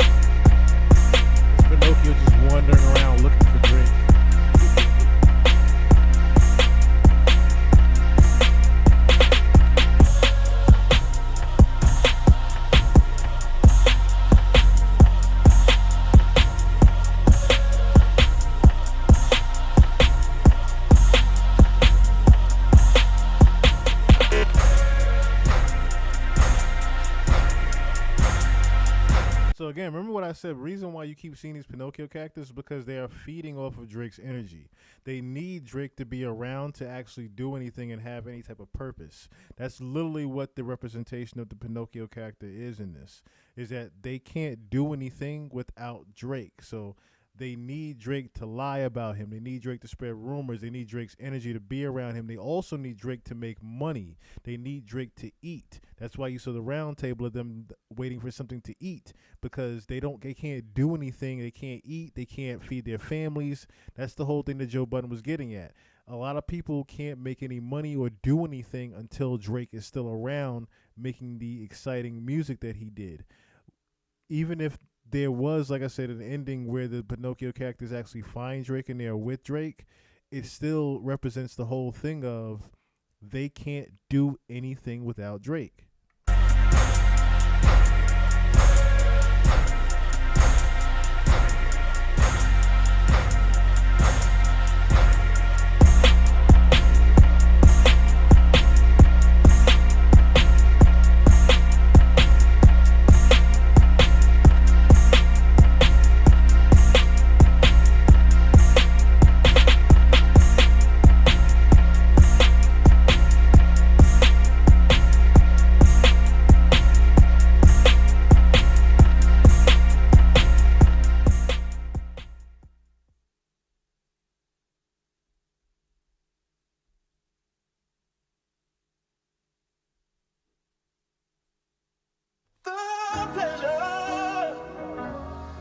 Don't walk away.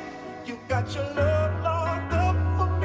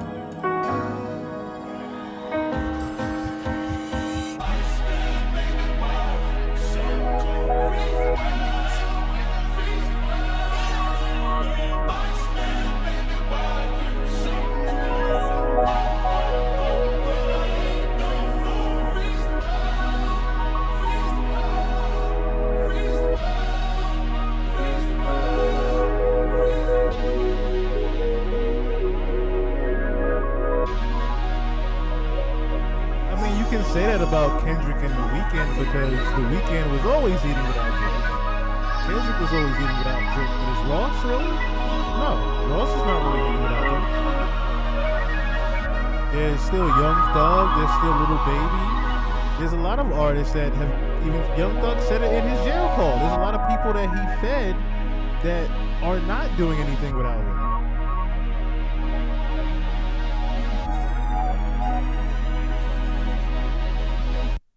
Oh, Giorgio Armani, rest in peace, Armani.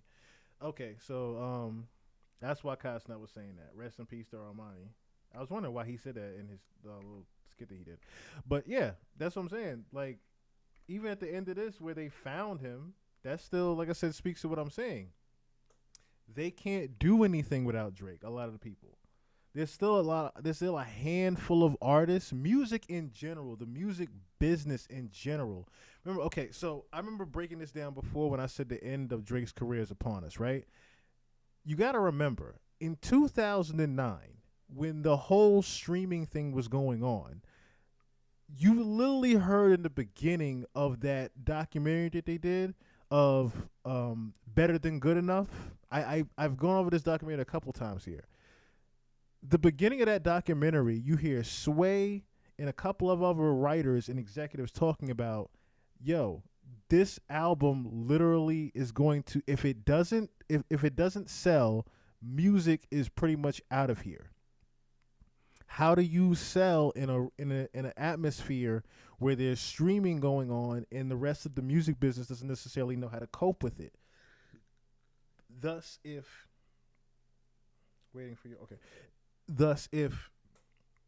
Drake did not sell with Thank Me Later, which luckily it went gold, I say that, with a grain of salt, the music business was literally relying on Drake selling that first album, Thank Me Later. If Thank Me Later did absolutely nothing, we don't know where the music business would have gone. And then you saw the 15-year run of Drake because he literally had saved the music business at one point. And then, of course, you're talking about someone that is a Jewish rapper, okay? So this also is speaking to volumes to his Jewish heritage with him even doing the whole Italian thing and him speaking to the mob. He's really trying to say that the mob is so much against him, which it is. It is. If you're talking about Lucien Grange in UMG, Lucy, Italian, again, he's trying to say that the mob is against him. But like I said, the Pinocchio characters represent people that are unable to do anything without him. And they have to pretty much, if they don't find anything to feed off of with Drake, they have nothing whatsoever. So yes, I see what you're saying as far as Kendrick and The Weeknd are concerned. There's only a very small select few that are eating without Drake. If you notice right now, the music business is pretty much in a shit show. That part you can't escape. Music in general right now, the music business is in fucking shambles. There is no releases. If you notice this whole year, I should bring up the Lizzo clip of Lizzo even talking about the state of music right now and how you didn't see anybody but Beyonce of all people drop this year, right? Notice how there was no summer record. Notice how there wasn't no big rap album. Notice how there wasn't no big pop hit. There wasn't no big this. There wasn't no big that as far as music is concerned because this nigga wasn't around. Behind the scenes, the reason why this guy had so much pull and was able to stop records like French Montana's album, was able to be on Camila Cabello's record album and have his own song on Camila Cabello's album. There's reasons why this guy was able to do the things that he was doing. It's because literally he had the music business in his pocket.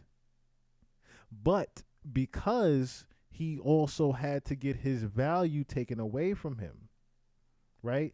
Lucien Grange said that the $400 million, and we went over this before too, the $400 million deal, right? The $400 million deal was literally a 360 deal.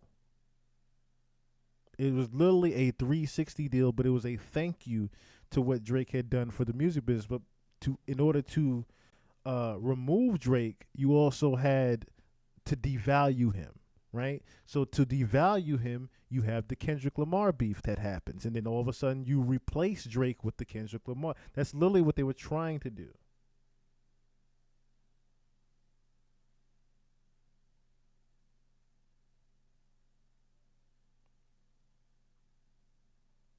Thanks. It's not because of how you doing, man? How you doing? It's not because of Drake. It's the type of music now don't fit a lot of quick, fast music. Yeah, exactly. A lot of things are very microwave now, but it was mainly, like I said, the real reason why the music business is in shambles right now is because this guy is not necessarily doing anything. If you notice over the past 10, 15 years, artists were literally moving around Drake and Beyonce, Drake and Beyonce, Drake and Beyonce, Drake and Beyonce. Before that, it was Jay-Z and 50 Cent. Now it is just Drake and Beyonce. Now that Drake is pretty much, his whole value is pretty much dethroned, you don't really have any other artists that are coming. Put it like this, right? I made the same exact example with LeBron James.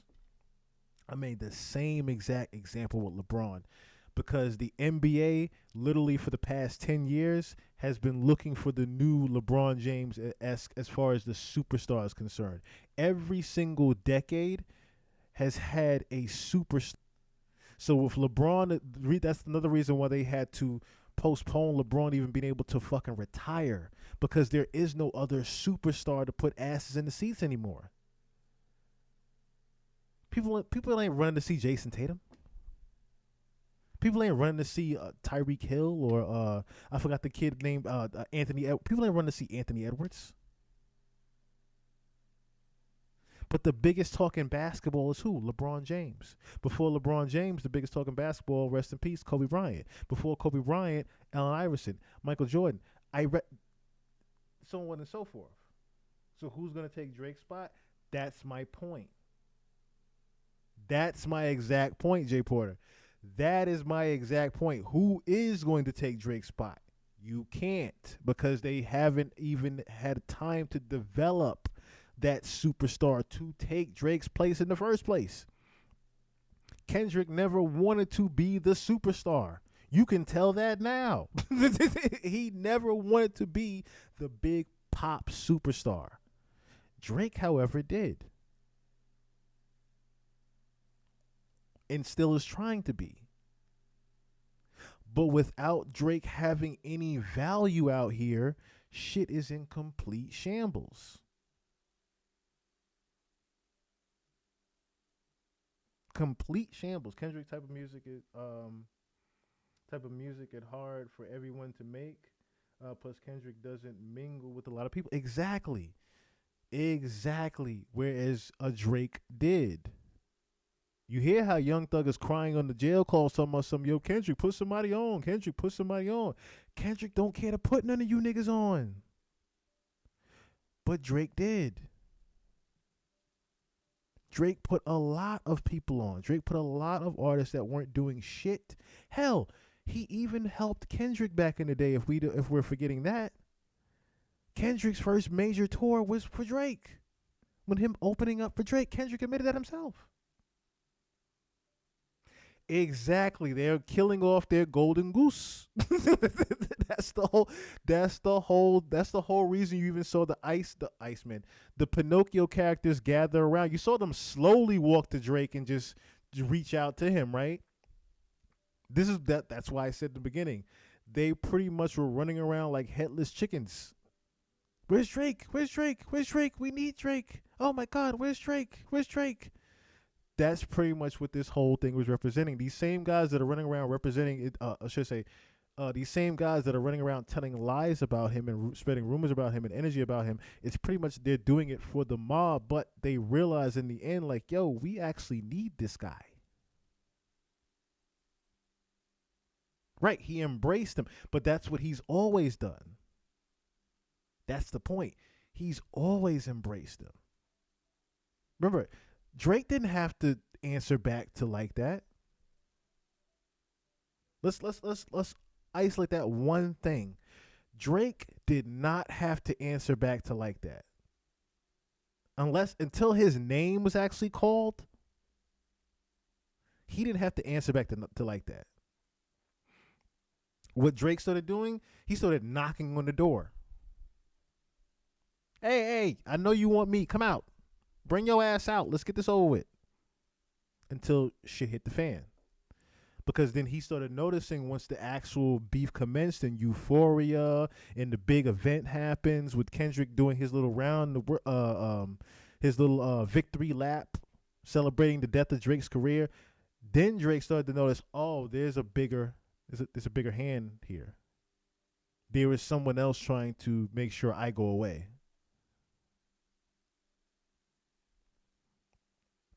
That's why I did that whole little piece on the death of Drake's career, because it's we're talking about 10, 15 years of this guy being on top. You've never heard of an artist being on top for an entire decade. You've never heard of that. Unless you're talking about, and that's another thing too, I want to do a piece on that one day. Michael Jackson, R. Kelly. Those are the only 3 artists that you could ever fucking name that had 10-year runs tied to them. You know what the crazy thing about that coincidence is? Sony Music. All 3 of them have ties to Sony Music. All 3 of them.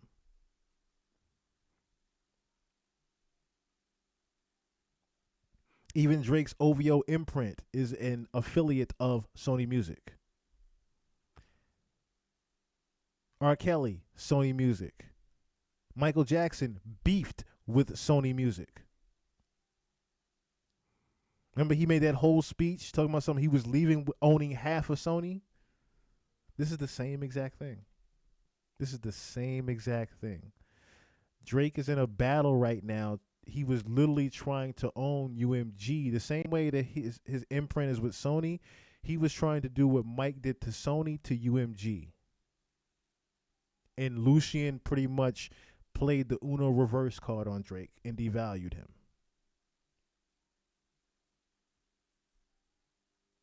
So let's look at real quick, because I have some food here coming in a second.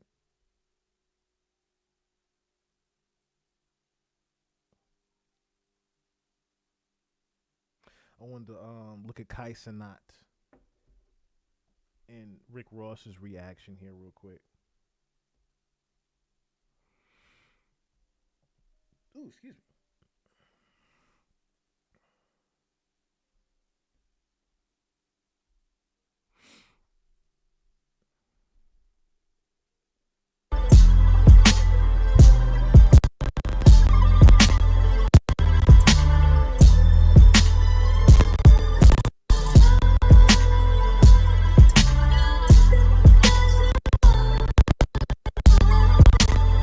I'm going with the second one on that one, Ron G. I think they're just trying to let him twiddle away.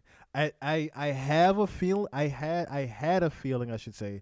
I had a feeling that they were going to try to off him, but it's the Kanye effect. I'm so loud that you can't just off me. You can't just kill me off because I'm saying, hey, they're trying to shoot me. Hey, such and such trying to shoot me. Hey, such and such trying to shoot me. Now, if such and such shoots me, everyone starts looking at such and such. You see what I'm saying? So with him being with the loud bullhorn at UMG can't do anything. Because now it looks away if he just suddenly disappears while the court case is happening. You see what I'm saying?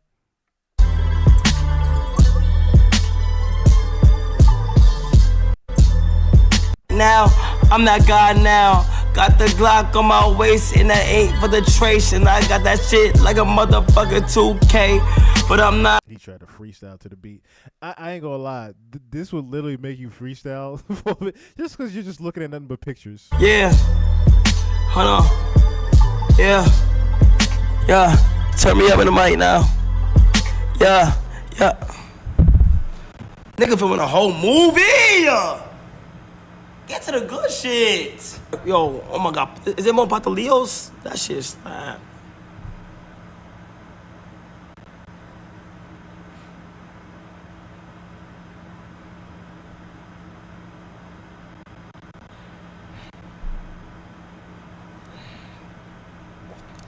Tell what y'all want to eat, chat.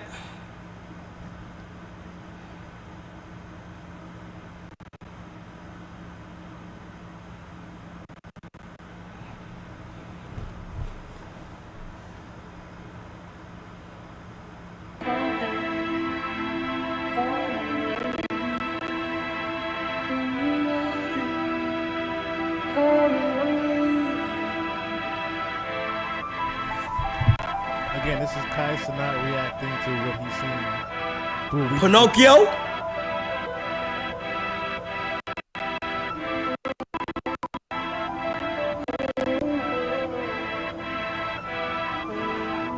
Let me move it up a little bit, because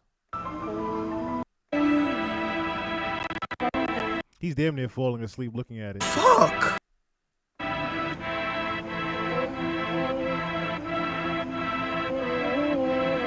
That shit just make... Hold on, chat. I just dozed the fuck off. What the fuck? See, I told you he fell asleep the whole thing. He fell asleep while this. Nigga, I just dozed off. It's this fucking music, gang. What the fuck?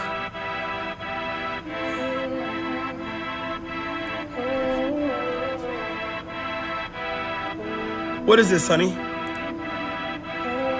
Grammarly doesn't just improve the style of your writing, it also improves your...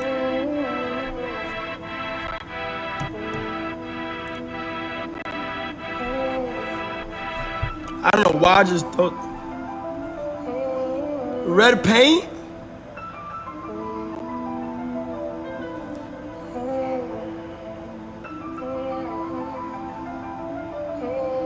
Kyle's like, I am tired of trying to figure out what the fuck this is.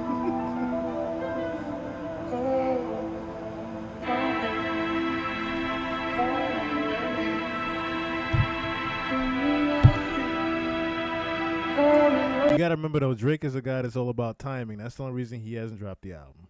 I get why he's holding out on the album, because nobody's excited about the music yet.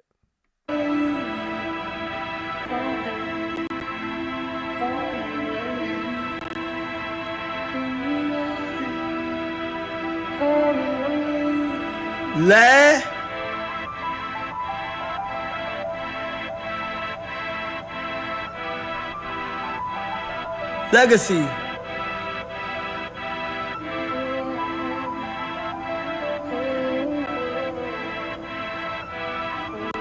Legacy.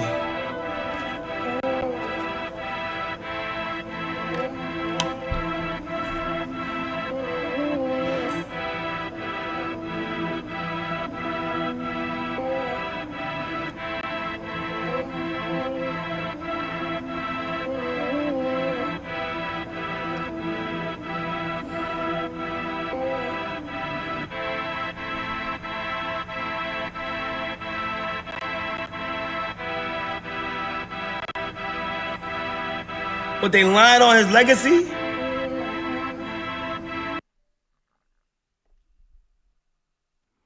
See, he was just so confused by that whole thing. And let me just play this real quick. So I gotta pick some up from the door.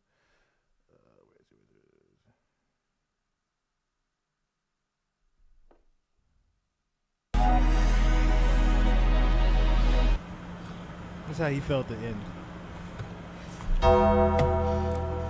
Biggest waste of my fucking time of all time. The biggest waste of my goddamn... R.I.P. to Armani. R.I.P. to Armani. R.I.P. to Armani.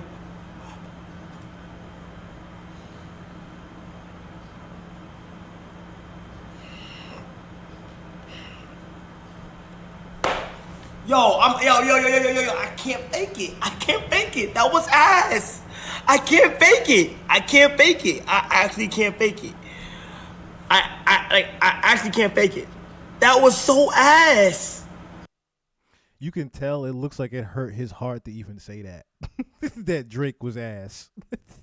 It hurt him to even say that. Now, like I said, a lot of people that are Drake fans felt the same exact way when the beef happened. Like, it's hard to realize. If you're a Drake fan, it's hard to realize, yo, we're witnessing the death of this guy's career. Here's the name of the Aubrey album, White Man. For real? Damn, Champagne Poppy, they say them songs that you just streamed off your new project, White Man, say that shit ain't dope. The comments crazy. And then Kai Cenat, shout out to Kai Cenat, he kept it real. They said Kai said that shit was ass. It's probably A minor. that's not the only person that felt that way.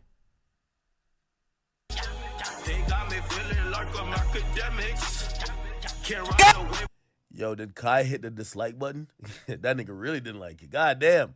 Yo, who still dislike videos on YouTube? Biggest waste of my fucking time of all time. The biggest waste of my goddamn. RP to Armani. RP to Armani. RP to Armani.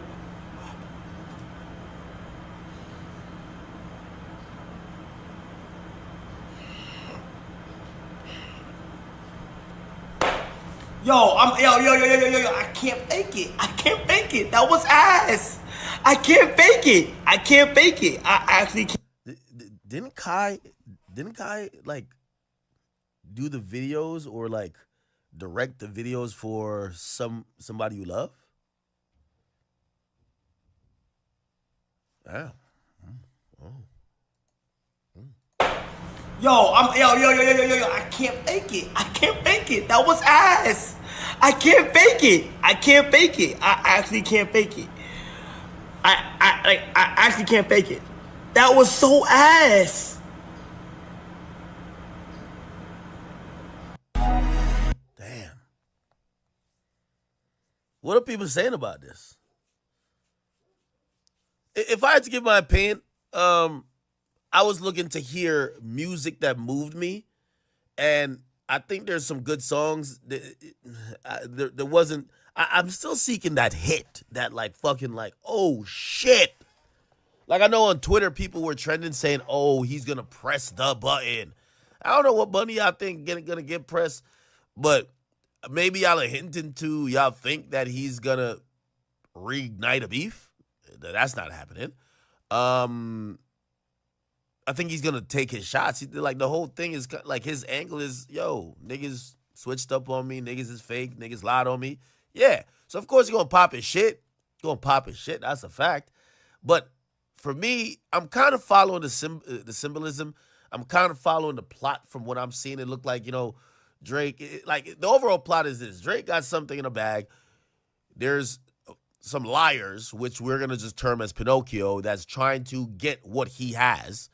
And at every moment they're about to catch up with him, he's been able to evade them until episode 3 at the end. They finally caught up with him, and now we're going to see what happens. He's always alone. There's some thematic symbolism in here, but I'm not sure it matches the music yet, right? I think what Did I Miss was a perfect kickoff because it kind of epitomized what the overarching theme of this is, but the Which One song, which obviously, like, I get it, it's music. He's trying to make a hit song. I felt that didn't connect as it should have. And then we're at episode 3. I'm guessing we're getting 2 tracks. Both tracks, I think they're cool. But again, you also got to remember, we're judging Drake at a high standard. We're judging him against himself, right? We've heard a bunch of leaks from Drake at this point, and I'm not sure these new ones are even batting at the same level as 100 Gigs, you know? Like, shit. What's the name of that song again? Circadian Rhythm. I still love that song, right? However, you gotta let him cook. We gotta let him cook, all right? So I'm trying to follow the plot. I don't know if these songs are dropping on DSPs tonight. Maybe I'll feel differently. Yeah, Do y'all hear? I'm eating it right now, so I apologize, but do y'all not hear even the not denial, but because Academics is not even denying that Drake's music is just horrible, right? Not horrible, but it's lacking the oomph. Like I said, it's lacking that oomph that he used to have. He doesn't have that undeniable hit. He thought, "What Did I Miss?" Drake thought, "What Did I Miss?" was going to be the out the park. Well, I knocked it out the park. I had them interested in the album now. That's what he thought. Apparently, no. In my opinion, he should have waited to drop What Did I Miss? And that's going to be the hardest record of the album so far, which is what I'm hearing. I think he dropped the ball by letting What Did I Miss go out too early. That's one thing. Second thing is, yes, I do agree. He needs to just hurry up and drop the album. No, actually, no, I don't agree with that. Because like I said, timing is about everything. So while people are not necessarily interested in the music of, and put it like this, the reason why they're not interested in the music is the same reason I always gravitated to an artist. I'll use the J. Cole example right here, right? I didn't gravitate to J. Cole until I gravitated to J. Cole as the person. And I didn't gravitate to J. Cole as the person until he did 2014 Forest Hill Drive. Until he did Forest Hill Drive album, I didn't know who the fuck J. Cole was. I didn't care. Nothing, right? Everybody was a J. Cole stan except me. I didn't gravitate to J. Cole until J. Cole told me who the fuck he was. Right now, people have an identity in who Drake is. People know who Drake is, and that whole pedophile thing ruins his entire persona and career. It ruins his entire brand. So while you're not liking Drake as a whole, if you don't like Drake personally, you're not gonna say, "Oh, the music, we can subside his personality with the music." No, because Drake's whole brand was you liked him as a person. Now that you don't like Drake as a person, you don't like the music. You see how that goes hand in hand? And now that there's more and more people, especially now, this is why I'm playing Academics' reaction. Kai Cenat and Academics, forget the Aiden Rosses and the XQCs that, and the Ben Dons or even the DDGs that Drake gravitates towards, right? Without Kai Cenat and Academics saying that you are the shit, because he's forgetting to realize that they are the heads of hip hop media right now as far as the streamers go. Without those two guys giving you the okay and the thumbs up, your album is shit now. With Academics saying that it was lackluster, it's shit. It's going, the marketing is going to shit now. Kai Cenat saying that your shit is trash, the marketing has gone to shit now. It has gone to complete shit now. So then you put on top of the icing on the cake, right? The icing on the cake. Excuse my pun there. The icing on the cake is that there is no part 4. That was it. Drake is expecting now we get the album.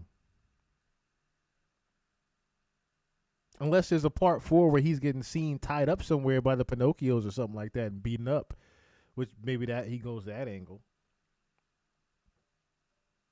Well, see, that's the thing. It's, yes, you'll lose interest if you wait too long, but what's the sense of losing interest if you never had it?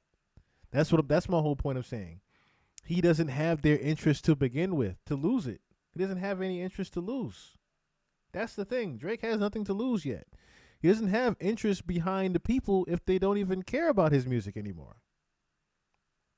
There's not so many people that care about Drake dropping an album right now. That's why he's waiting to drop the album. Nobody gives a shit about it. Nobody gives a shit about any of the music on it. Yes, the lawsuit especially hurt his brand. That's another thing. There's so much right now to hurt Drake's persona and brand that he can't drop the album yet. It just wouldn't make sense.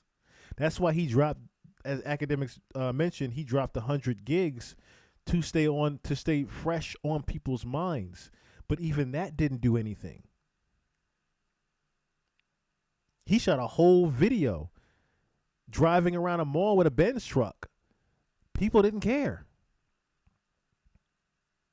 People didn't care.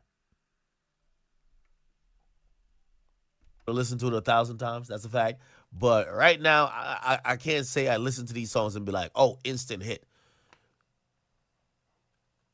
The collab with Yeet. The collab with Yeet is cool. Was it his first collab with Yeet? The I Don't Give a Fuck? That song? That shit was hard. So maybe, I don't know, maybe I'm just using an unrealistic standard. And also, I keep telling y'all, I'm not the best judge of first listen music. Sometimes I got to listen to it off stream. But anyway, I think they're cool. I ain't gonna trip. Like, I don't think they whack.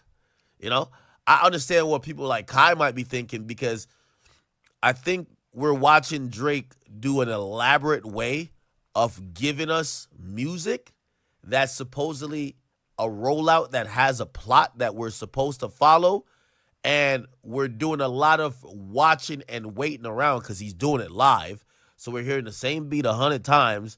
And if you're expecting to hear some crazy shit or hear a diss or hear whatever you want to hear and you don't get it, we almost sat for 2 hours. I could see why somebody might be frustrated with that. Again, I respect the fact that nigga doing a rollout, period. So I'm gonna sit here and, just try to make sense of this. I feel like we get it. For me, if I had one critique, give us the slapper. We want the #1 record. And I know that's a very not unrealistic, but a high standard to be having. But we're talking about Drake. We're not talking about them other niggas. We don't want a cool record. We want the smash. Or give us the record where you're really rapping. We want the record where you're really rapping. Feel me? That's me personally, though. Listen, Drake's music caters to a lot of people. I'm pretty sure it's like, it's still the summer, or I know we're going into a different season, but let me try to drop some songs for the girls that they can wind up their waist. Maybe that's what he's on. Give me the undeniable smash, or give me the, I'm rapping circles around these niggas. Okay? That's where I'm at with it. Okay. All right. We'll see. And that's why I said what I said in the beginning as far as Drake has a lot of families to feed. He has a lot. He's not just a rapper. We have to get that out of our heads. Drake is not just a rapper. Yes, he makes rap music, but Drake also makes pop music. He also makes dance music. He's made reggae music. He's made Afro beats music. He's made Latino type. You see what I'm saying? He has a lot of people to please. Could Drake be tired of this too? What do you mean though? Are you saying tired of having to wait or tired of making music? I don't think he's tired of making music. He's far from tired of making music, or else he wouldn't care. But is he tired of waiting? Yes, I think he's tired of people looking at him in a bad way. If anything, he's tired of people looking at him in a bad way. That's the biggest thing. But I don't think necessarily he's tired of the runaround with music. I don't think he's ever going to be tired with that. That's just never going to go anywhere.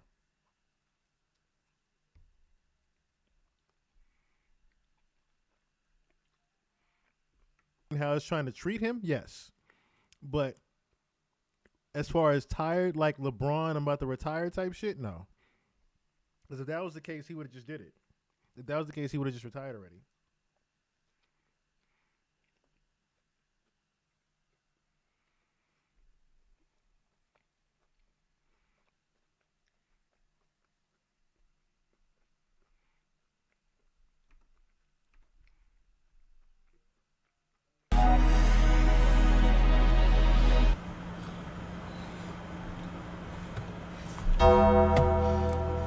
Biggest waste of my fucking time of all time. The biggest waste of my goddamn. R.I.P. to Armani. R.I.P. to Armani. R.I.P. to Armani.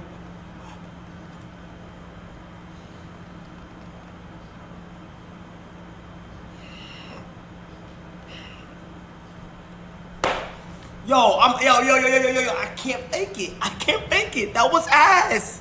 I can't fake it. I can't fake it. I actually can't fake it. I actually can't fake it. That was so ass.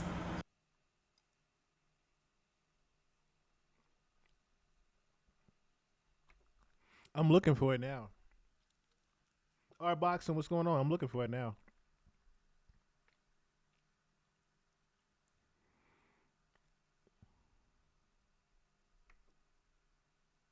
Let me see if I can find it here.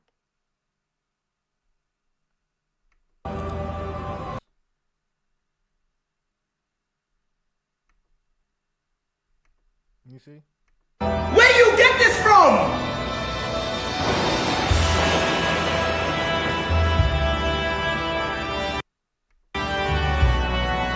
I'm so like that. Let me run it back real quick.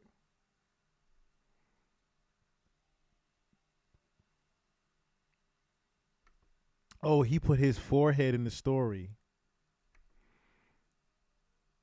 He put his hairline and his forehead in the story. Why would this nigga post my shit? Where you get this from?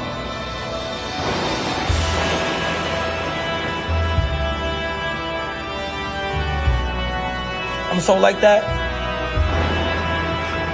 I'm so like that. I'm calling him on the spot. I'm calling him right now. I'm so like that. I'm calling him right now.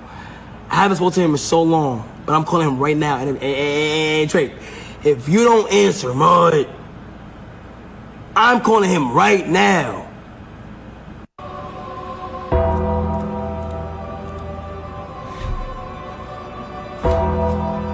Why would this nigga post my shit? Where you get this from?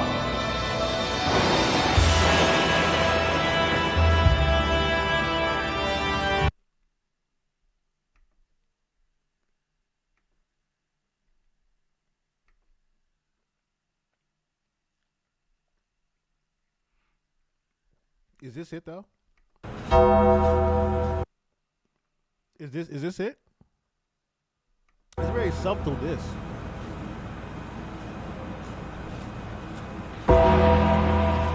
The news gotta be slow today.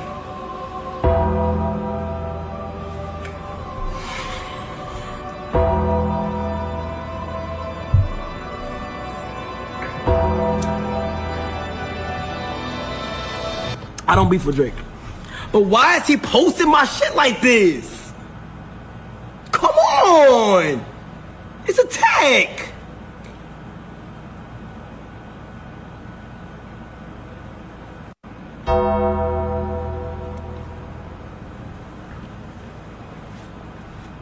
He's heartbroken.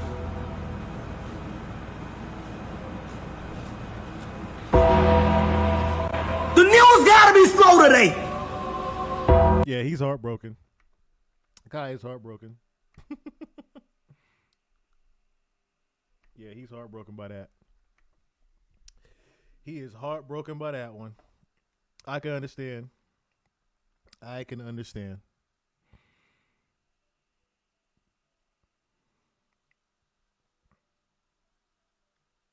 That's real right there though.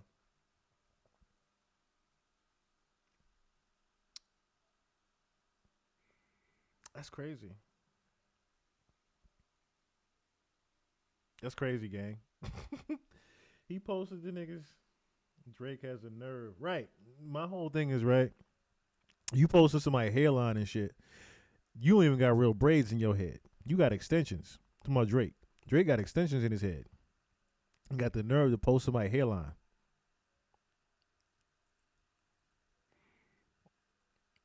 He just and that's more of a playful thing too. Him showing his forehead like that. That's more of a playful thing. Drake could have been a lot more vicious than that. He could have been a lot more vicious than that. He could have used the old Lil Nas X picture. Instead, he does like a playful joke at his hairline. That's Drake just poking at you. Right. He has extensions in his head. Underneath that braids that you see right there is a whole Caesar. It's a whole goddamn Caesar in there. I made a video of academics reacting to that. Like, yo, this whole time I thought this nigga was sharing, getting braids with me and shit. And it's a whole goddamn Caesar up under there. That's what I'm saying. Like, Drake's brand is pretty much ruined. It's pretty much ruined. It is pretty much ruined. So, again, we shall see what is to come of this. That was pretty damn funny. Rick Ross called it. Damn, they said the album White Man. He called it White Man. He didn't even call it Iceman. He called it White Man. Said, damn. They said the albums you got on White Man ain't it. He's not lying. He's not lying. People are not gravitated towards this music yet. They don't care for it. They simply don't care for it. And like Academic said, unless you put out something that's an undeniable hit, which I don't think you're going to have. I said this a long time. I asked this when the first Iceman dropped. What was my caption? Will Iceman bring Drake back? And I just let the comments go. Let the comments go. Because I know it's not. I know it for a fact that Iceman is not going to bring Drake back. Not the Drake that we miss. It's not going to bring the Drake back that we miss.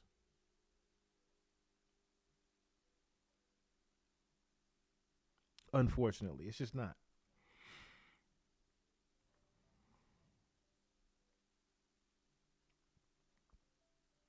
All right, so I didn't think we was going to make it to 5 hours and shit, but I was going to pull up Ice Spice and Lotto. Look at them on Kaisana stream, but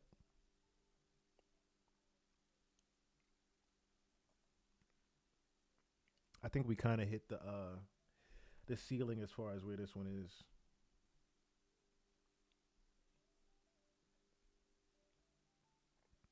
I think we can end it off here. 5 hours. I think we can end it off here. But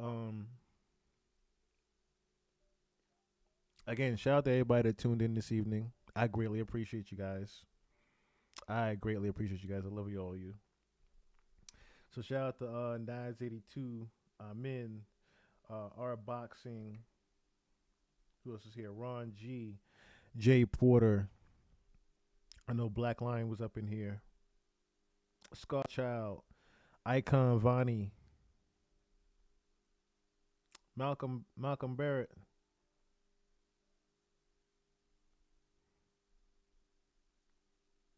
And see if I can see this thing. You, Myra. Thank you guys all for tuning in tonight. Thank you. I appreciate that, Nats. Like I said, we're gonna end it off at the top of the ceiling here. I might be back tomorrow just for some just shooting the shit. I was gonna get into the Michael Strahan, Charlie Sheen thing, and like I said, Ice Spice and Lotto and the radioactive shrimp. But in case something happens overnight that I can use for tomorrow. If something happens tomorrow,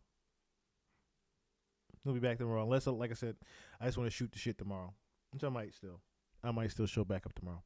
But yeah, good times as always. So we're gonna end this off how we came in this motherfucker, as we usually do. So shout out to everybody that tuned in. I love you all. And I hope everybody has a good evening.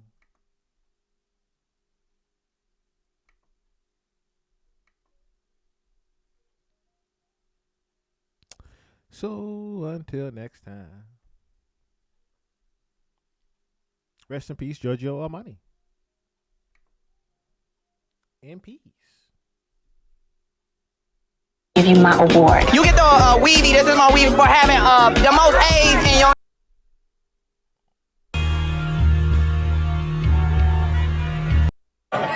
You ain't got a husband no more. I want to hump on your leg. Bust the bus. You ain't got no husband no more. Ain't no fiancés around.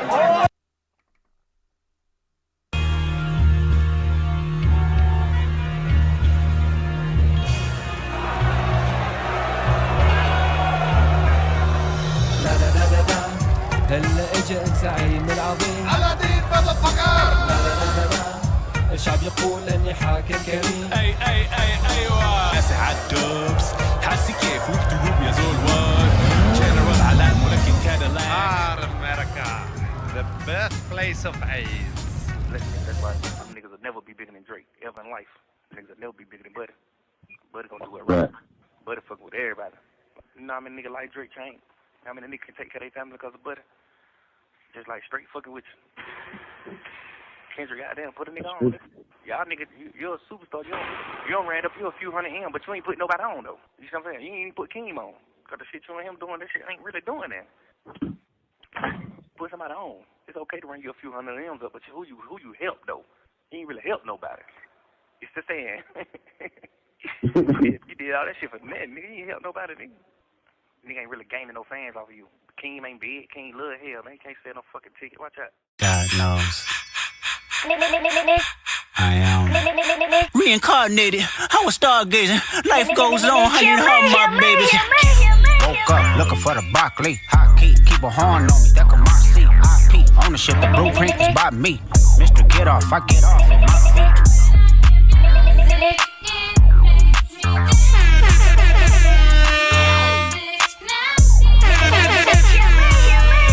Nigga couldn't try me in the tri-state. Buddy pass, bet I give him splash till he hydrated. Bounce out, know he spook town, eyes dilated. I got the money and the power, both gyrating. I feel good, get the fuck out my thighs. Look good, but she don't got no ties. I walk in, walk out with the size. Man, don't let me know what the price.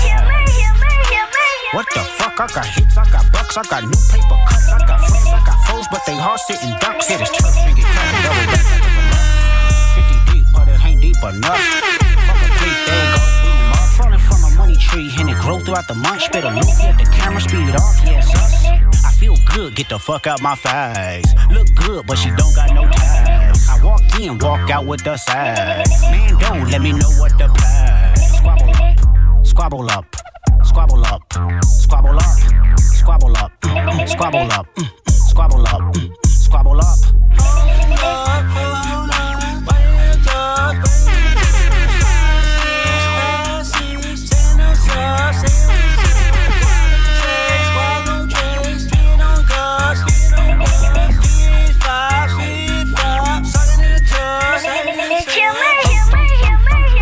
Rockin' it, quid pro quo, what you want, cause I'm watching it. Work on the flow, let me know if you clockin' it. Brody won't go, but I know that he poppin' it. It was wolf tickets on sale till I silenced it. Pipe down, young, be some hoe with a politics. Bitch with him and some bitch in him, that's a lot of bitch. Don't hit him, he got kids with him, my apologies. Ghetto child, he was Blackie Mouse with a Smirnoff. High, we outside, boy, they bout to kill him off. Blaps on blaps, it's a fact, this a brick or all. Tell me why the fuck you niggas rap if it's fictional. Tell me why the fuck you niggas fed if you criminal. Hey, Dot, can I get a drop? I'm like, nigga, nah. Tell me why the fuck you niggas fed if you criminal. Hey, Dot, can I get a drop? I'm like, nigga, nah. What you talking about? Tell me why the fuck you niggas fed if you criminal. Hey, Dot, can I get a drop? I'm like, nigga, nah.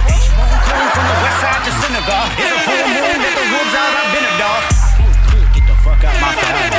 Look good, but she don't got no time. I walked in, walked out with the side. Don't let me know what the squabble up, squabble up, squabble up, squabble up, squabble up, squabble up, squabble up.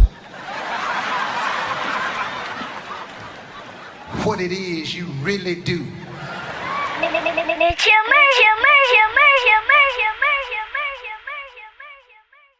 A bullshit?